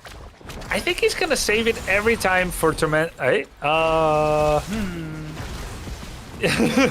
don't think he's going to save it every time for Tormented Souls. I think one time he's going to use it on a Falling Swording entombed Johanna. And now he's going to keep saving it again for Tormented Souls. I'm trying to think in my head. I'm like, that wouldn't have interrupted Falling Sword at all. It would have just pushed them in the... Yeah, like, okay. It's just buffeting him, like, into a entomb once so that he... I don't know. He can't do anything. I don't think that had... Oh, no, I get it. It's entomb into Gust. Make sure that everyone else is gone so that Johanna remains behind alone. It's actually a common combo. Entomb into Gust, one member stays, the rest gets blown away. It was just kind of not the moment. I'm sure Hazuops had a little bit of a laugh there with his team. They tend to take these foibles fairly well together, and that's a short cooldown, so there's no harm done, really. Yeah, it's not like you went to go spray but accidentally hit your R button and mosh pit on the vision camp for no absolute reason whatsoever. I've never done that in my entire life. No. 16 talent tier, though, is going to be closer for the side of 30k, but we're looking at maybe like an 1/8 of a level game. This is a very, very tight game number 2. Chili Mountain looking a little more warmed up after that Towers of Doom game. Yeah, they've been playing pretty well. They do have that slight XP disadvantage always, as support comps are meant to stick together, and Altstad comps and Brightwing comps don't have to. So it's always that little bit of race against time against these split. Basically Leoric, Falstad, Brightwing all apply a lot of map pressure and in a very safe manner. Oh, Diablo's there! No, the sleep dart! No! Gamera! That was so well played. And here's the thing. They get a dragon out from Hanzo, albeit a 60-second cooldown, but that's 60 seconds during an objective phase that's spawning in 20. So 40 seconds of no dragon air. Oh my God, I always do this with these two talents. Dragon Strike. It's a little nerve-wracking for the side of 30k, as it seems like Chili Mountain, and I keep saying this, but they're polling and getting these little advantages that are starting to get bigger gaps in favor for them. We'll see if that actually is the case here, as that's going to be a lot of damage onto this Leoric. There's a grenade. Walk out. Biotic Grenade did deny the phase shift that time. That was very well played from Ana on the side of Chili Mountain. But now Grubby, we kind of sit in this lull. Who steps into this first? Honestly, I think 30k needs to get out of here. They've got the tools to play the map. They've shown it before. They stay, though. Every single ult is available for Chili Mountain. And 30k doesn't have Gust anymore against Tormented Souls. I think this is a disaster waiting to happen for 30k. 20 of the Skeletal Defenders for them, but it's going to be 23 in favor for Chili Mountain as Burgle steps in. There's another dragon from the Hanzo. Diablo utilizes that Apocalypse Medallion onto Chimera right there. There's just everything happening. Leoric is going to try and Wraith Walk in. 37 Skeletal Defenders for our blue side, and Make is going to drop that spinny shooty shot, or if you want to be a real caster, call it Strafe, and they'll be able to finish out that Arcane Punisher for mid lane, and that's the third one for Chili Mountain on Infernal Shrines, and third one of the game overall. Yep, always that strafe at the end to get the final skeletons. He doesn't open up with it because he doesn't want to be interrupted, I suppose, by Diablo's Shadow Charge, nor gusted away by Falstad. But again, a very nice objective phase. I said it was potentially a disaster for 30k. This ended up not materializing because 30k did posture fairly defensively. And I guess I'm just trying to think of what they gained out of that. An almost guaranteed shrine loss, but they were there. So they made people use ults, right? Oh, the grenade! Yeah, the grenade stopped the Brightwing heal, but Masquerade is still alive with that 75% spell armor. CPX now gets stuck against the wall. This time he saves D-Shield in lieu of dying. That's, I would say, a good call right there. You just take the death and even things out, but that was a really scary moment for that Diablo. I want to note one thing for the Falstad build right now. They went into Flow Rider at level 13, which is going to, while Tailwind is activated, you get your abilities to recharge 100% faster. But then they also went into the Airy Gust at level 16, which is going to reduce the Tailwind trait, and you also get a movement speed bonus on top of that. So I personally love that because now you have, as long as you're not taking damage, you're able to throw out more hammerings, more W's, and you have more barrel rolls as well. And the last thing to note for Falstad, 30% has been built on that bonus lightning rod damage, and they sit at 39 stacks, so they can technically bribe 2 units once they get one more minion kill, which they just found in mid lane. But Grubby, even though it's a 2 to 3 kill game, Chili Mountain seemingly is really building the momentum towards the later half. Yeah, They would have liked to get one more kill. That Diablo would have been a juicy pickup, and he was at 10%. There was a momentary 4v1 in that situation. Brightwing's heal was mitigated, but 30k was close enough to help him out. Still the best game for Chili Mountain, I think, in the entire tournament. So hope for them that they can get this map. Make gonna start backing off as Masquerade was stepping in. Make, I think, is just trying to keep that hatred stacks up and available. They were autoing into the sidewall, but unfortunately that will end, and they'll get hit by one of the scatter arrows from Hanzo. To note, Hanzo as well, they are going to be going into the target practice at level 1, and they have 3 stacks on that. I'm gonna see if I can quickly check it. Unfortunately, I can't. Maybe Grubby might know the answer. I know you somehow always know the way, and I'm just like, all right, I'm just going to keep moving on with it. But they got 3 out of the 5, and you might be able to break down who they have to hit. He's never hit Ana yet. So he needs 3 hits on Ana, and he needs 2 hits on Malthael. Okay, so it is going to be just that 1 extra hit onto Ana for the range increase, but now Darkmok is caught out by the Entomb, and they're going down. This will be a free camp to 30k. It's not free. It's not free, because they're not here also. You can't be everywhere at the same time. Fort goes down. Chili Mountain gets it. They lose a fort as well. The next Punisher is south, though, so bottom fort is more important than top fort. That was what I was just about to ask you, Grubby. Who's kind of the winner in this? Granted, the members of 30k get a camp and a fort, but is the bottom lane fort where the objective is going to be when the team has won every single objective of the game thus far more important? And I think you're right. I think it is Chili Mountain winning out in that engagement. Except Malthael dying. Yes, well, I mean, that's part of it. Well, he didn't need to. He didn't need to be there. He's the first death of the team, and now the last, both by himself. Of course, good job at 30k. They got the Entomb. It only needs one match to start a fire there, and it's either Entomb or it's a Gust or it's a Polymorph. And it's not easy, but Chili Mountain, although they took down bottom fort, they will lose the objective. Now, the cool thing is, every now and then they're going to have a catapult. These catapults, they deal good damage. They're going to help defend against the Punisher. But bottom fort goes down. Chili Mountain is put on the back foot. They Hearthstone, and they're going to make a stand at the keep. They want to keep this keep alive.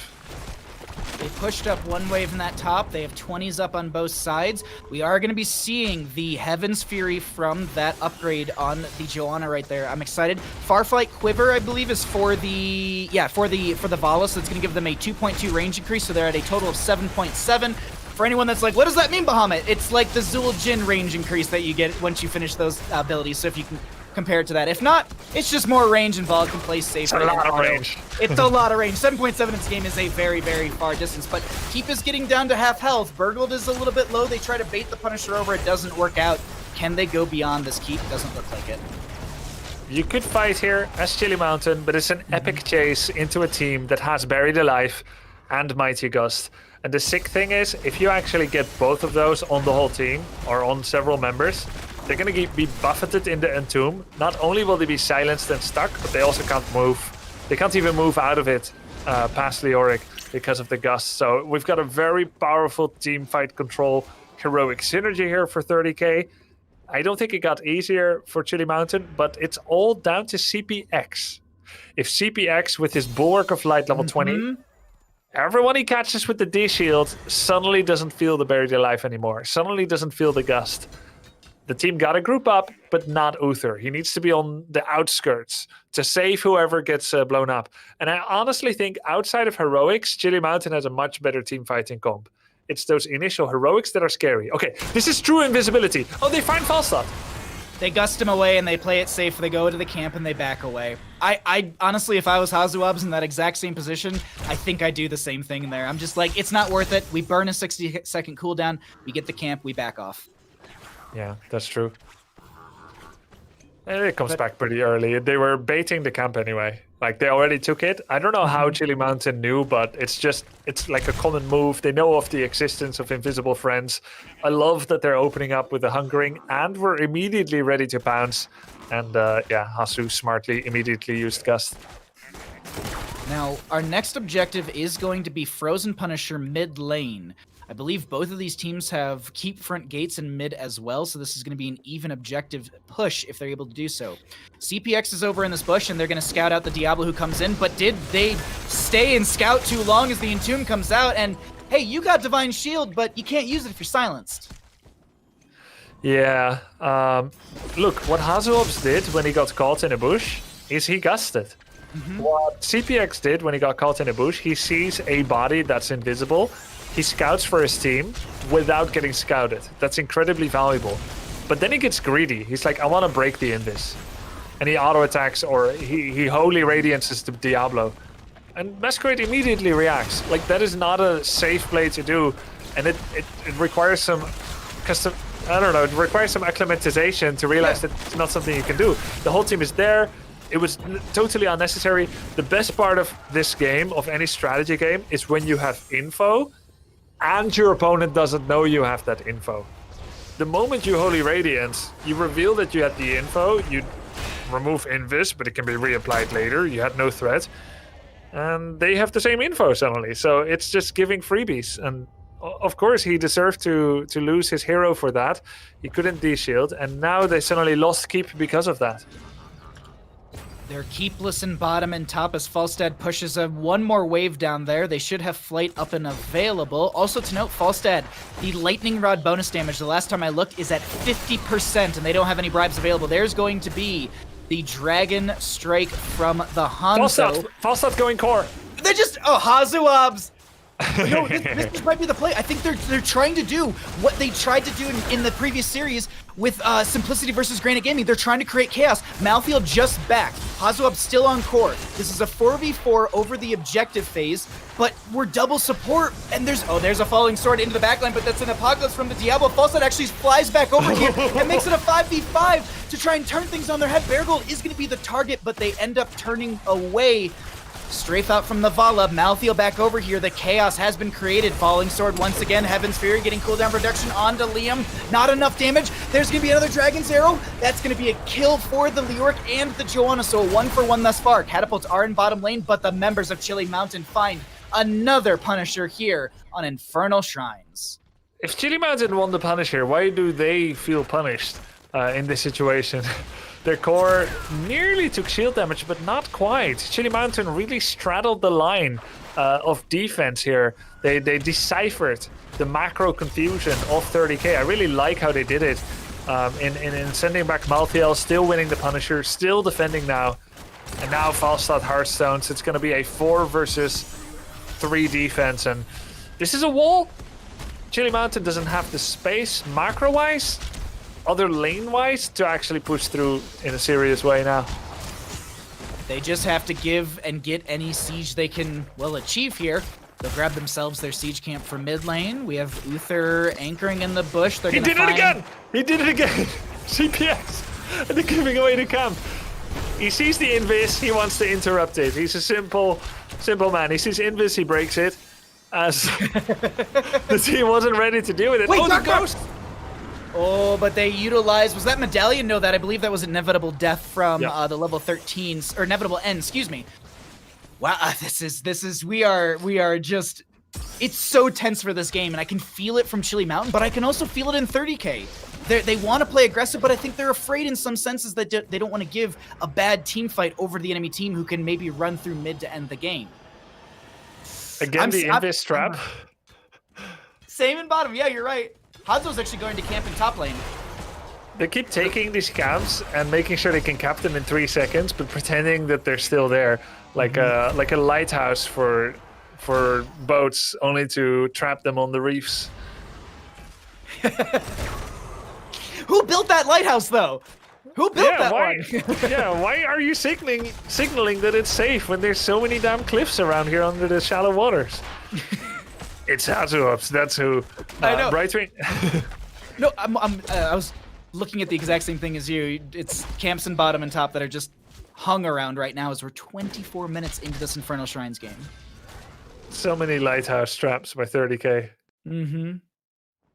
And they're not playing into it. They're turtling and waiting for the next objective, and they're like, we'll see you at the, what is it? I think it was Arcane Punisher in probably 30 or so seconds. It shouldn't be too far off from the announcement. Yep. That's a game-winning one. It's in front of an open core.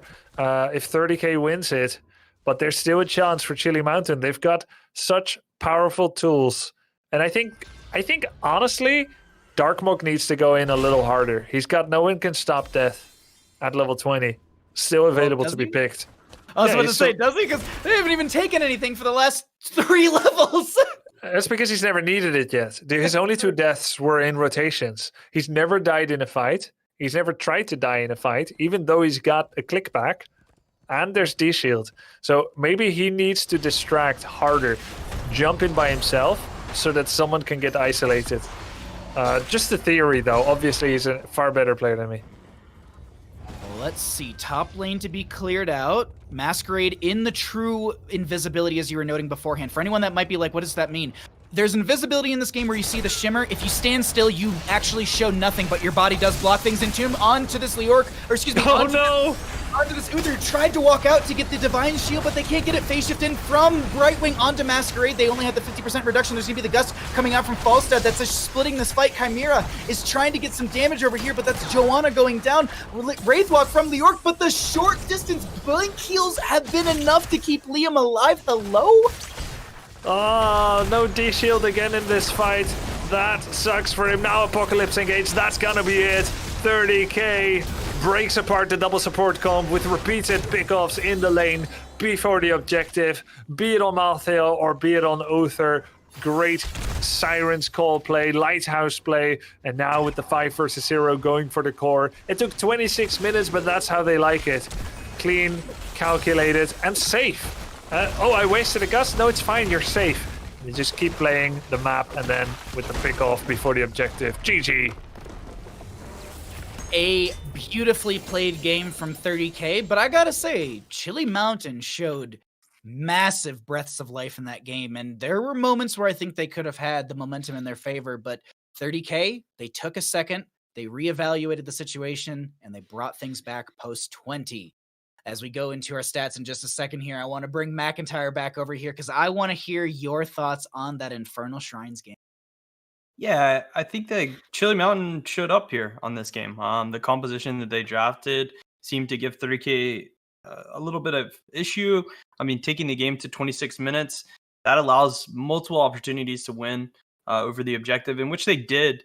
They were just kind of out-macroed there by that false ad pick, putting pressures on the side lanes and creating, pick opportunities there on CPX. I think he may have forgotten that he was playing support. I know we see a lot of double support Uther, main tank Uther, but in this case, I think his role on the team was to do exactly that: play support, play behind, just make sure that he presses his ultimate or his D shield in this case, and keeps his teammates alive instead of getting picked by the Dragon Tomb, we'll call it, composition that we continue to see with the Dragon Strike and the Entomb. But overall, a really good game from 30k, but I do like the fight that Chili Mountain was able to bring out here in game number 2. Well, we're going to go ahead and take a quick break. We're going to let these players breathe a little bit and reevaluate what they want to do for game number 3, as we are getting ready for our potential final game of the weekend. Don't go anywhere. We got more HeroesCCL presented by Roll20 coming back at you in just a moment. Roll20 provides the tools you need to game in person or online for all your favorite TTRPGs. This is a service that we endorse so hard that we actually use it in our games. It's not even like we straight up use this stuff. We're talking clickable character sheets, 3D virtual dice, awesome maps, tokens for PCs, NPCs, characters, and creatures of all types. It's the stuff you need to play the games you love. You want to know how cool Roll20 is? We partnered with them to make all of our amazing battle maps for this current season of The Unsleeping City Chapter 2, currently airing every week on Dropout.tv. Go to roll20.net and create your free account today for all the tools, tips, tricks, forums, and community you need to make your games better, easier, and more fun. Roll20!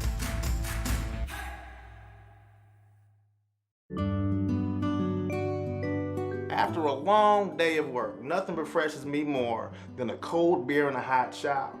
That's why I use Duke Cannon's big-ass beer soap. This big-ass brick of soap is actually made with old Milwaukee beer. But guess what? It don't stink. It actually smells pretty damn good, like cedar, sandalwood, and other pleasant things that I don't even know about.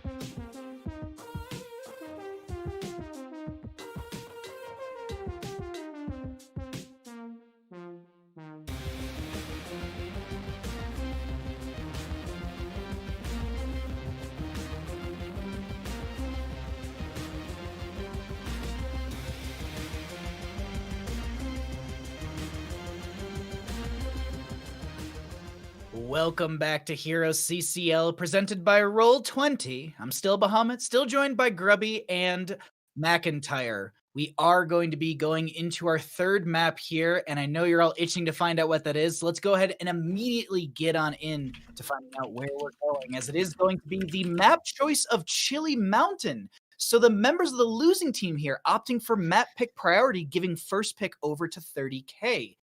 As we get into our draft here, McIntyre, thoughts going into Battlefield of Eternity? Are we going to an Italian restaurant to get some spaghetti and meatballs, or are we going to just see some big race potential between these two teams? Definitely a map that the composition works well on. But yeah, it is interesting to see that CM's taking it, it's choosing to go to BOE, right? Not opting for the first pick. So priority on map, and the map being Battlefield of Eternity. So there's no telling what their strategy is, whether it is the spaghetti and meatballs or, you know, it's something more standard like a garage kind of one-shot composition. But we're heading into draft here. We're going to see 30K is actually going to be the first to ban. And it looks like, if my glasses are seeing correctly, that Fury 30K may be playing. We are going to have... Yeah, you we can have change from map to map? Yeah.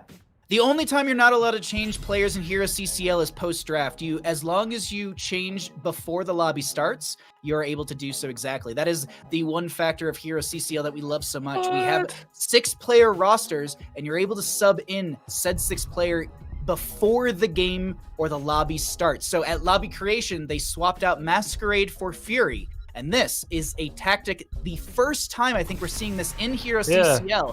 No other team has utilized their sub or roster swap between games yet. So we're excited to see how this changes things up for Battlefield. As I also want to note, this is Fury going up against the team that released him. There might be a little bit of aggression coming out from Fury. I'm not going to lie. Yeah, I'm not going to make anything up, but they absolutely hate each other. I heard on Fury's podcast, the Furycast, that doesn't exist, that he no, we're not going to start rumors that aren't true, but there is going to be a ban on Too Furious. Yes, so we're all joking here. There's no hatred rumors or anything like that. So we get into our first pick on Battlefield of Eternity for the side of 30K. What is the priority? Is it that Garrosh? Is it going to be race potential with a Greymane? Where are we going to go for 30K? Because they've got a lot of opportunities. Is it Hanzo Obs? Right wing for BBJ? It's a Cassia. Yeah, there you go. Cassia. Pretty safe little starter pick, right? No real counters. But a quick response out of the Chili Mountain team with the Hanzo and Rexar. Obviously great picks for this. We talked about it yesterday, even Grubby, right? The Rexar on this map, just bringing all that utility and even great race. Nice to combo the stuns as well with Misha. And Rexar is one of the highest stun heroes in the game, together with Anubarak, because of that aspect of the beast at level 7, where his Misha keeps resetting from auto attacks to get more stuns. It's very powerful together in conjunction with your allied Immortal. As for 30K, they have 3 ranged so far. We have double lightning javelins for the poke damage. We have Liming for the poke damage, even Arcane Flare for the poke damage. And this is a BBJ Brightwing. That's always scary. Looking at the bans here, I think they might consider the Fury ban, which actually, no, it's going to be Liam. Okay, it was because obviously all we have left technically is going to be Fury or Liam. I don't think we're going to be seeing Hazuabs and Fury swapping roles anytime soon. So the target's going to be onto Liam's Urel, which a lot of people know. It's strong as all heck. I mean, we go back into the Celebrity Clash League, our previous seasons, and we had Liam casually 1v3ing with Urel, and this was still when Ardent Defender, the level 1 I'm blanking on completely, gave only the 35 armor Dauntless. But Anubarak will be banned out, so they're still going to target a main tank from the side of 30K. Where are we going with this, Grubby? What's the next direction for Chili Mountain? Murden seems wise, can block the orb shots and heal for free. You've got Sledgehammer, and you need stuns to pair it together with Rexar. Anubarak was a threat, and Murden is the closest thing to it, I think. There we go. Now, Furion might actually play Tranquility. It depends on what the final picks are going to be for 30K. Against those 3, I would not go Twilight Dream. You cannot step up closely enough. And Tranquility is important to prevent the Liming snowball. Prevent the first kill with that 10 armor and, yes, the healing.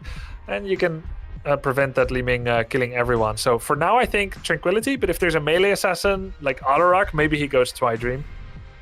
God, I actually didn't even... I did, yeah. You had the same reaction, I think, as me, McIntyre. Like, oh yeah, Alarak. I haven't thought about him, but he's great on this map as a Diablo Diva to be grabbed.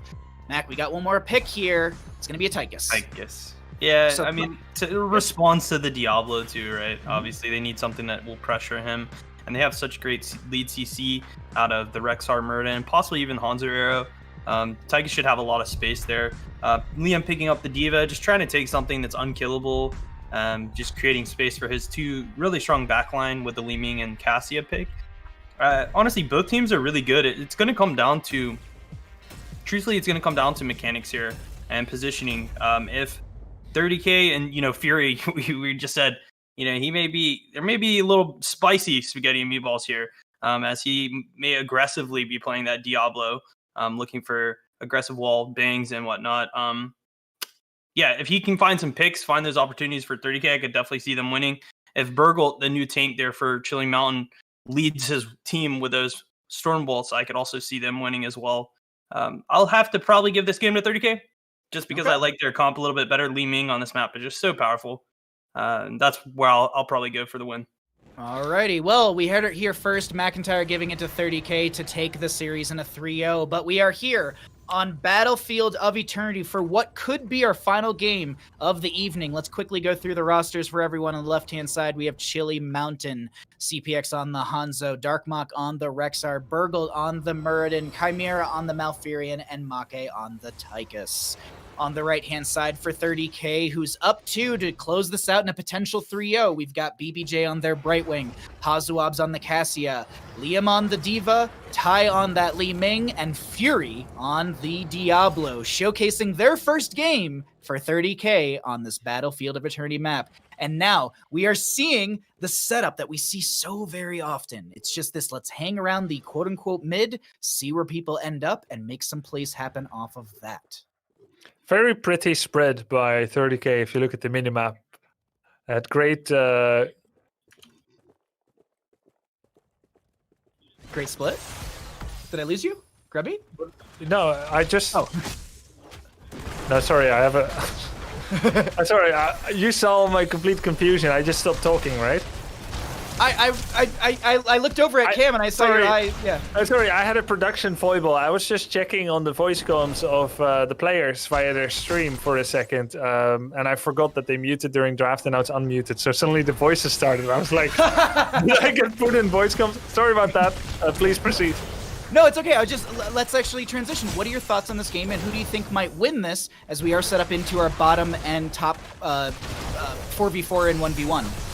Oh, nice damage there on Hazuops. Brightwing will keep him alive. I think 30K is the favorite. It's a level thing. It's a past results guarantees the future kind of thing. But I do think Chili Mountain has a good draft. Muradin and Rexar can absorb a lot of the damage and can absorb a shock of Diablo's engage. Tychus remains a big threat on Diablo, and Hanzo can always poke out the Immortal. So it is about mechanics. I slightly give 30K the lead there, but I'm hoping most of all for a high quality game. For me, coming from solo games, losing in StarCraft 2 can feel pretty rotten. It's usually not that fun, losing there. But I think Hearts, even if you lose, there's always been a lot of chance to shine, except if the map is Hanamura or Braxis. So I think even losing can be quite fun. You never do it on purpose, but I just hope for a good quality game that the players can be satisfied with.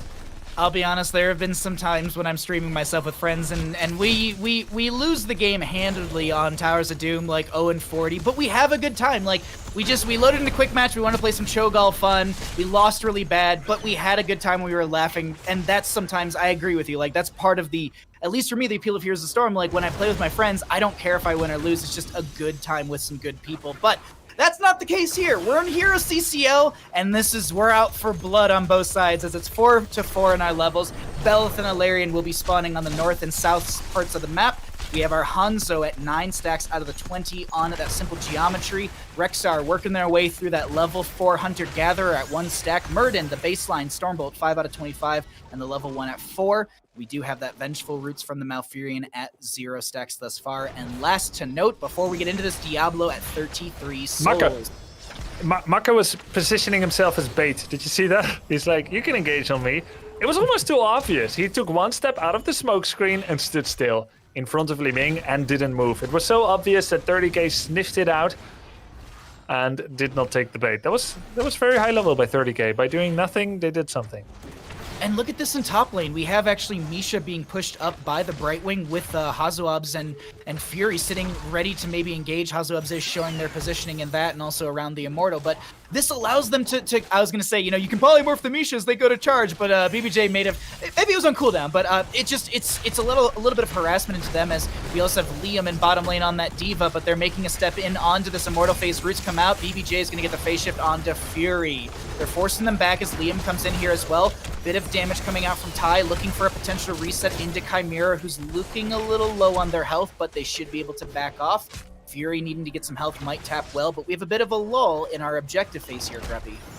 Bit of a lull, bit of a laugh. Nice Stormbolt there on Cassia. The win of the trade by Chili Mountain. Don't forget they won most of the objectives on the last map on Infernal Shrines, but they did still lose. Still nice for them if they can get this. We have the defense by 30k as they recognize they have the inferior race most likely. So Chili Mountain should get this. The question is, will they pay for it with one of their lives? That's a huge Diva Mech! Oh, Burgle gets the insane last-second dwarf toss over the wall, and they're able to disengage. A lot of control from 30k here, but they're not able to get a kill just yet. We sit killless with 7 talents here nearing in favor for the side of 30k, but Azuabs is so very low. Can they get away with their sliver of health? CPX looking to chase after finishing out their simple geometry, and Immortal goes over to the side of Chili Mountain. Gladiator's medallion from Fury just as the Stormbolt would have connected. Yep, nice block there. The damage still lands, but Diablo doesn't get picked off.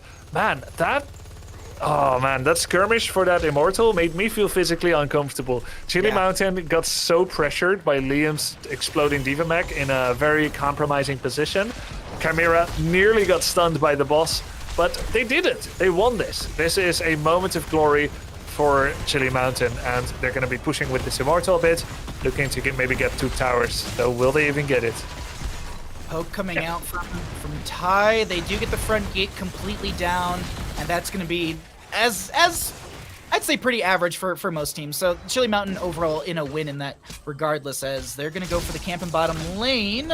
Their camp clear is good. Fury, though, looking for an angle with this Diablo. They're going to try and invade onto this with kind of Shadow Charge onto the Malfurion, and they get the pick onto them immediately. Burgle has to dwarf toss away.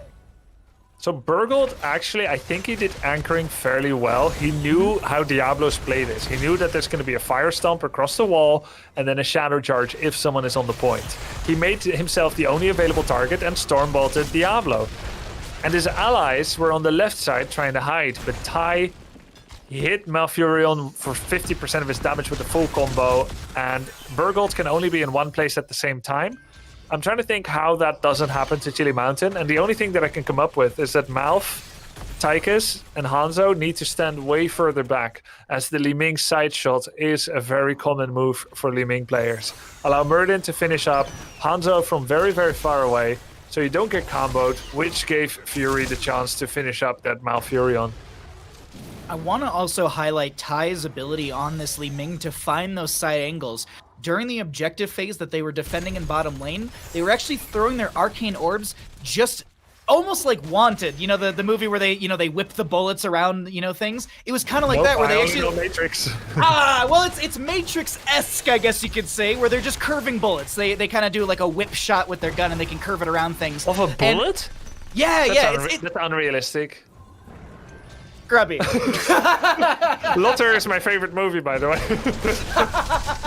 But it seems like that with Ty. They're able to get these arcane orbs almost around everything that would block them and stop this damage from connecting. So I just want to highlight Ty on this Li Ming is doing work right now. But objective phase halfway over and in favor for Chili Mountain with 10 talent tier up and all of our heroics off cooldown. Only one medallion to use, and that's on Diablo at 130 seconds. Okay, nicely set the stage there, Bahamut, as CPX will be looking to use his Hanzo to get some scatter shots in. One of them hit the Immortal. He's going to have to position safely for that Diablo, who is out for his blood. Another one scatter shot hitting the 30k team. Now Sonic to reveal from the south side. CPX looking for an angle on that Immortal, but there's aggressive zoning by 30k. And they have Brightwing actually on the lane, so Chili Mountain is being mental pressured to make something happen as Brightwing is getting value. They move forward, and this is the moment Fury is waiting for. Watch this Diablo. He's looking for a wall stun. Watch his opportunity seizing as Brightwing continues to mental pressure. For anyone that might have missed it as well, there is that little icon underneath Diablo right now. They have their souls finished out. They just finished that out. So if they die, they have the reset of the very short cooldown. Burgle's going to get caught by the charge, but there's going to be Boars. Hanzo with the dragon arrow as well. They're going to dive in with Rexar, but they end up going down somehow, some ways. That's an explosion from Liam. Burgle getting low. Commandeer Odin out from Make, and this is just 30k going for this. The overpower looking for the Hanzo as the medallion was used, the agility over the wall. There's a root onto Fury who's getting low Stormbolt to connect, and that will finish out the baseline, the baseline stacking for Murden. But Belith picked up for 30k, moving into top lane. Didn't know that Diablo gets a Soulstone icon at the bottom of its model. You just showed me that. Nice. Junkrat actually has, if they take Dirty Trickster value at level 7, I think it is, they have a little, they have like the Junkrat logo that's underneath them anytime it's off of cooldown. So if you're actually, and you can see that as the enemy team too. So the enemy team sees this, yeah. So if you're ever playing against a Junkrat and they keep dropping mines, watch for that little icon. When it's gone, that's when you go for your stuns. That's when you can go to burst down a Junkrat, because there's also that factor of Junkrat dropping below a certain % of health, and they drop that Dirty Trickster value as well. So little things you can take into your own games, everyone, but 13 talent here for 30k. Grubby, do they go beyond this, or does Belith push on their own? They just want to get bottom forward. You often have this prioritization to remove the outer layers of the onion rather than cutting deep into one side. That's how most teams play, as it is safer, as it creates...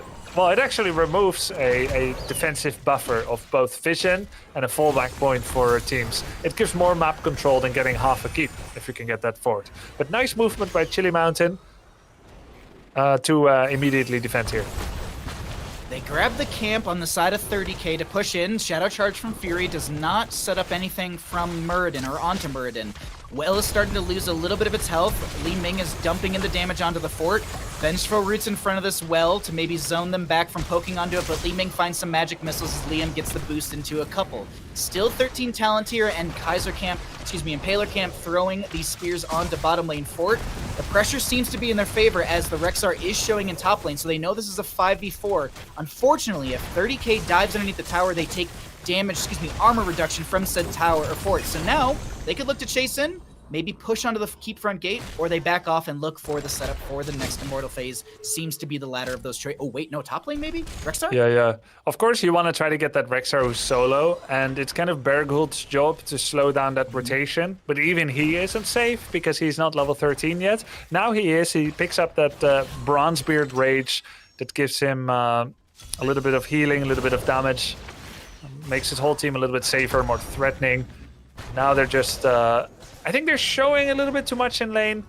With Muradin and Malf there's really no mystery to any of it, so 30k doesn't need to be afraid of any invasion here. Bruiser trade, very straightforward by both teams. 30k with the fort advantage, with the vision advantage, which means Chili Mountain can only be in mid. 30k knows this, so they're scouting for it aggressively. I want to quickly let you all know about a couple of question talents that did get finished out as well, or are nearing. Hanzo has that simple geometry, Murden baseline, Hunter Hold Gatherer that thought, the fight is about to break out. Bahamut, it goes so fast with Diablo. I just want to make sure we don't miss that moment. Oh no, you're right. No, Stormbolt connects from Murden onto their face, but where does this fight grow, Grubby? They go on Misha. The only Shadow Charge target available at this time is going to take the healing, the Ment Pet from Rexar. Fury's engage range is, of course, very large with that Shadow Charge. Chili Mountain, they have to pull back. Look at that. BBJ, smoke screen. He made this whole wave push in. There's a massive Fallen Bruiser plus Catapult wave. Everyone's got to respond. And this is actually a little nerve-wracking as Chili Mountain attempts to defend with just 3 members. And Chimera and CPX, they're in a spot where Fury could potentially wallbang them. BBJ is still in top lane. Don't know if they've shown to the enemy team. D.Va is in bottom, which I think they definitely know, as they are currently on a wave to clear it. But that will yield them 16 talent tier. The halfway phase may go to Chili Mountain, but with this talent tier in tow, what does 30k do? 16 is a massive spike. Valkyrie's up and available. What is the setup and what's the play for this next fight? Because I feel like we're on the precipice of this explosive fight happening. Between talent lead and defensive immortal, I think it's fairly even, so Chili Mountain can attempt a 5 versus 5 defense if that wretched Brightwing split push is finally ending. And they're taking it. They're going on Diablo. His Shadow Charge failed. Diablo taking so much damage, but the Brightwing port in. BBJ with the save. Diablo's back to 40%, but we still have Dragon Arrow. We still have Odin, Tranquility, Avatar. The arrow gets blocked by the medallion. Hasselhoff's the turnaround goes on Hanzo. Burgold getting low. Ty looking for another reset right now. Chimera pops the Tranquility to keep them alive as I just saw a ping onto the Misha who gets healed up as well. But right now, the pings are probably going to the Immortal as the Larian goes down. They find the Misha Bear polymorph onto them. And that also will finish out Diablo's devastating charges from level 13. Still full souls onto that Diablo, and we did have the Hunter-Gatherer from the Misha Rexar finished from the level 4 during this engagement. But Hanzo, up in 1 second. We have some medallions, some heroics across the board. Odin's still up for the Tychus for a defensive tool. We should see that as Belith makes their way into bottom lane, but still, Grubby, this is a really scary spot for Chili Mountain. No 16 talent here, and you have a massive Immortal through bottom lane. Yeah, that's going to be a keep for 100% sure. There's also no 16 talent. The defense at the core. Oh, Rexar. Is that Rexar? He got Valkyried in again. Oh. Polymorph, Valkyrie, they go down. Belith takes down the keep. They step to the far side of this, showcasing they want to end game. Fury may be looking for an angle for another Shadow Charge. Won't find it immediately. Actually going to be going on to Burgold. They get the Polymorph, then the blow-up is there. Hanzo rips an arrow, but can they turn things around with Li Ming dumping out damage that's halving people, while Bella sits on core, removing the shield, smacking at melee range. That's the Tychus dead. Now Furion trying to heal through, but we have 50% and falling as Li Ming goes down to the Hanzo. Core, though, will be falling to 30k, and they take the series in a 3-0 fashion. GG. Well played. Grubby, thoughts on that game? It's a very low takedown game. Everyone only died once. Rexar a little bit more. They finally got that final Li Ming kill there, but they lost this game to basically that side pressure. Diva and Brightwing can side lane pressure much more safely than a Hanzo or a Rexar or a Murdin or a Tychus. The only one that can actually side lane soak and get away with it alive is Murdin, but then he doesn't have enough wave clear to do that quickly enough, and he's the anchor for the team. So we have seen countless times that on Battlefield of Eternity, although it's not a heavy soak map, you do need 2 members that can make that job happen. And Chili Mountain only had 1. I'm going to remind this to myself for future reference, that just heavily shrinks your possibilities of play in terms of macro, even on such a small map. And 30k played this geniusly. McIntyre, your quick thoughts as we bring you back from that game.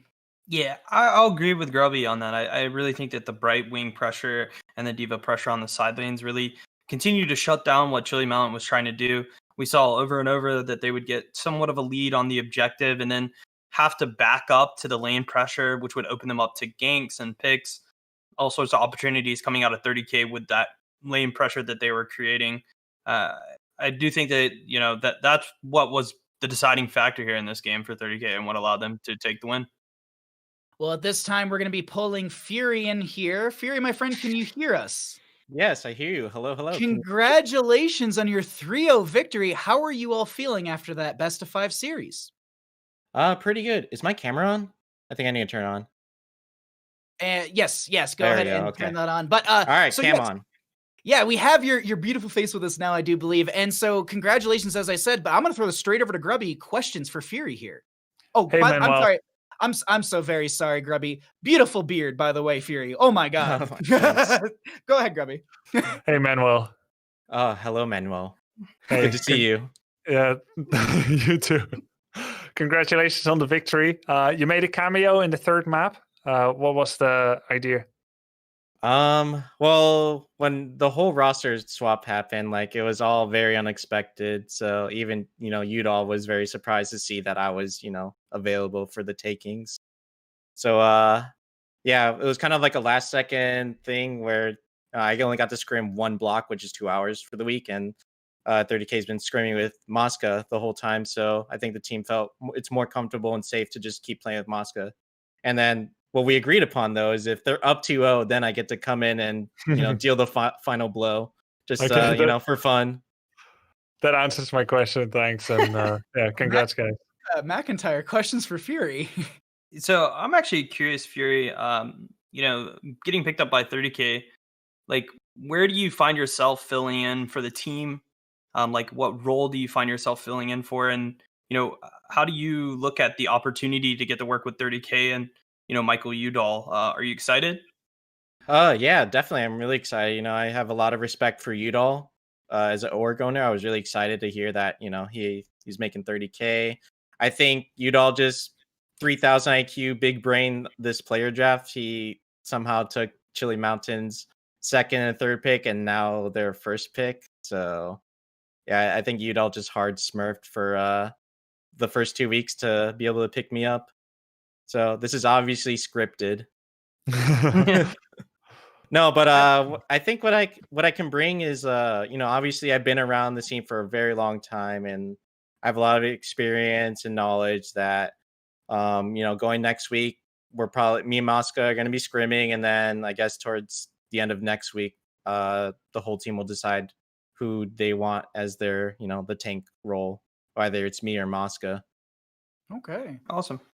Well, thank you so much for this interview. Before we let you run out of here, Fury, any shoutouts that you'd like to give? The floor is all yours, my friend. I mean, I guess shout out to Chili Mountain for releasing me. That Uther game from CPX was a little monka. But no, shout out to 30K for picking me up and allowing me to play in this final match. It was a lot of fun playing against my old teammates. As always, the Fury's a problem. I come back, I beat my old team, yada yada, just same old stuff. But yeah, I had a lot of fun that game. I just, play Diablo, chill until I get 100 souls, and I'm unkillable with a Brightwing Z. So yeah, shout outs to 30K for letting me, stomp my last team in the last game.